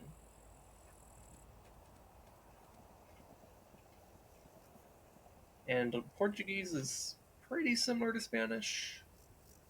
Obviously not quite the same, but there's a lot of things where it's like, if you know one language, you could probably pick up a lot of things in the other one very quick. Though that's kind of true of any kind of language group. Because, like, with the Latin languages, if you know Spanish, it's probably also easy for you to pick up Italian or French. Because there's just very similar structures going on. And then there's some things in English that are not too bad if you already know Spanish. Though English is fucking weird because it's like a mix of Latin and Germanic languages.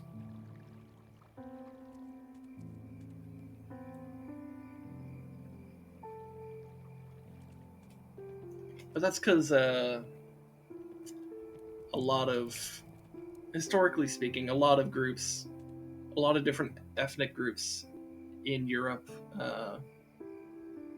invaded England at one point or another. Historically speaking, when we're talking about like thousands of years of history here, like the Latin influence is all the way from like Julius Caesar. So that's like way back.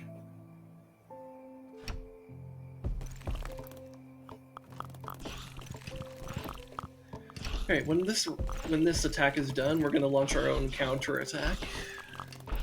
And then we can finally do stuff on the right.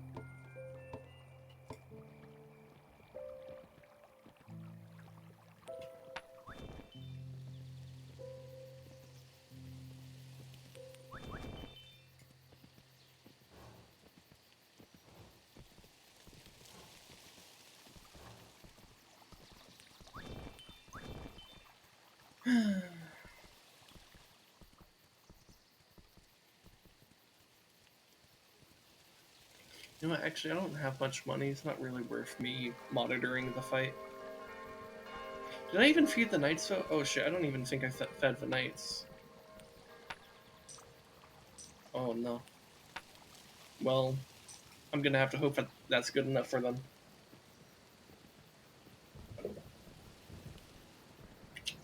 Oops. It's the first portal. It shouldn't be that deadly. I don't suppose any of you guys have money. No, because there's no economy on the right side. Oh wait. As soon as I get all cynical. How dare you? How dare you try to prove my cynicism wrong?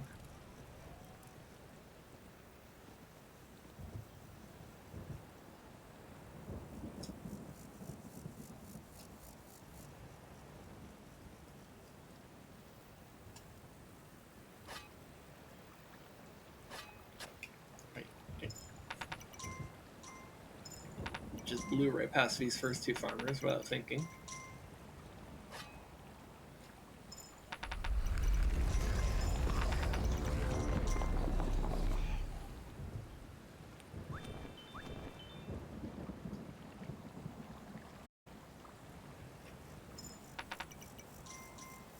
Yeah, these left side hunters have not been doing as well as I had hoped. I almost wonder if I should be pushing right, left, but generally it's better to just push one side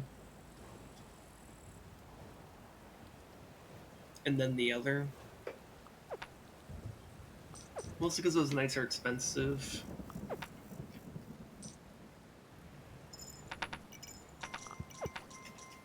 And also there's just less running back and forth.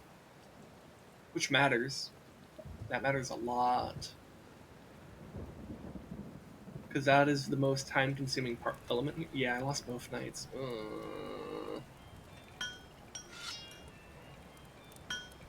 That sucks.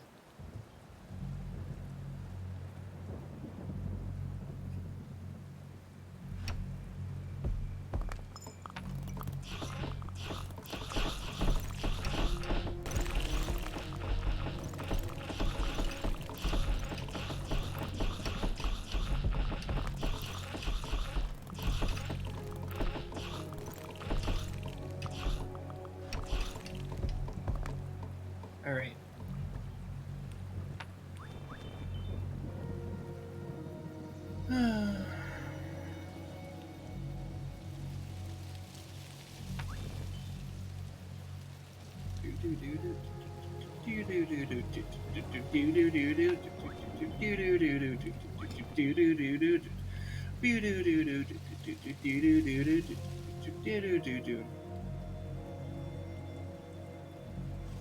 Alright, let's get that going. Oh my fuck. I didn't anticipate this.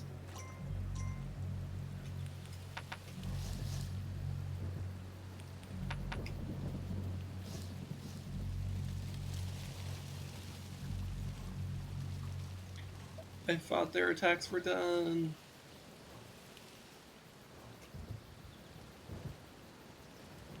It's possible that it might tick over today before they even finish.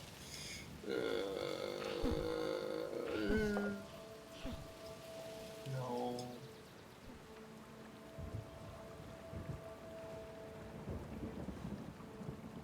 Okay. Well, now it's ticked over into the next day. And I know I complain about, like, the late attacks, or the early attacks, but the late attacks also suck.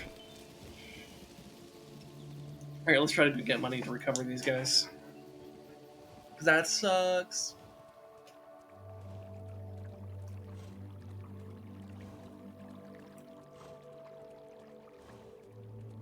This is why expanding in this game is a pain in the ass.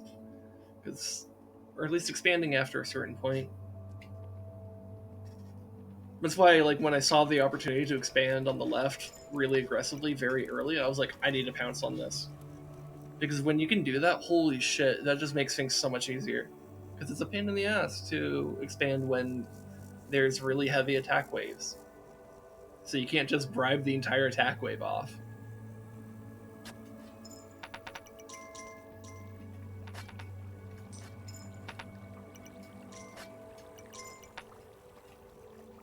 Okay. Alright. Let's go recover those guys. We'll be okay.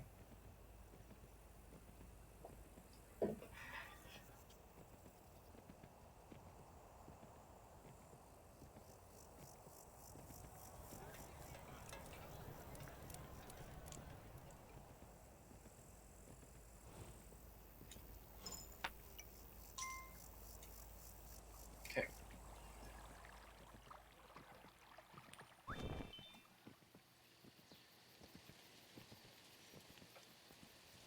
Come here, guys.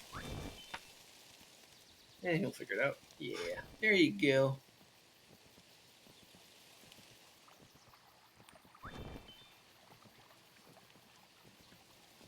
Alright, so did my workers actually get out here?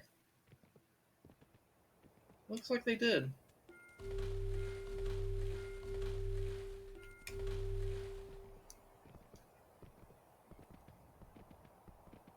The grass expands fast enough we might be able to get this mound right here up, but I kind of doubt it, especially if they send an early attack. However, we could get lucky, and they might send no attack. So let's hope let's hope that we get lucky.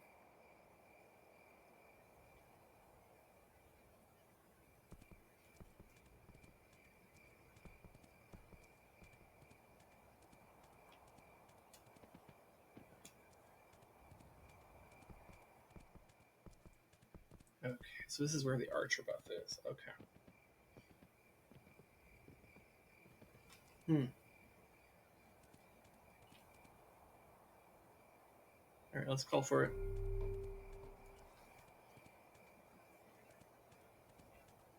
I know it might be better in terms of like having as few walls as possible to try to go for this one, but like sometimes you just need to get people here fast. And it's not like having more walls is really that bad. It's just like a value thing where it's like if you have less walls, you're spending less money on each wall, right? Or no, you're spending the same amount of money on each wall, but when there's less walls, there's less money being spent, which overall makes it cheaper. And that's an economics for you. There's like no farmland here though. Oof. Man, this is really is like a hunting economy based run we got here.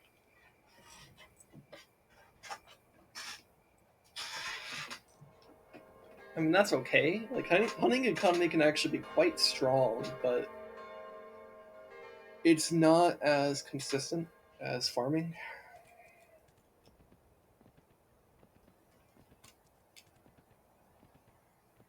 Here, I'm gonna explore this way and hope I get lucky and find a chest. Wow, both shrines are over here. Okay. Hey, look, a chest.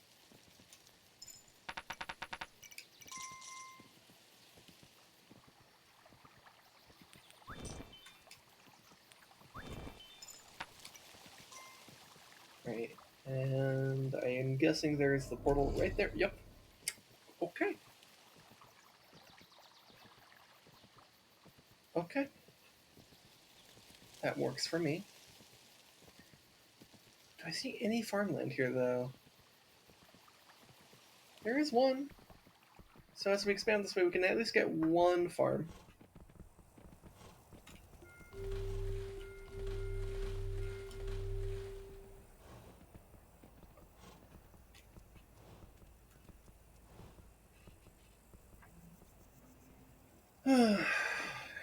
Jeez.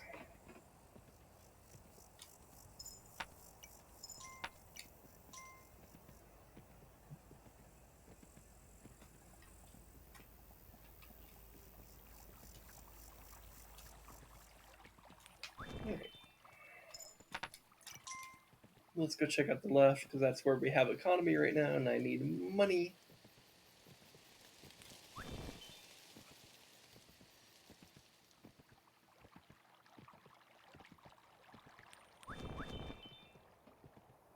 We're doing very good on recruiting, though. Like, almost too good. Like, look at all these people.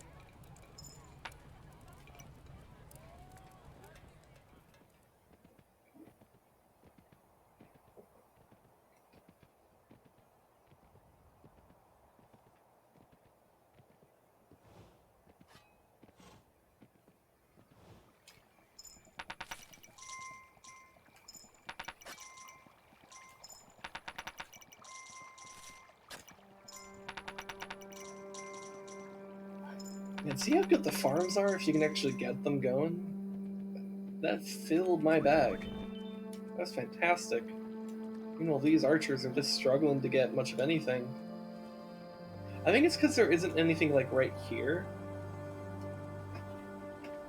Like there's no bunny spawning ground right over there, so yeah, I think they just kind of struggle on this side. But the farm is really good. Really, really good.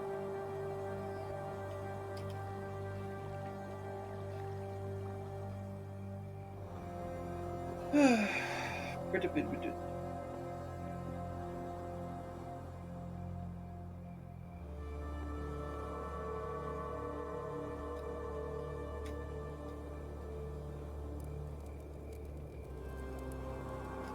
guess we could start getting archers and stuff, just to make sure military might is really good. God, look at all these people though, holy shit.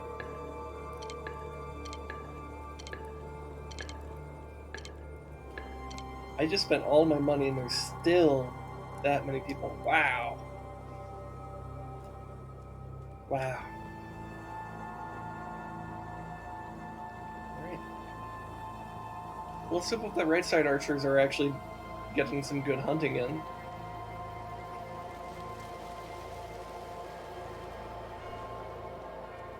Ooh, looks like they lost a wall there.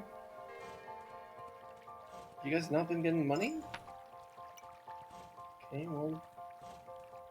I think that might be enough money to restore the wall.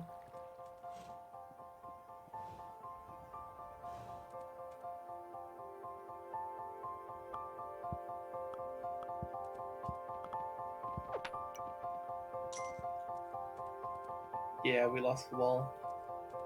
That's okay. Get the wall back up. Mostly because I want to keep all the like the knights and the archers over here.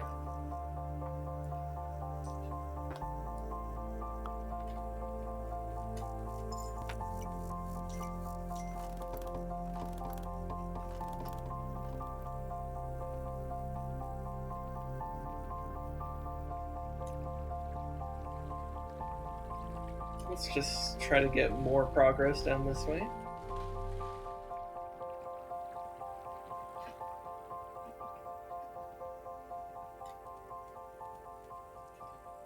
Because I don't even need this to be a particularly good wall, I just mostly need it to exist.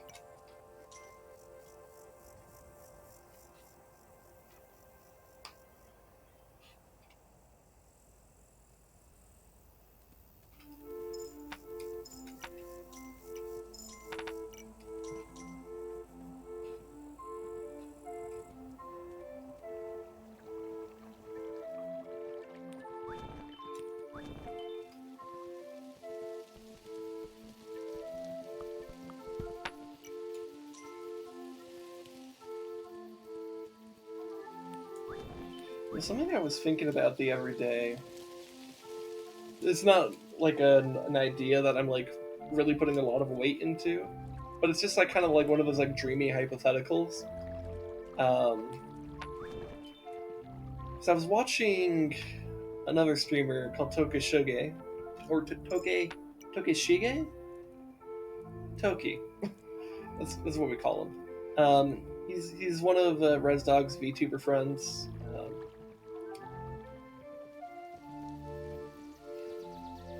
And I've dropped by his stream a few times, and you know, I think he's a pretty cool dude. And he has one of my favorite things.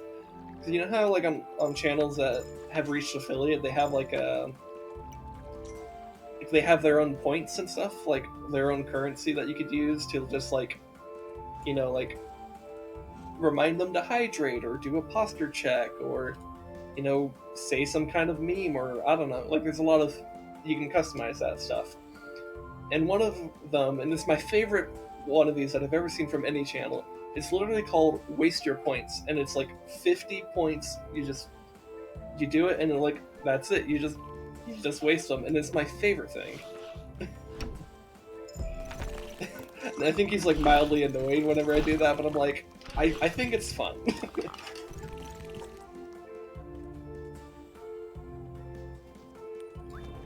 Anyways, that's not the idea that I was bringing up. The thing I was actually trying to bring up was, so he also happens to play the clarinet. And so the track that was just playing right now, it just finished, has like flutes and stuff. Which isn't, you know, flutes and clarinets are not the same, but they're both woodwind instruments. They serve similar, but different roles. Similar, though. Similar enough that they could do each other parts. Each other instrument's parts if needed. So, the other day as I was listening to Toke Shuka, because he pulled out his clarinet briefly, and then realized some of the higher register notes don't get picked up by the mic properly, and I think that has to do with the way that the sound waves work, where higher pitched tones can actually appear louder, even if they're not actually louder, but it's just they get picked up easier. And so sometimes if you have a noise gate on your microphone, that might be eliminated. At least that was my theory behind it. I don't know if I was actually correct. That was just my theory behind it. I'm a little bit unsure, but anyways, this is a tangent on a tangent here, but I was thinking about it, it'd be kind of cool, hypothetically speaking, of course, if I got to a point where I could do musical collabs with people, because I play bass, and I also used to do a fair amount of composition. When I was running a string quintet, I composed for that string quintet.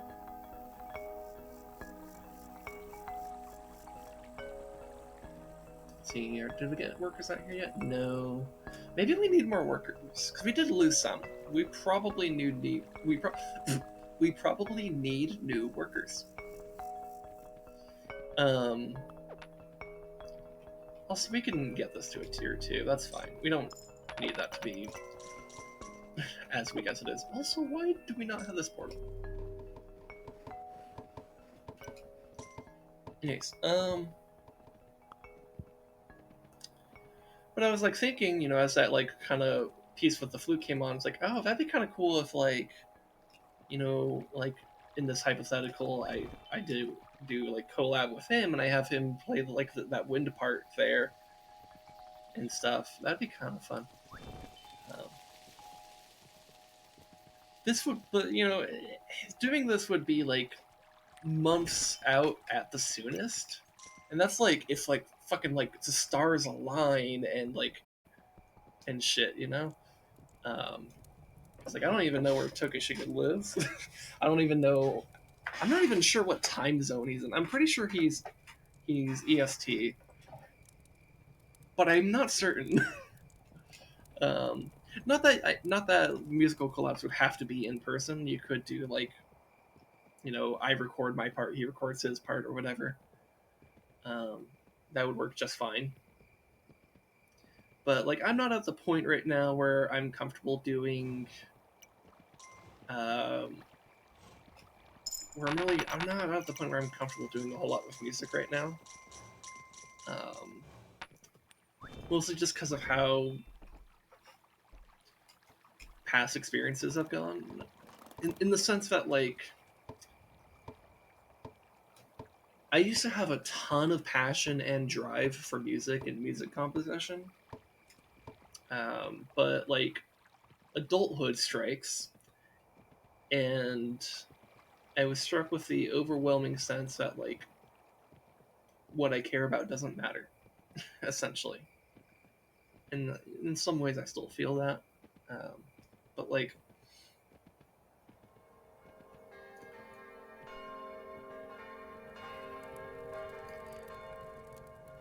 a music career increasingly seemed impossible for someone like me.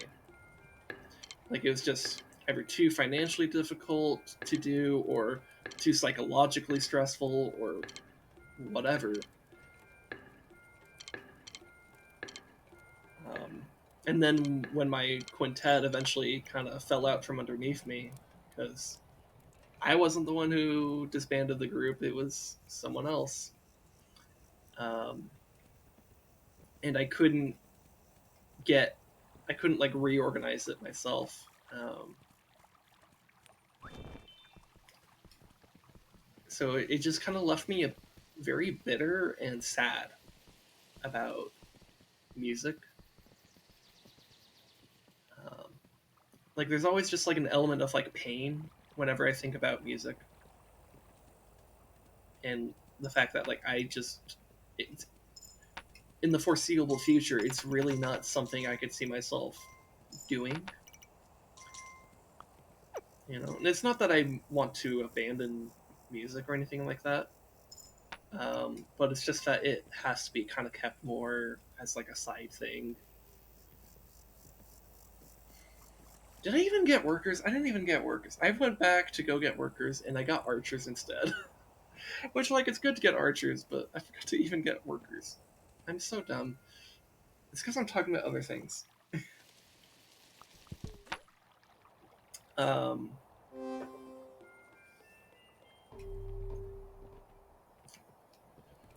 but yeah, it's,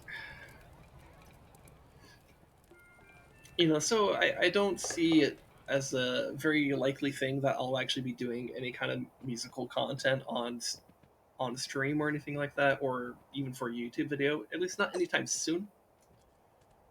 If I'm in a better place psychologically, because this is all like psychological shit going on with me. Okay, it's not me trying to say anything about like other people really like, you know, it's not really about the music industry or what it's like to play music. It's all just, for me, it's just a psychological problem, and that's for me to figure out. That's not for other people. You know, and I think at some point at least I hope so, that I will be in a better like psychological place, that I will be very comfortable doing music again, like, and taking it seriously. But I think there's just other things that need to happen in my life before I really get to that position. You know, and I think, and you know, being an online content creator, if this actually does take off, like, it's quite frankly, this is done better than that String Quintet ever did. Like, sure, I haven't made money off of this yet, but like, what I have instead is like some form of audience. Like, you know, I have 45 people who have hit that follow button, or 46, I think now, but you know, which like might not seem like a ton, but it's like it actually does mean something. I mean, hell, like earlier I just casually mentioned like, hey, Caffeinated Elk is a guy who has been, you know, well, you know, he's been following me since Ocarina of Time, and he's showed up a few times since then, and he's been awesome. You know, so it's like that is more than I could ever have say for my music career. Like, that's how much more successful I think this has been. Um, and I'm not even making money off it. So this actually becomes like financially successful on top of this. You know, that'd be great. I enjoy the idea of being an online content creator, and if if this takes off and I get into a better place psychologically speaking, absolutely, I think music is something you could expect to see from me. You know, I might actually try to produce my own music, and or at least or work with someone who knows how to do music production to like make my music that I have composed come to life in a much more meaningful way.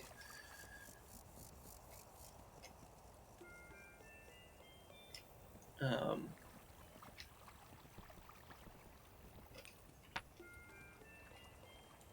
let's go ahead and buff our archers.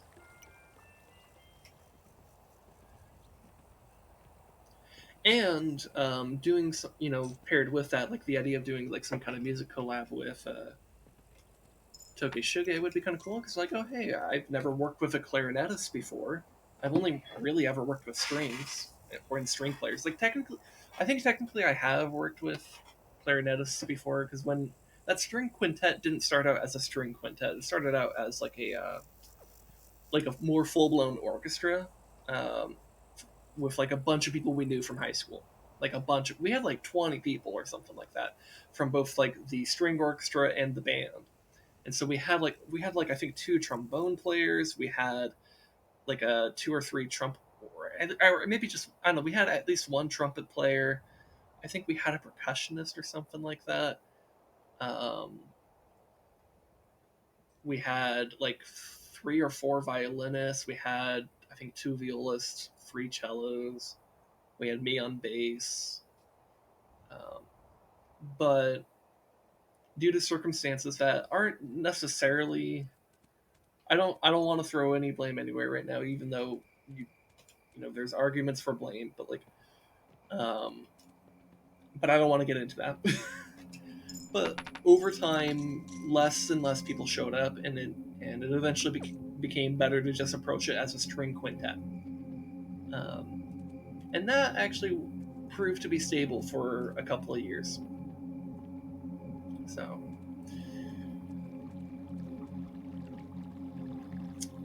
let's see, are we lucky enough to not get attacked from this side? Because that would be great. I'm cautiously walking this direction.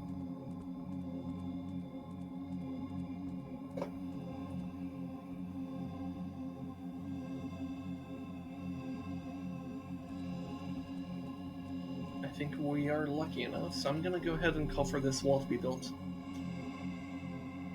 At the very least, it gets our archers moving up this direction.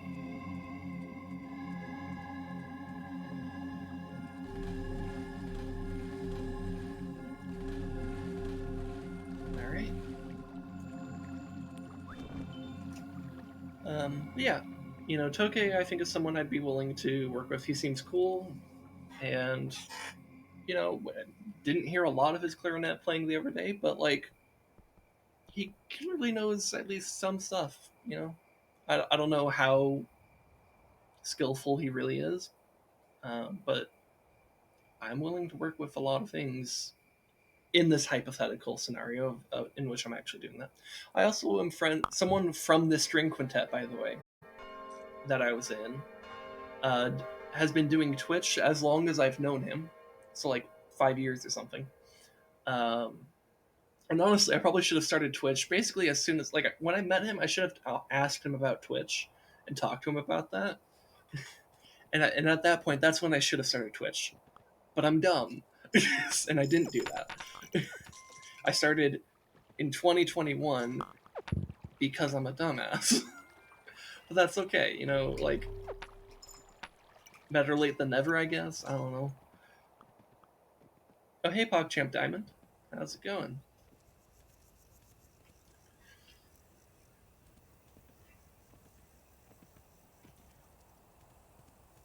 Okay, you got another friend screaming, so you might not be here long. That's okay. I'm probably not going to be streaming for much longer, maybe like another half hour or so, we'll see. So, I don't know how long you have, but I'm okay if you're even here for like 5 minutes. I appreciate you coming by.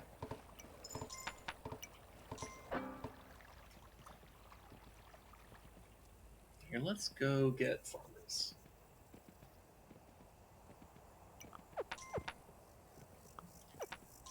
Because farmers are pretty cool.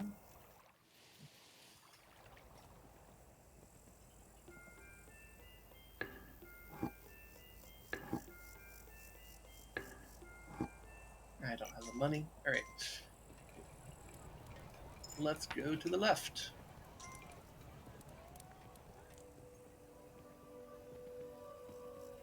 What was I saying? Oh yeah, so this friend that I have from the string quintet I had like 5 years ago, he's been doing Twitch. He's known as Violin Gamer. And I think he hit Twitch partner like 4 months ago or something like that, so he's doing pretty well for himself. And he does a lot of Kingdom Hearts speedruns for his Twitch streaming and stuff. But he's also a very competent violinist. I can personally attest to that, having played with him. He's very, very good at it. What game? So this game is Kingdom. It's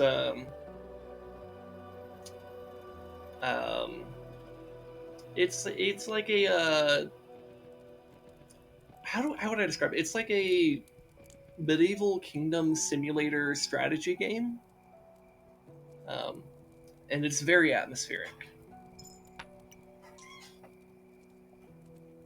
I think it's a very good game. I find it very relaxing, and I think it's really great for streaming.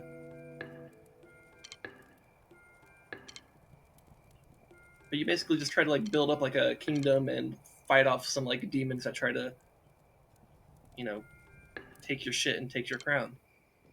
And if you lose your crown, you lose.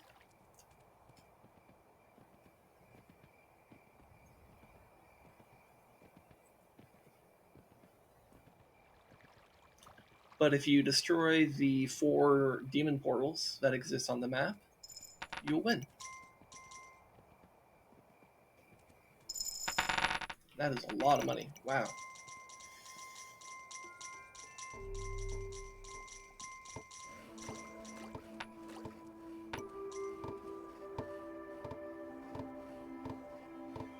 You've been speedrunning much more popular games like Minecraft, Portal 1 and 2, so I don't know much about this. You know what? If you're a speedrunner, you might actually enjoy this game, because this game does kind of seem to be built with, like, the speedrunning in mind, because it's like, oh, you know, how many days does it take for you to get rid of all the portals and stuff? And I have kind of wondered what it would be like to speedrun this game.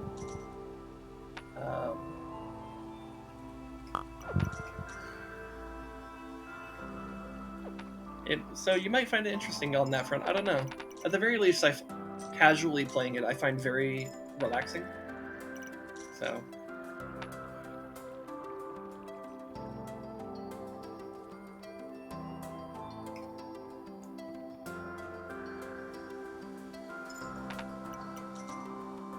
Actually, hold on. Is this where I want to launch the raid from? Yes, it is. Okay.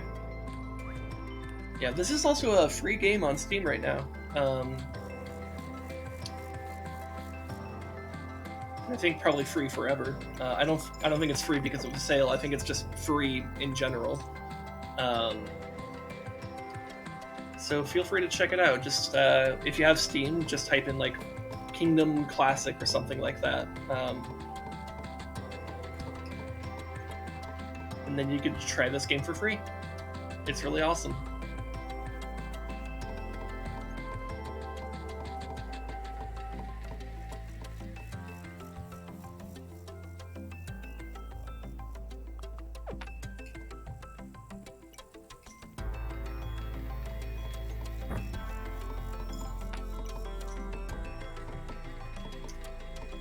You know what, let's go ahead and just launch an attack.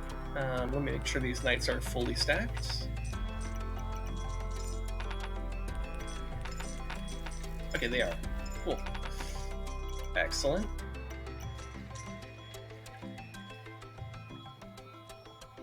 I don't know. I'm not too worried about monitoring that.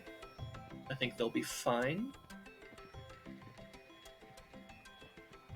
Okay, cool. We're getting some farmers out here too. Nice.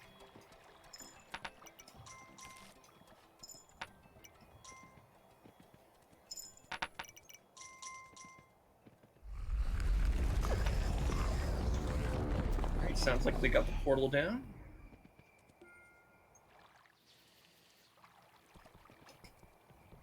Let's grab some guys over here.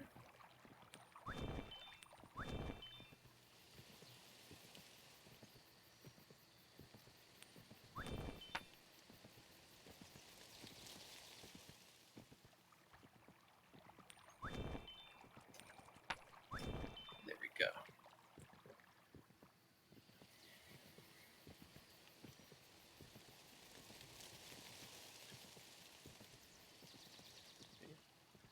This game also does have a little bit of random generation in it. A very mild amount, but it would be enough. It is enough to make each playthrough feel just a bit different. Ooh, both knights went down on that side. Okay, maybe I should check out the right side. Make sure they're okay. Let's wait for... Actually, do I wait for... No, let's just run. Let's just go.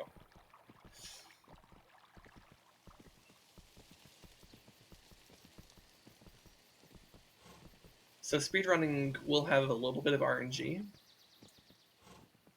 But you could probably still get this pretty damn close to a science in terms of it, like the speedrun of it. Because I imagine the things you would probably be counting were like, how many people do you get on each day? How many workers do you get? How many archers do you get? How many farms do you try to get?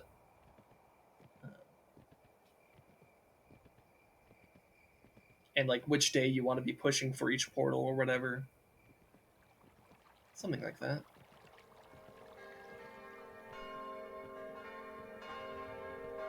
No, this side's doing okay. Okay. Let's recover our guys then.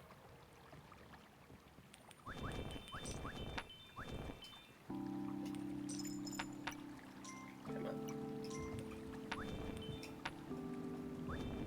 Did we lose anyone else beyond this? Nope, we're good. Alright.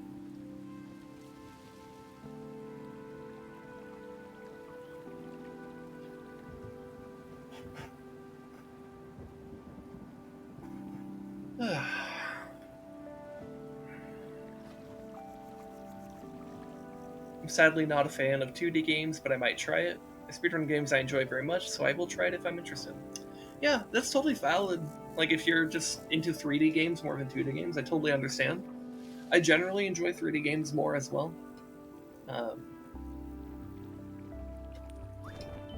But, you know, to each their own.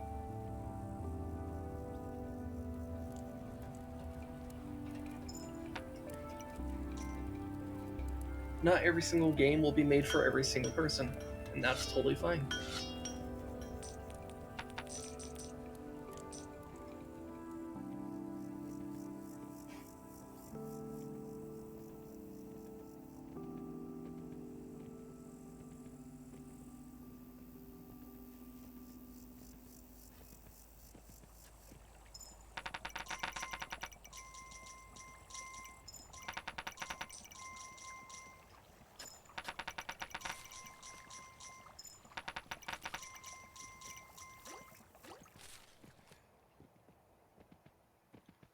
So if you speedrun Portal, have you done any Half-Life or Half-Life 2 speedruns? Because I know that at least Portal 1 uses the same engine as Half-Life 2. So a lot of the tricks would probably be the same, right? I mean, I guess you don't have a portal gun, but like, in terms of like, you know, movement and stuff, like, and like the physics of the game itself, a lot of that would be the same, right?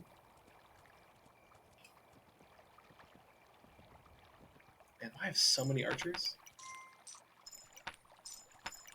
I have so many archers, I'm struggling to recruit this guy.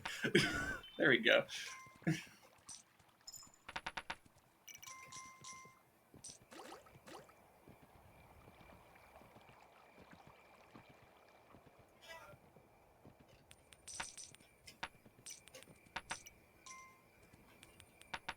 Okay, both knights are fully fed.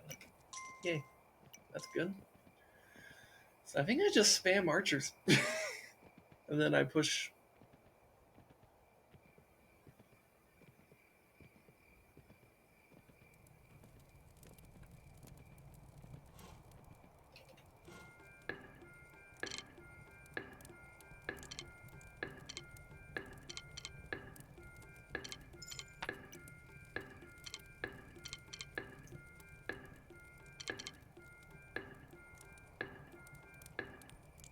Alright.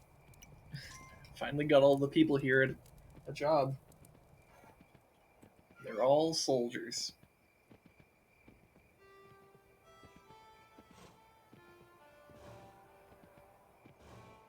I haven't played Half-Life, but I know everything about it. Everything I've heard, it's 16 plus and I'm not that old. Probably won't play them ever again after playing it enough. It was cool, but I might not enjoy playing it as much as the payment. God, I can't fucking read. Might not play it as much as the payment is for, if you know what I mean. Okay, I think I understood that. Yeah, no, yeah. If you're, I mean, that's fine. Portal is a lot more widespread friendly.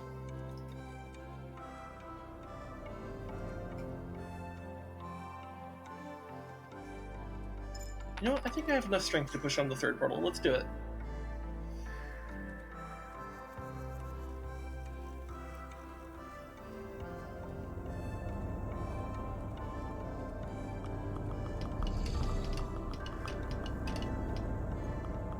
And I will monitor this one because I want to know how this goes. Because the third portal I find to be the most dangerous one. Third portal, hold up. You see, this isn't made by Valve, so they were able to count to 3. In fact, they were able to count to 4, because there's 4 portals.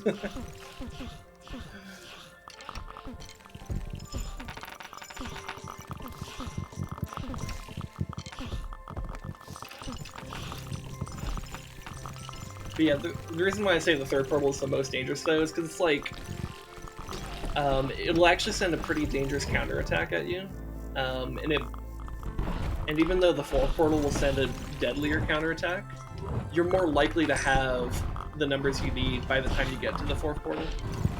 Kingdom can't count to 5. You know, I guess not.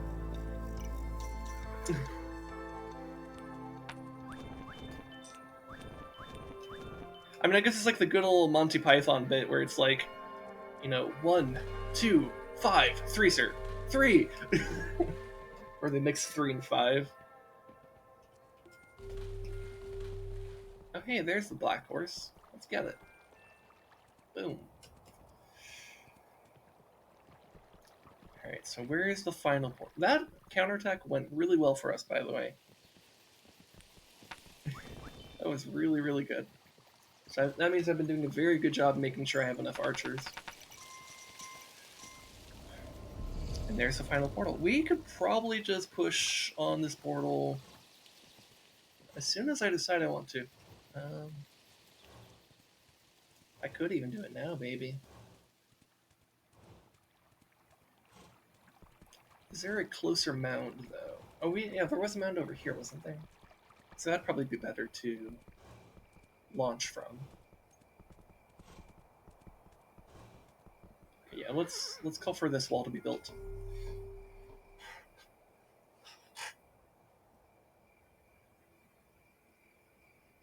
And then we could fully upgrade this wall. I could head back to base, make sure we got everyone a bow, come back here, launch the next attack, and that'll be the game.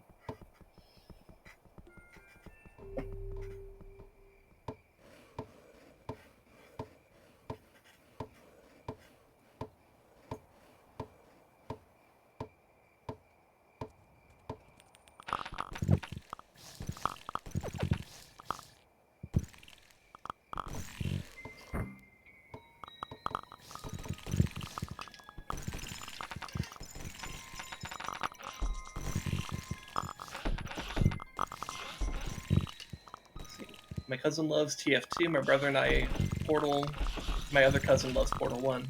So Valve is a very beloved company for your family. That's pretty cool. And perhaps I'm part of that family, we don't know. All we know is that apparently I sound like your cousin, but that could just mean we have similar voices. It could mean you're actually one of my younger cousins. I don't know. Most of my cousins are younger than me, to be fair. Because both of my parents are like the oldest of like 6. Or something like that. So I think I have like 3 cousins that are older than me.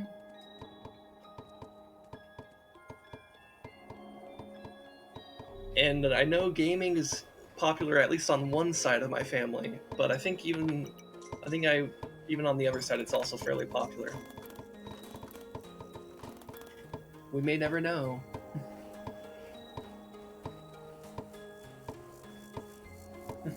Where do you live? Ha! Hacked! Bam! Robbed! Yeah. I mean, this isn't like a huge secret on my stream. I live in Arizona. So if you happen to have a cousin in Arizona, perhaps I'm that cousin. Maybe not. I don't know.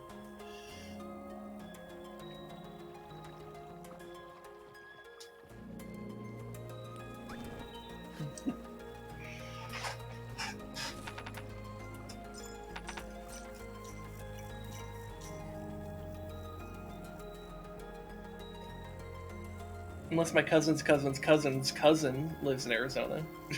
That's a lot of layers.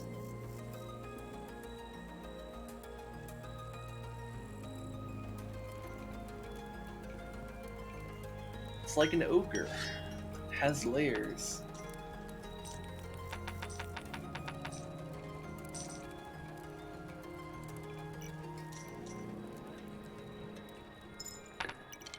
Look at all these people.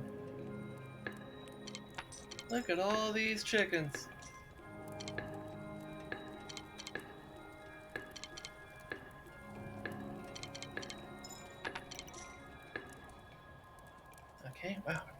everyone has a bow.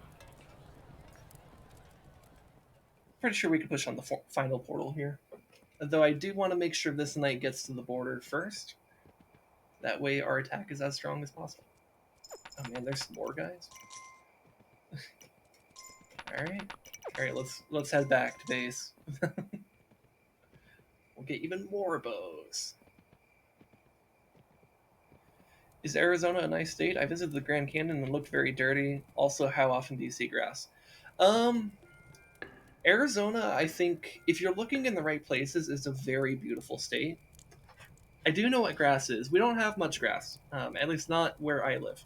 There are certain parts of Arizona where you can get more grass, though I do live in the more deserty region of Arizona, so there's not much grass here, and grass is a huge waste of water.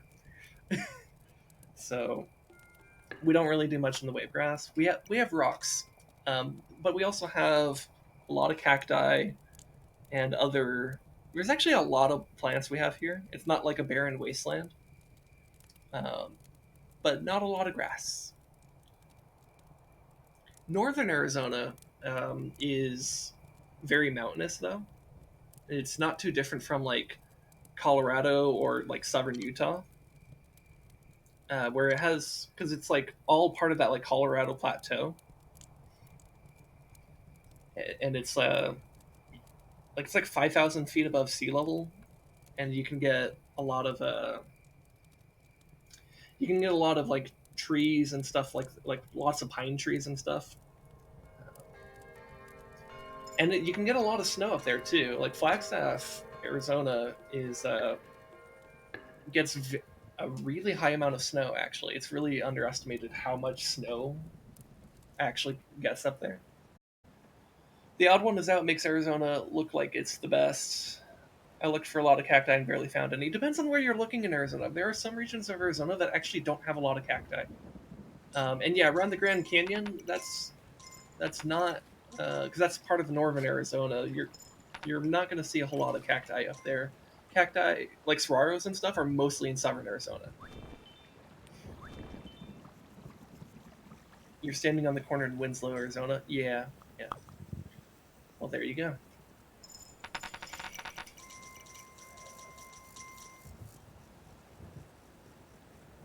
But yeah, I do think it's a very beautiful state. Like, I love the sunsets that we get here. I think they're amazing because the dry climate really helps bring out a lot of the colors of the sun and like the way it reflects off the sky. Like well, like the way it reflects off the nitrogen and the other elements that exist in the air. It's really nice. Really, really nice.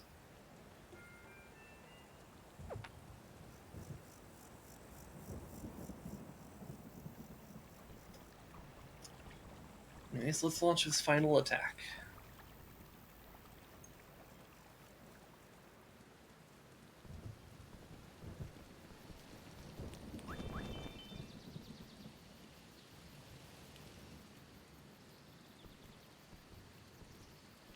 I may want to go buff my archers, come to think of it. I don't think I've buffed my archers for a bit. We'll let that raid do what it's going to do.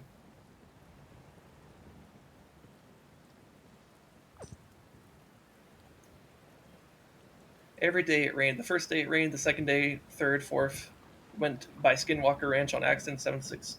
It sounds like you... Was this recent? Because we are currently experiencing our monsoon season, which is when we get a lot of rain. And we have been getting a lot of rain this month. Like, I think this is our wettest July in a very long time. So it's been pretty fantastic.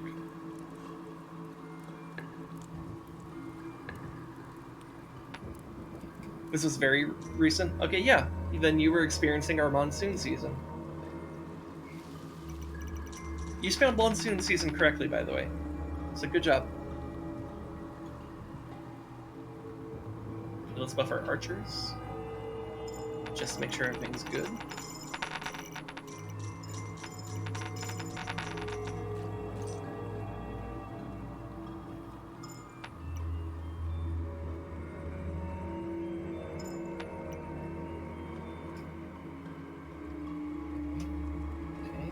see much of an attack on this side, but they will be ready if there is one.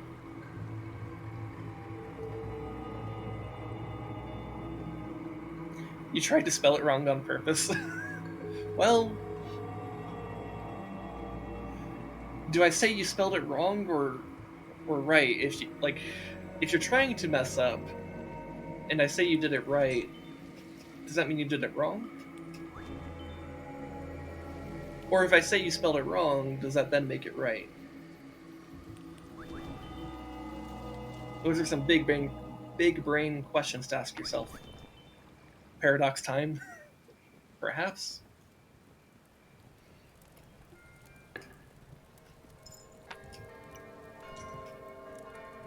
We lost our knights on our left side, which leaves me a bit concerned.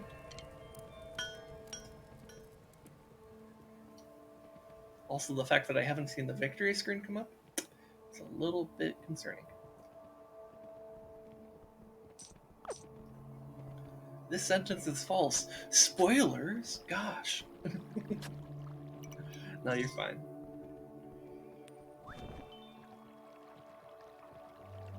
Okay, well, this wall's still standing.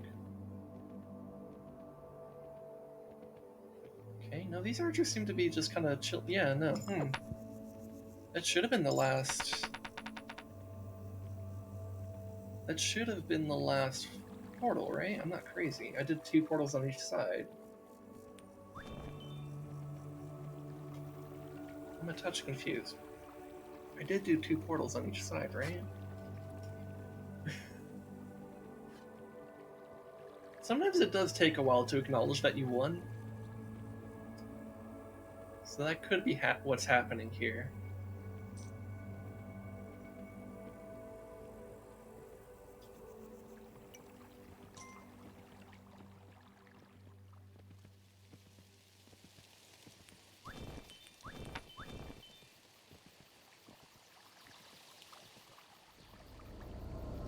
Oh, we didn't actually destroy it.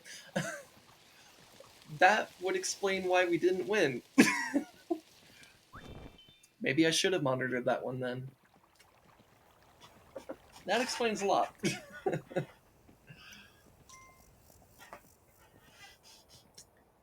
I just expected them to do it.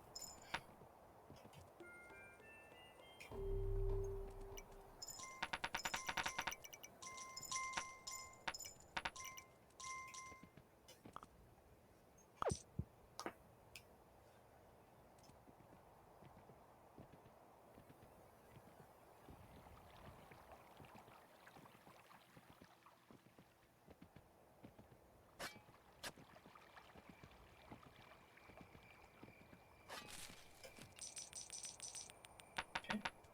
That knight is well fed. Do we have another knight on the way? Because apparently, I need them.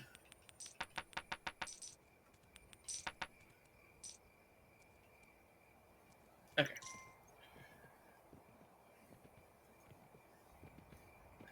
I can't believe that attack didn't kill it. Can't remember the last time I've had an attack not kill a portal. But you know, it's probably because I didn't buff the archers first. So they didn't have the DPS. That's okay.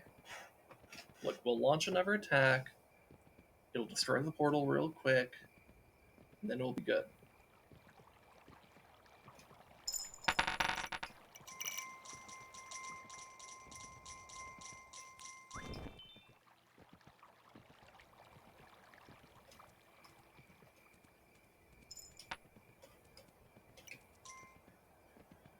Alright, we just need our knights to get up to the front and then we could actually finish this. Okay, so one of our knights is here. Jeez, that's a lot of money.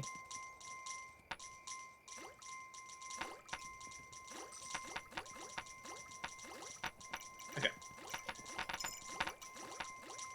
Come on, knight.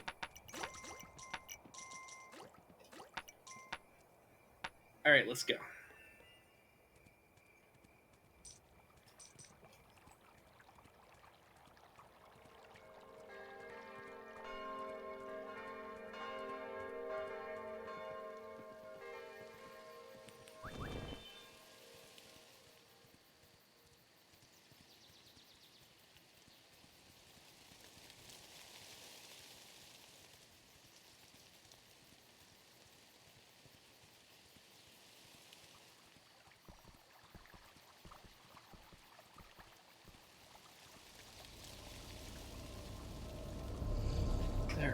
it is.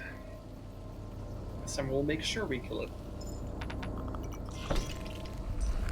Alright, that's all we needed to do. Like, one more hit. Oh, that's sad. It's also funny.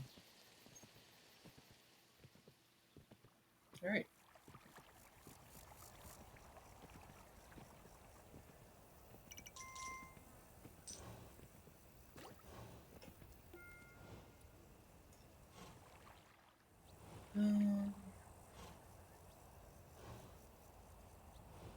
Let's put this here.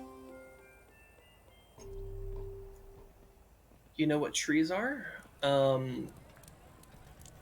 Yeah.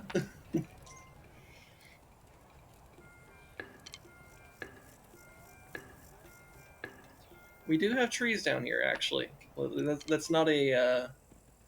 In fact, in my front yard, we have a very large mesquite. Oh, so you don't live in Arizona? Ah, contraire, we have plenty of trees. Trees are actually a thing we have plenty of.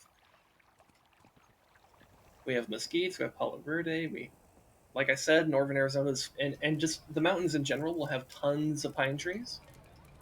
We could also get oak trees as well.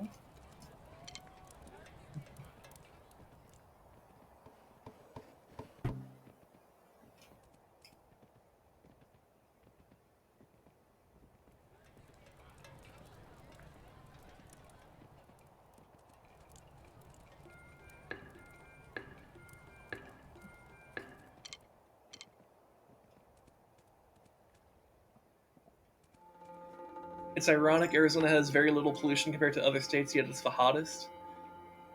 I mean, it's because the nature of why we're hot doesn't have to do with greenhouse gases. It actually is kind of literally the opposite reason.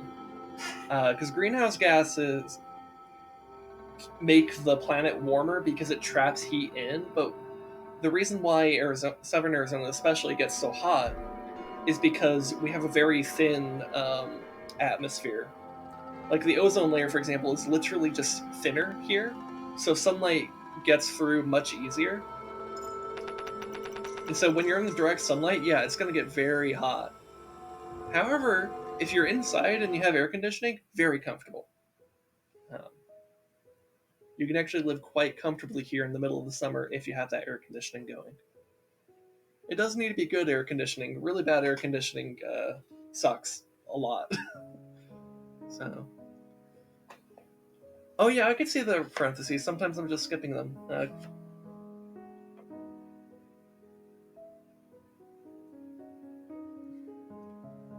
I don't have to react to the entire comment.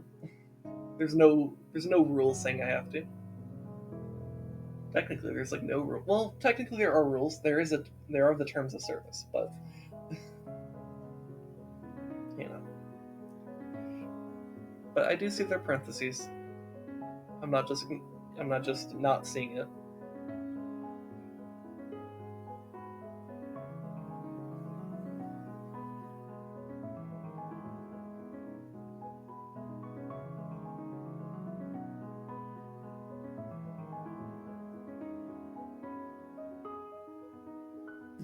The parentheses are parts of the jokes and you aren't laughing. I mean, I guess. Yeah, maybe I just don't find it as humorous. I don't know.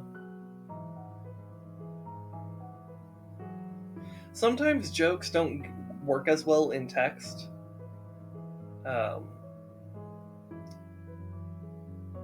So like perhaps if like we were like speaking and I was and stuff like, and you said you could have said it in a certain tone and that would have worked.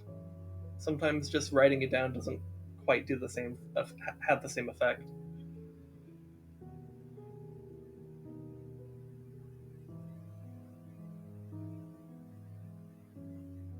Very true. Yes. Anyways, I should wrap up the stream here. Thank you for coming by. I very much appreciate it. Um, wherever you are in your life, I hope that things get better for you, whether you're in a good place, bad place, or somewhere in between. On Monday, I'll likely be finishing Wind Waker, so come around for that. And you could check the schedule that on my Twitch page, there's one of the tab. It should say like there's like the channel homepage, and then there's like one of the tabs there should be like a schedule page. You can click that. I do have a schedule there, and you can check that out. But yeah, I, I enjoy your company. I appreciate you coming by, and I hope to see you again in the future. In the meantime, take care, and I'll see you guys next time. See ya.